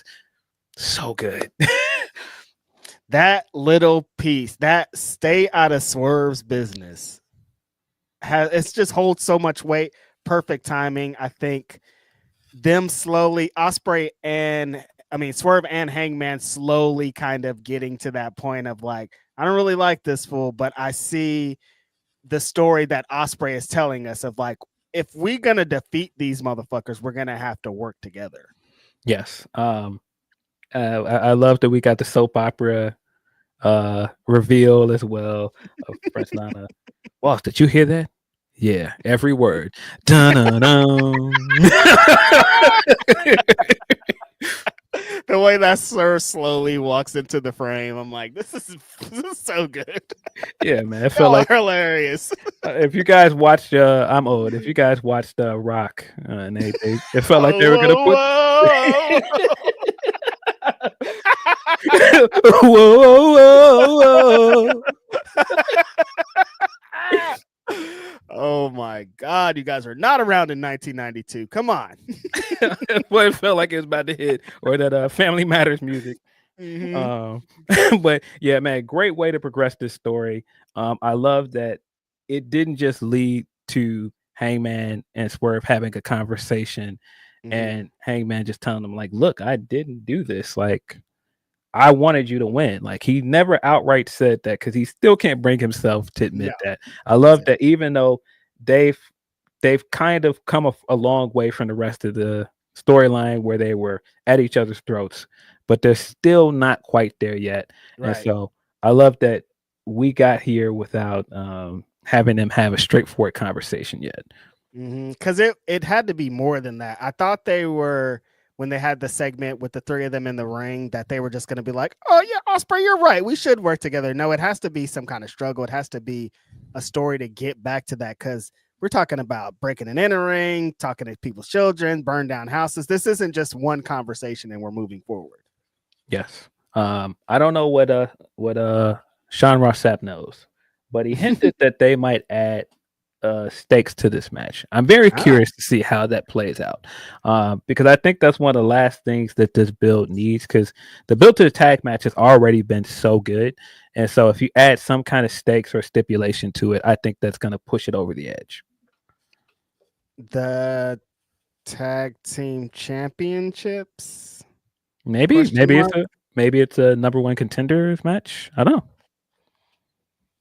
because I feel back to the Hurt Syndicate shit, when MVP keeps getting on the mic and being like, there are no tag teams in this fucking company that could compete. There's nobody back there that are worth the Hurt Syndicate's time. I'm like, what are Nick and Matt like? What, y'all don't hear this? Like, y'all don't care about this? Like, this ain't a thing to y'all? Oh, we're stupid. Why didn't we think of this? They might R-truth us with this, and this might be leading to private parties showing up to challenge them. I didn't think about the private party stuff. Huh. The contract stuff just came out. Yeah. That could be where this is going. I don't know. Okay. But yeah, interesting stakes being added. That adds a little bit of extra element to this. This is potentially, and feels like, leading to the Young Bucks versus Ospreay and Swerve at All In. And with this card is already, feel like, what? I think the build to this has been, man, really, really great. Yeah. Looking forward to this tag match. I'm sure it's going to hit. I wasn't as excited when it seemed like we were getting Hangman Swerve, but now that Hangman is in the world title picture where he belongs, I feel better about the tag match. Yeah, this kind of makes more sense for the story, and I like it better this way. Like I wasn't, because I was like, maybe Swerve and Ospreay should be in like a one-on-one thing with somebody else. But I think for what this card's going to be and potentially giving Hangman the big win at the end, this makes a lot of sense. Yeah, agreed. I think the stuff they've done with Mercedes and Tony is either going to really annoy people and they're not going to like it, or they're going to see all the little hints that they're throwing in here. I personally really like it because I like all of the hints they're doing, the nods to Mercedes WWE run and just where she is as a character now, where the CEO character is now. I like that. I thought the ending of the match this week and having Mercedes get in there and sniff Tony like Tony does. It looked so awkward that I was like, "This is super awkward." It was so funny to me. But also all of this happening, and then that leads to Mina coming out. I kind of believe that Mina is going to be there for the TBS title. Yeah. Something about the way they're booking this, because it, like, they set up the Grand Slam match next week. Yeah. And because Mercedes just won another title over in Vienna, I think we're all like, okay, she's just going to go to Mexico and she's going to be the next CMLL Women's Championship. I think that Mina is going to cost her that match. And I think that's going to set up Mina versus Mercedes for the TBS title. And then Tony costs Mercedes with Mina. That's what I think. I could be wrong. No, I think you might be onto something here. Like, I didn't fully think about it, but I did, in my back of my mind, I kept thinking Mina's presence means something in all of this. Yeah.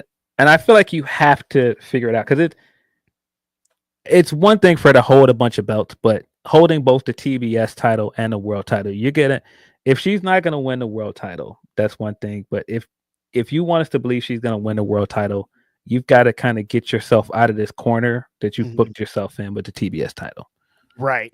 And because I think that's the only thing that's really holding any of this back, because it's like, well, what's going to happen to the TBS title? It should probably have some representation on this big card too. So it's kind of confusing as to why they have it here. But I think they have a story to flesh it out. The moment with Mercedes and the sniffing thing, I thought was great though, because the question kind of coming into this feud was like, how's Mercedes gonna play into Tony's character work, and how, because a build up to a big Mercedes match and a build up to a big Tony match are completely different. Like the stories and how they're told are they do their things a different way. So it's like, how is Mercedes gonna intertwine herself into Tony stuff? And it's like, oh, she's gonna try to get into that element and out weird her, and it totally worked this week. Yeah, I love that she's like trying to play the mind games with Tony, and you're just not gonna outdo Tony. But yeah, Mina running out there and being concerned for Tony was also very funny. Everybody's playing such great roles, and like Tony's amazing in like all the elements. Mercedes getting extra side dishes and things this time I thought was also extra funny, because people were talking about how she only had the steak last time. And it wasn't well done. It looked like it was a little pink in there. It looked like they listened. The things that they listen to kills me every time. It's like, that thing can't hear you. Oh, the steak was well done. We'll fix that. Fix the steak. Fix that steak, bro. Fix that steak. I'm like, please, the tag division, we need help. They're like, nah, that steak was well done last week. We got more important things. That steak was overcooked. We got to fix that. We got more important matters here, brother. Yeah. Yeah, I kind of agree with you on the tag match and how it was put together, but Max coming out with the MJF inspired gear was really, really funny. I died laughing when he just casually took off his ring jacket, and like none of that was happening. Now, before that, he's back to doing the patriotic bit with Mystico, which I could take or leave, but that again, I laugh at a lot of silly things, but that flag with his face in place of the stars, it tickles me every time I see it. Max, that son of a bitch, just silly. The gear was great. MVP being on commentary, like, yeah, that's my little bro. Of course, he got that gear. Makes it extra funny too, because he's just like, yeah, that's gang. That's gang. Yeah, this story, I'm not tired of it at all yet, Phil. Like, for every beat of Max being entwined his tweeting about we hurt people shit, like, I'm in for all of it. Yeah. I'm still enjoying the storyline, so hopefully the ending of it is worth it, because so far they've got me on the hook. I don't know where this is going, and I'm intrigued. I don't know what's gonna happen, but I'm here for the ride.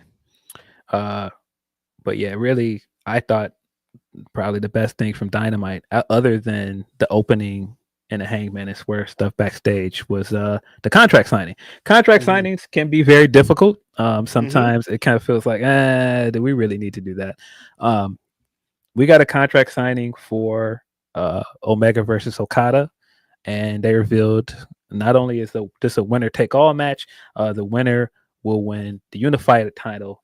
It's a new title belt. New belt looks very similar to Generation 4 IWGP Heavyweight Championship. I don't think that is a coincidence, considering like what that belt represents to Okada, and So I think that's intentional. I don't really love the name. It feels like they're trying to go out of their way to not call it a world title when it's essentially what it is. But they're when they initially announced it, and on the show, Denise and I, we were like, "Oh, what's the name?" Oh, she thought she said it wrong because she was like, "The Unified Championship." I was like, "That doesn't sound right." Yeah, but that's what it is. AEW Unified Championship. So, like, the name's not the greatest, but I think of what the belt's going to represent and what the division's going to represent, it won't matter. Yeah. I didn't really care for the name, but I think it's a great looking belt. Still keeping the lineage from the Continental Championship and having a crown on the front and everything. I like that. I like the side plates with Omega and Okada on it. I think that's dope. That's hard, and that's supposed to stay with no matter who the champion is, and I think that's super hard. Yeah, I think that's great. But it really feels like they're trying to say, here, this is going to be another main title, but we don't want to call it a world title. But it's going to work out because it's Kenny Omega and Okada, so it'll be fine. So you were on either side of the fence with this segment, Phil. Some people loved it, and some people didn't love it because they think Kenny Omega was winning a little bit overboard. It started out with them in the ring, introducing the belt. Okada doesn't say anything. Kenny gets on the mic to be like, look, we've been through a lot, motherfucker. We're going to do it one more time for this belt, and it's going to be lit. Not too much talking. Then some physicality happened, and Okada happened to get Kenny in the diverticulitis with the shot, and in the diverticulitis. Right in the diverticulitis, and some blood started to commence from his insides, Phil. And this was the most pro wrestling thing ever. So pro wrestling. Wrestling is inherently silly, and Kenny Omega is inherently silly too. People can't forget that. I don't care how much people want to make Kenny this self-serious wrestler, best bout machine, and add all of this like elitism to him. He is still a very silly guy. He just did he just did a Street Fighter 6 promo video where he did all the cosplay for the characters that are joining the game.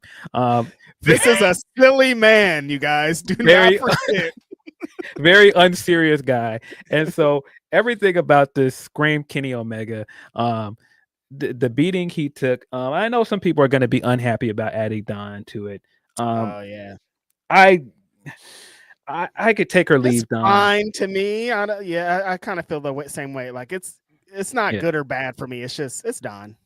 Yeah, I could take or leave Don, but Just the baton coming out and him getting hit in the stomach, and then he's on the stretcher and he's just like heaving up this like raspberry jelly. It looks so ridiculous, but oh boy, I got a kick out of it. And man, it made the match feel bigger. It like all of the stuff they did to build this up, the contract signing, the new belt. I said afterwards, I was like, guys, I don't know. This feels like the main event. Like just how it's being handled. We talked about it last week, Phil, that they were going to have to take a different angle because the original matches they had Kenny can't beat Okada. What's the play? This is completely different. We're in a different stage of life, different company, different stakes, different everything. Like they needed something extra. And I think adding the championship, adding Don Callis, regardless how people feel, like that's going to up the ante of what this match is. Yeah, people hate Don. So that's going to add more heat here for Okada. But I think Okada got to get some promos in too. And Kenny going against Don Callis is what's going to sell this. Yeah. But again, I can understand people like, Don again. But yeah, I like what this represents for both these guys. Because like you said last week, we were trying to figure out, okay, how do you make Kenny the underdog again? And you already have a baked in way with the real life scenario of him coming back from a very serious illness and trying to get back in ring shape. And not just trying to get back in ring shape, trying to get back to the level he was at when he was having these iconic matches with Okada. And right. Not just trying to live up to the hype of those 4 matches. But now, trying to do that coming off of, the hiatus you had to take because of diverticulitis. And then now you add this segment to it and they're playing up all of this stuff. And I thought it was really good. I loved it. So you're in this should be the main event camp. It feels like the main event right now. It feels like the biggest match. It feels like the biggest match. Like it's getting main event level build. Like this feels like the bigger story right now. There's some angles, man, because that can and should. And if it was the main event, I'd be in. But like Mercedes and Tony with the Evolution happened that weekend, kind of what that can represent as the main event. That could hit the world title match, ending the night with Hangman holding that belt high is dog. That's crazy. I mean, I agree because the thing I've seen a lot of people say is after not seeing the AEW World Championship for all this time, and Hangman finally winning it and pulling it out of the briefcase, that's the happy ending that you send people home on. But at the same time, Kenny Omega has been out of wrestling for a year almost, and having him have this triumphant return to the company and hold this new belt up as that champion to end the show is also a moment. You're making some great points because this week I've seen a lot. There was kind of talk surrounding Grand Slam Mexico, and the most complaints I've seen anybody saying is they wanted Kenny Omega to be on the card, like overwhelmingly over everybody. So like he still represents that. Yeah, I mean, the second he came back, people were saying that maybe he should be Mox and he should be world champion. And so I feel like this is kind of a way to split the difference and make him a made champion without giving him the win over Mox. Yeah. And they're that belt is going to represent. The news has been a little bit different around it because some are saying this could be on the lines of the world championship and they're going to have a separate. If you establishing it with Kenny Omega having this epic match and ending the night, that's a great way to establish a championship. Correct. And I've seen already people like, why couldn't they just call it the Intercontinental title? Because guys, it's a main title. They're trying to tell you it's not going to be a secondary belt. That's why. People were seriously saying that this week, Phil. Why didn't they? The WWE has the Intercontinental title. Why would they call it that? Well, the funny thing about it is I've seen some people say that doing the 2 main title things is a WWE thing, but Intercontinental title is also a WWE thing. Yeah, right. So yeah, I personally think they should just call it the Triple Crown Championship or something like that. I think that's a better name, but again, it just really feels like they are treating this like it's going to be a main title. I alluded to this on Twitter in the most me way possible of saying, the longest running debate we had on this show for our first 2 years was, does 2 world titles work? Especially with a brand split. And my argument was always, hey, the brand split doesn't work if there's just 1 world title. You kind of need 2 belts. And the network usually comes in and argues for 2 belts. It always happens. And that's why WWE is in the situation it's in. Wow. That was part of Will's last episode here. They unveiled the World Heavyweight Championship. And I was like, dude, I told you this was inevitable because it just doesn't work. The second they merge those belts, they put themselves in a bind. And so I think AEW has been in a similar bind with Collision, where Collision has been struggling to get out from under this accusations or the claims that it's non-essential programming. But once you put a main title on that and you treat it like a real brand split, that changes that assumption. And yeah, when I saw this and I was like, oh, this is the funniest outcome of all of this. Us having that debate for a long time on this show, and he's over there now and they're unveiling a new belt. There's some things I never thought that could happen just because that's hilarious. This is one of those moments, and it's perfect. It's amazing. Like, for you guys to be fighting, you guys listening don't even know. There's group chats where I would look at my phone and that shit would say 100 messages between Will and Phil talking about world titles, and for now them to get a second one and he's over there, it's like, yeah, Jeff's kiss. I don't know. And I've seen people already trying to tell me, no, Phil, it's not another world title. That's not what their report says. And not, it feels like we've been hearing about murmurings of this for a while, and all of them have been like, yeah, essentially a second world title. When they started talking about AEW Shockwave, they're like, oh, they're going to get a belt for that brand. And like, guys, here we are. I don't know if you guys realize it, but when Punk was doing the Real World Championship thing over there, that's why he was doing it, because that brand needs a main title. And I would bet the network, like I've been saying, wanted another title over there. I think that's when it gets bigger than wrestling or bigger than the storylines. I think that's when things change. And it's exactly like you're describing here. The network will come in. The network is like, we need a world champion on SmackDown too. He can't just be on Raw. The network coming in being like, we need a world champion over here that's active on Collision too. So they seem like they have some stakes to fight for. Yeah. Our former co-host moment.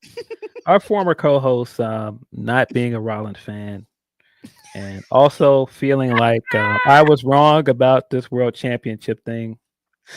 Listen, man. I don't know if there's enough character to say how much I feel like I came out on top in all of this, but yeah, I did. You did. I did.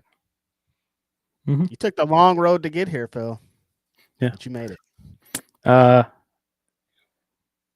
don't know. I'm sure that's going to be a divisive subject for people on do they need 2 main titles. But at this point, with the logjam for the world title and some of the debates people were having earlier in this year about Mox and why, there were maybe 5 or 6 other guys they would like to see world champion, tells you that this is the move. Because, man, if this is leading to Kenny being a main champion for one of the brands, I think you should be doing that. And I mean, there's so many other guys that it feels like they would benefit from something like this. I think the most important part of all this is them merging those belts, though. Having them 2 belts exist at the same time was counterproductive, maybe. Like, those 2 things need to represent the same thing. So I'm happy that they're combining them together. I do wonder what it means for the Continental Classic. Is this belt is still up? This belt represents that then? Yeah, maybe the end of the Continental Classic, you want a shot at this belt. I don't know. Mm-hmm. I don't know what that means, but I'm sure they'll answer that question eventually.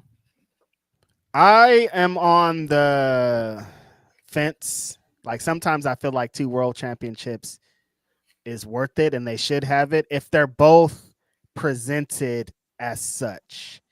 And this way, I feel like if somebody like Kenny Omega is holding that belt, you have to present it as such. You know what I mean? There's no way you can let Kenny be the champ and be like, oh, he's just some fool. Like it has to mean something.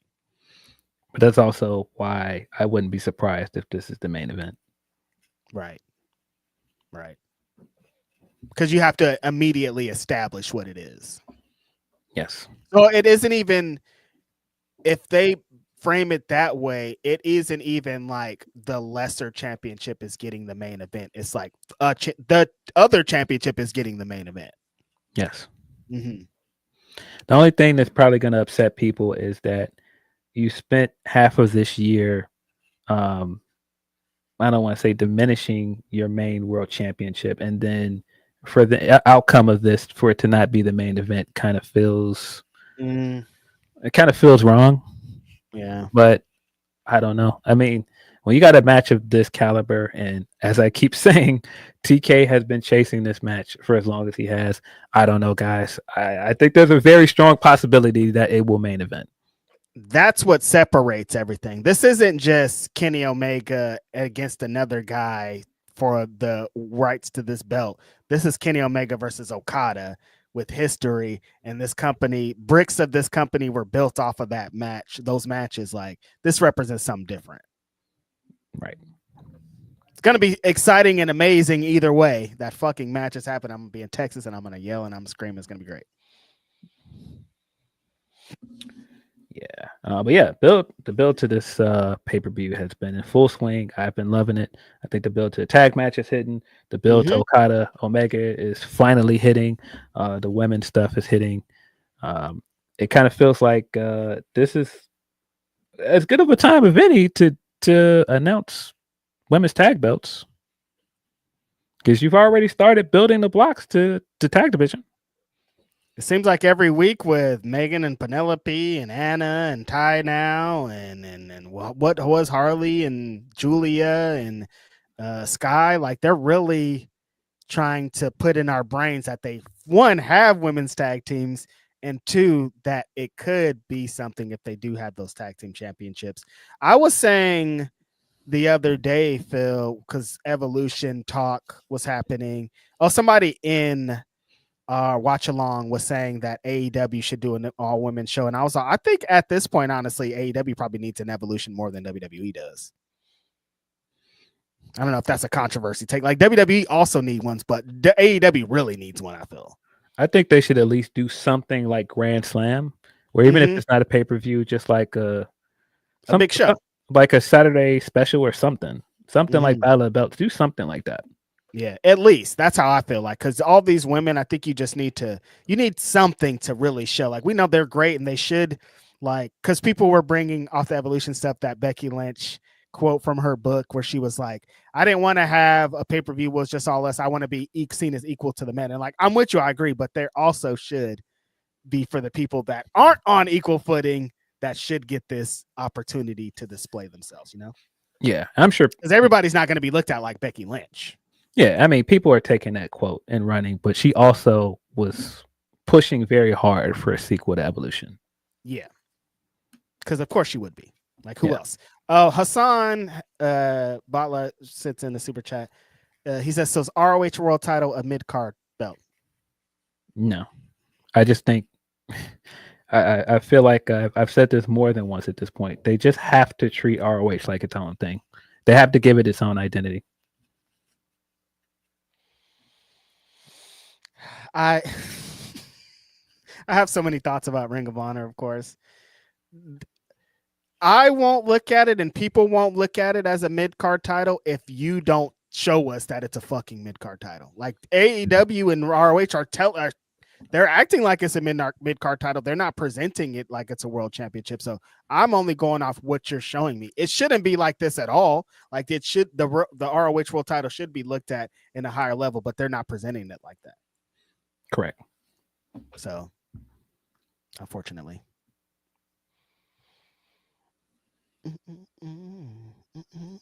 Our super chats. Gonna be on my ass. Yep, that's all of our super chats. Appreciate you guys for sending us your super chats. We've got some humper chats, and then we're gonna try to get out of here. We've got New Japan Dominion tomorrow. Oh, let's go. I will be up. They're announcing the full G1 spread too, right? Yes. But yeah, we're getting Hiroki Goto versus Shingo. Also getting Yota Tsuji versus Gabe Kidd on a card, along with a lot of great matches. Very much looking forward to the show. Phil, I've been shocked the last couple of weeks on people turning their backs on Gabe Kidd. Like the internet has not fully turned on him, but a lot of people have turned on him since he made his appearance in AEW. Like he put that promo out like maybe like a week ago. And all the comments on the official New Japan tweet were like, this guy sold out. He's not the same. His aura isn't the same. I can't believe he went to AEW. And I'm like, oh shit, I didn't know. Yeah. I didn't know this was a thing. I thought he was just going to dance. Yeah. Interesting. Yeah. I still enjoy Gabe, but I've seen some of the commentary. It'll be fine. I think they're probably going to have a great match tomorrow. Yeah. He's one of those talkers that can get people to forget. So yeah, it'll be fine. I think. But you know how the internet is. You know, they love you today, they hate you tomorrow. They hate you today, they'll love you eventually. Mm-hmm.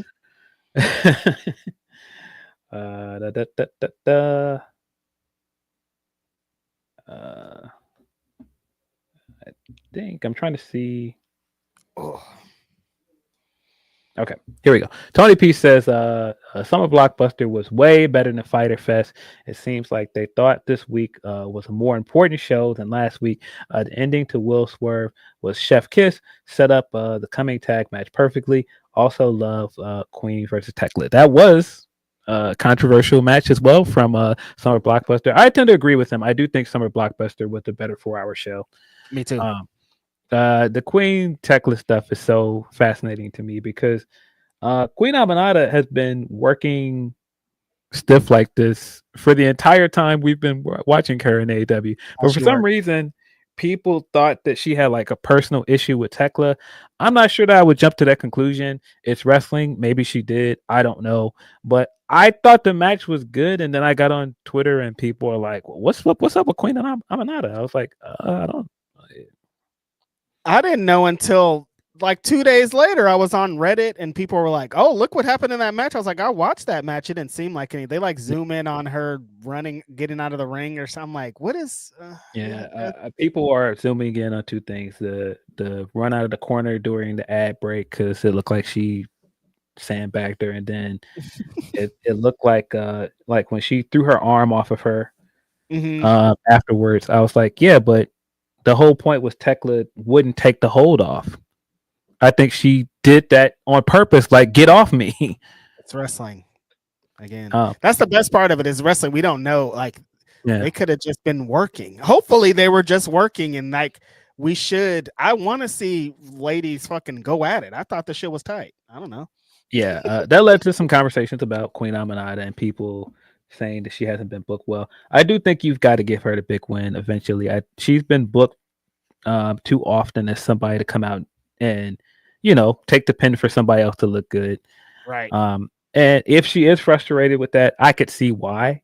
But I don't know, I don't want to jump to conclusions and say that that's what was happening there. And if she's frustrated with the company, taking it out on another wrestler is not the way to go. I don't know anything that happened. I don't know what the fuck was going on, but if that was I'm showing this company that they're stupid, that's not the way to do it. Yeah, I don't know. I enjoyed the match. I thought Tekla looked good. I thought Aminata looked good. I don't know. I saw some of what people were saying. I was like, I don't know, guys. I don't know what that means. I don't want to just assume. Probably putting too much on it. Maybe, but never. Wrestling.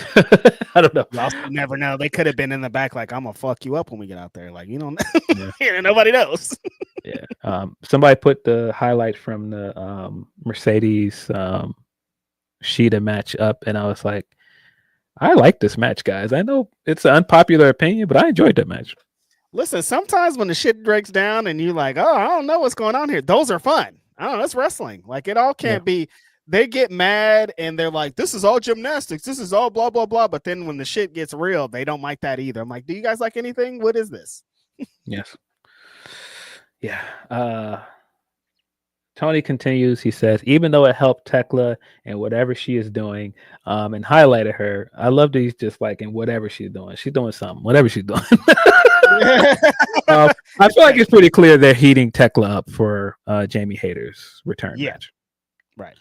But yeah, he said, even though it helped Tekla and whatever she's doing and highlighted her, it really put over Queen in the match. I know some people are talking about the post-match with Queen. However, there was no backstage news about it yet. Even if the news comes out later about some tempers after, I hope it was talked out and everybody's on better terms, because I want to see them to go at it again.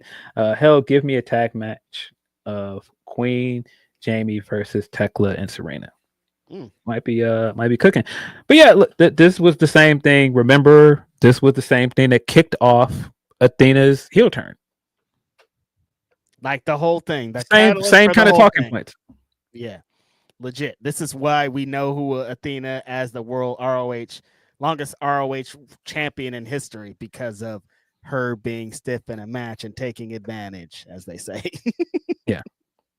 Got some more from Tony P. Says Raw was a fun show, had fun matches.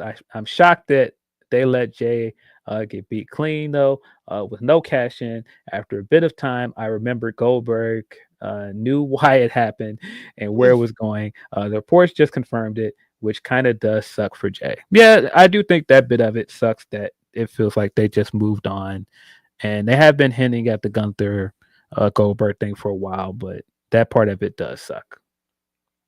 Yeah, it's unfortunate. Yeah.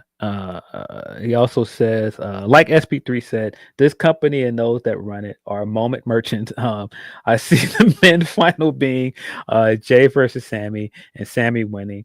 For the women, Jade is winning in order to be sacrificed in a loss or win to Tiffany for a Naomi cash in at SummerSlam. That's kind of what I think as well. This kind of describes the same thing for both belts, though. Would they do that? I think it's a little different, because I think they're kind of different storylines.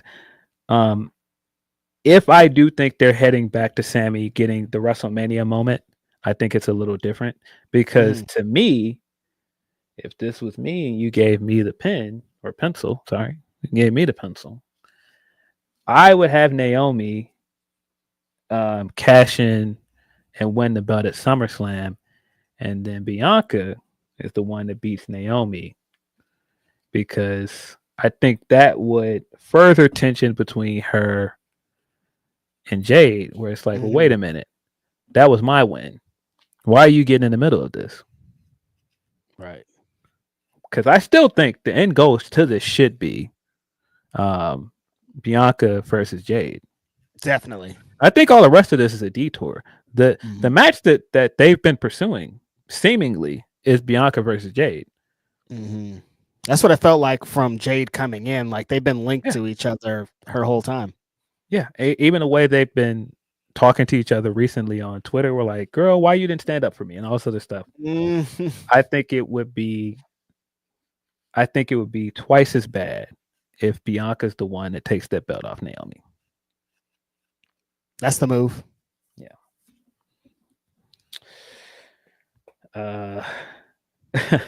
Tony says, before I go, I have a Forbidden Door question for Phil. Who will TK sacrifice to Saya?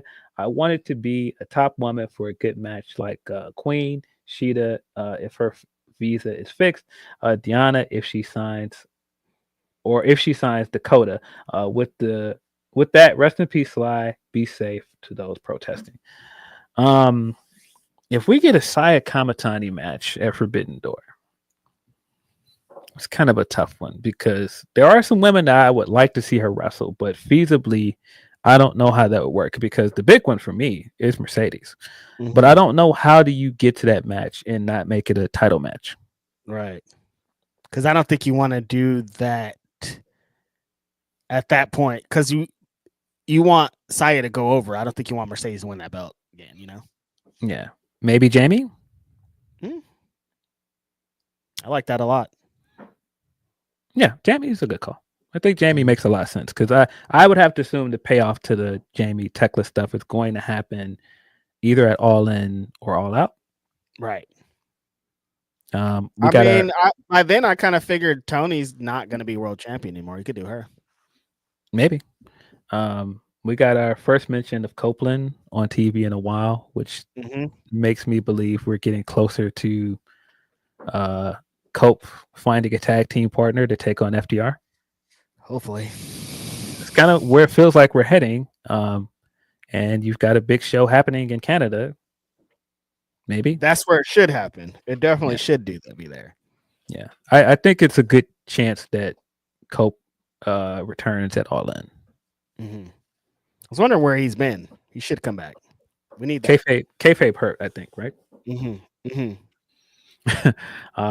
From Van Twin Blade, he says, fans knew they fucked up so bad. They brought Truth back.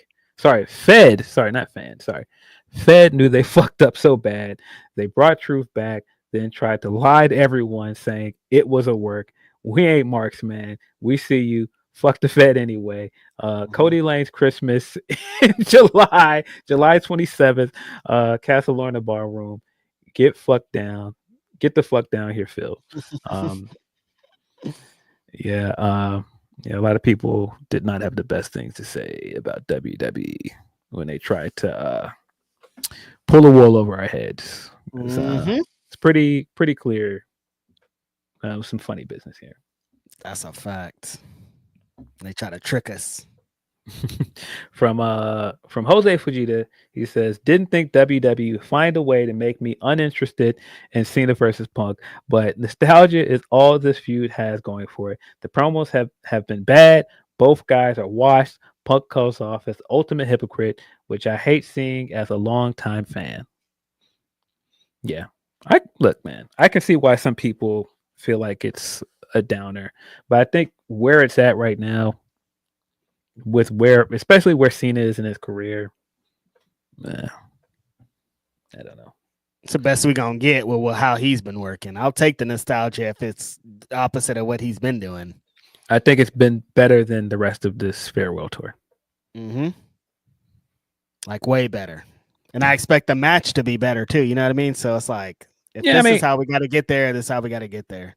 I really like their exchange in the Elimination Chamber match. That gives me hope that the actual one-on-one match can work. But, we'll see. I mean, Punk is taking this guy to some of his best matches ever when we weren't thinking as Cena as a worker at all. Like he was doing it with Punk. So even at this stage, I think they could do it again. Yeah. From Leron Ford, he says, is it just me or does the women's IC title feel more prestigious than the women's US title? To me, the women's IC title feels like the workhorse title, while the US title feels more like the sports entertainment title. Yeah, I mean, that's kind of been the thing. The US title always kind of feels like where people go to get bits off. Like that's where Kevin Owens was doing his the face of the US thing, the face of America. It feels like a lot of people put that belt on and then start doing these like very pro America characters. So that's always kind of been the case with the men's iteration. So that's not that surprising. If anything, that says that they're kind of heading in the right direction with those belts. I think it's an old Vince treats their belt secondary, because this is like an old NWA WCW thing, like the US title thing. Like they're never gonna make it more prestigious than the Intercontinental title. That's just how their company works, Right. But I'm glad that they're finally establishing an identity for both of those belts, because for a minute I was like, what was the point of introducing these belts if we're not going to do anything? Yeah, they finally changing the perception on it. It was needed. Yeah, very much so. I think that's our last Humper chat. We got one more from one super chat from Van Twinblade, who says a one-night tourney, the Monet Invitational, where the winner at the end fights Mercedes. Yeah, that could be fun. Because I'm thinking, do you think she drops the TBS before? Yes. Before All In? Well, at least I think she should. I don't think I think she should too. I don't know if she will though. Yeah, I don't think she should head into All In holding the TBS title. Yeah. Wrestling bookers just historically never do that right. If they just have her vacated, it's going to be so dumb. Okay. Yeah, we got 2 more Humper chats. Got one more from Leron 40 says, what do the women in AEW have to do to main event a pay-per-view? It seems like every time the stars align for it to happen, they go in a different direction. If Tony/Mercedes doesn't main event, was it a mistake to burn what is a first-time match at All In? I don't think it is. I think because with All In, if you're going to treat it like your biggest show of the year, you should put all your big matches there. And Tony Mercedes is the biggest match they have available for the women. So that should be the match. Yeah. I do think it's unfortunate that because Mariah didn't re-sign, that probably stopped us from getting the main event at Revolution. That should have been a main event. I think that sucks. I personally would have just given them the main event anyway, but I can also understand from their standpoint why they wouldn't want to give Mariah the main event knowing she probably was going to leave. Oh, you mean Blake Monroe? Yeah, Blake. I don't know Mariah May. All I know is Blake Monroe over here. Yeah, I've seen some of the discourse about that as well, and I think the name is fine. Of course, you know, she immediately made it clear that it was a tribute to her niece, which that's cool. That kind of stuff is cool, but I it could be a lot worse. Because that was my first thought. I was like, okay, as long as it's not as bad as JC Mateo or some of these other name changes, we're fine. I think this is fine. I think it fits with what she's doing. I mean, even the character stuff, I think it fits with, you know, what she was doing in AEW. Just kind of feels like the natural extension for it. She's gonna have to take some of this, some of these allegations that she copycatted Tony Storm for a while, unfortunately, but the Serena the Sabrina Carpenter stimulus package is going to be a thing for a lot of white women's wrestlers for a while. We're going to keep seeing that gimmick in wrestling. It's going to happen because she's so popular right now. There's no way we're not going to see more of them. Them blondes are like, our savior is here. She's did it. She has the greatest aesthetics. We're about to see all kinds of Sabrina Carpenter cosplays on this route because she's running things right now. So I'm not surprised that she did that. And I think the name will be fine. We're going to forget about it in like 2 months. Yeah, I'm sure some people won't forget. They'll still keep posting that Tony promo and say, man, she really did kill Mariah May. Yep. Yeah. But yeah, it'll be fine. I'm sure. Yeah. Did I read correctly that the winner of this tournament thing they're doing is going to be on the Evolution card? Which tournament? Isn't there like a NXT tournament to determine a number 1 contender for an NXT Women's Championship? Oh, is there? That's dope. Yeah, I think the winner is going to end up on Evolution if I read that correctly. Good for them. Yeah. From Tyrone Kidd, afternoon Graps, 2 questions, 2 quick mentions. He says, one is how I low-key see how they are booking Charlotte for sympathy. Lost WrestleMania, can't get into Money in the Bank or Queen of the Ring. Worst part is we do not care. And 2, Blake Monroe, I respect why, but Blake Monroe, okay. So I've also noticed what they're trying to do with Charlotte. Oh, y'all don't want her to win? Okay. She's not going to win. Lose everything then. And so it's kind of like, well, you guys can't be mad because y'all don't want her to win, right? She's not winning. Yep.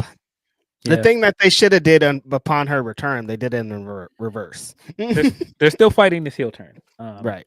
And I don't know whose call it is. I don't know why, but they're still fighting this heel turn. They just will not turn her.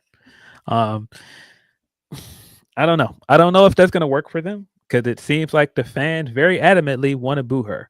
I don't know. I don't know if giving her these losses is going to help. Like, no matter how much sympathy they put on her, the fans are still like, boo, shut up. You know what I mean? Like, it doesn't matter. Yeah. When they did the the stuff with Alexa this week, I was like, okay. I mean, it's understandable. I don't think you bring her back from this like career-threatening knee injury and then put her in a ladder match. Right. So that's understandable, but not doing a Queen of the Ring tournament, and her whole gimmick is calling herself the Queen, and you're not going to put her in that tournament of all tournaments. Yeah, I see kind of where you're going. Well, look, she's losing. Mm-hmm. She's not Charlotte Hogan. Look at that. She's not a title picture, guys. Like, stop. We see you. Yeah. I'm very curious to see where this stuff with Alexa is going, because I don't really understand the end game to it, but we shall see. Mm-hmm. That is all of our Humper Chats. Appreciate you guys for sending us your Super Chats and Humper Chats. Appreciate you guys for tuning in for another very lengthy episode of Grapsody. Appreciate all the support and love you guys send us, whether it be in the comments on YouTube or on social media. It's never unnoticed. I think sometimes we get so locked into how negative this thing is and how much people can be really shitty.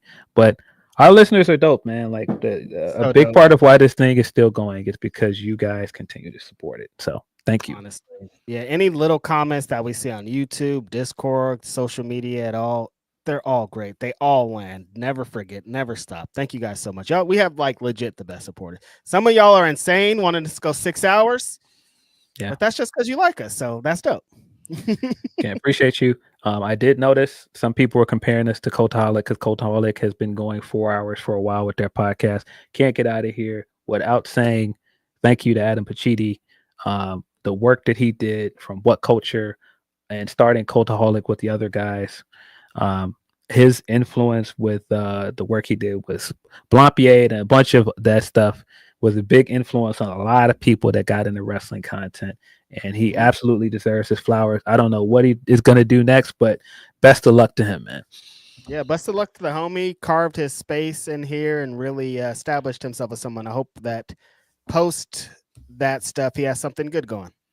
Yeah, man. I mean, it takes a lot to take something like, this YouTube stuff that people like and then go, we're going to start our own thing and make a success out of it. They got like crazy subscribers over there, like 900,000 subscribers on Cultaholic. And that was one of those things. I was there from the beginning. I was watching all of their podcasts and interviews from the beginning. It's very funny. I don't know if people have caught this. I've said it more than once here that the way some people look at us is the way I look at those guys, the What Culture guys that went to Cultaholic, because I used to watch all of their stuff. And it's not that I stopped watching it because I don't like it. It's just got busy doing other stuff and having a podcast of our own. But man, salute to those guys and what they've managed to do over there, man. Really killing it. Tom Campbell, dope guy. A lot of people over there. Matthew, they're still going to be doing their thing at Cultaholic. But again, thank you to Adam Pacitti. Shout out to Cultaholic. Shout out to Adam. Shout out to y'all. Super dope. Yeah, but that is it from us. I know you guys are trying to do your little countdown. You will not get a 5-hour episode out of us. This is the end, buddy. This is where we're leaving you. This is where I bid you adieu. This has been Grapsody. I'm Phil Lindsey. That's Righteous Reg. We are out of here.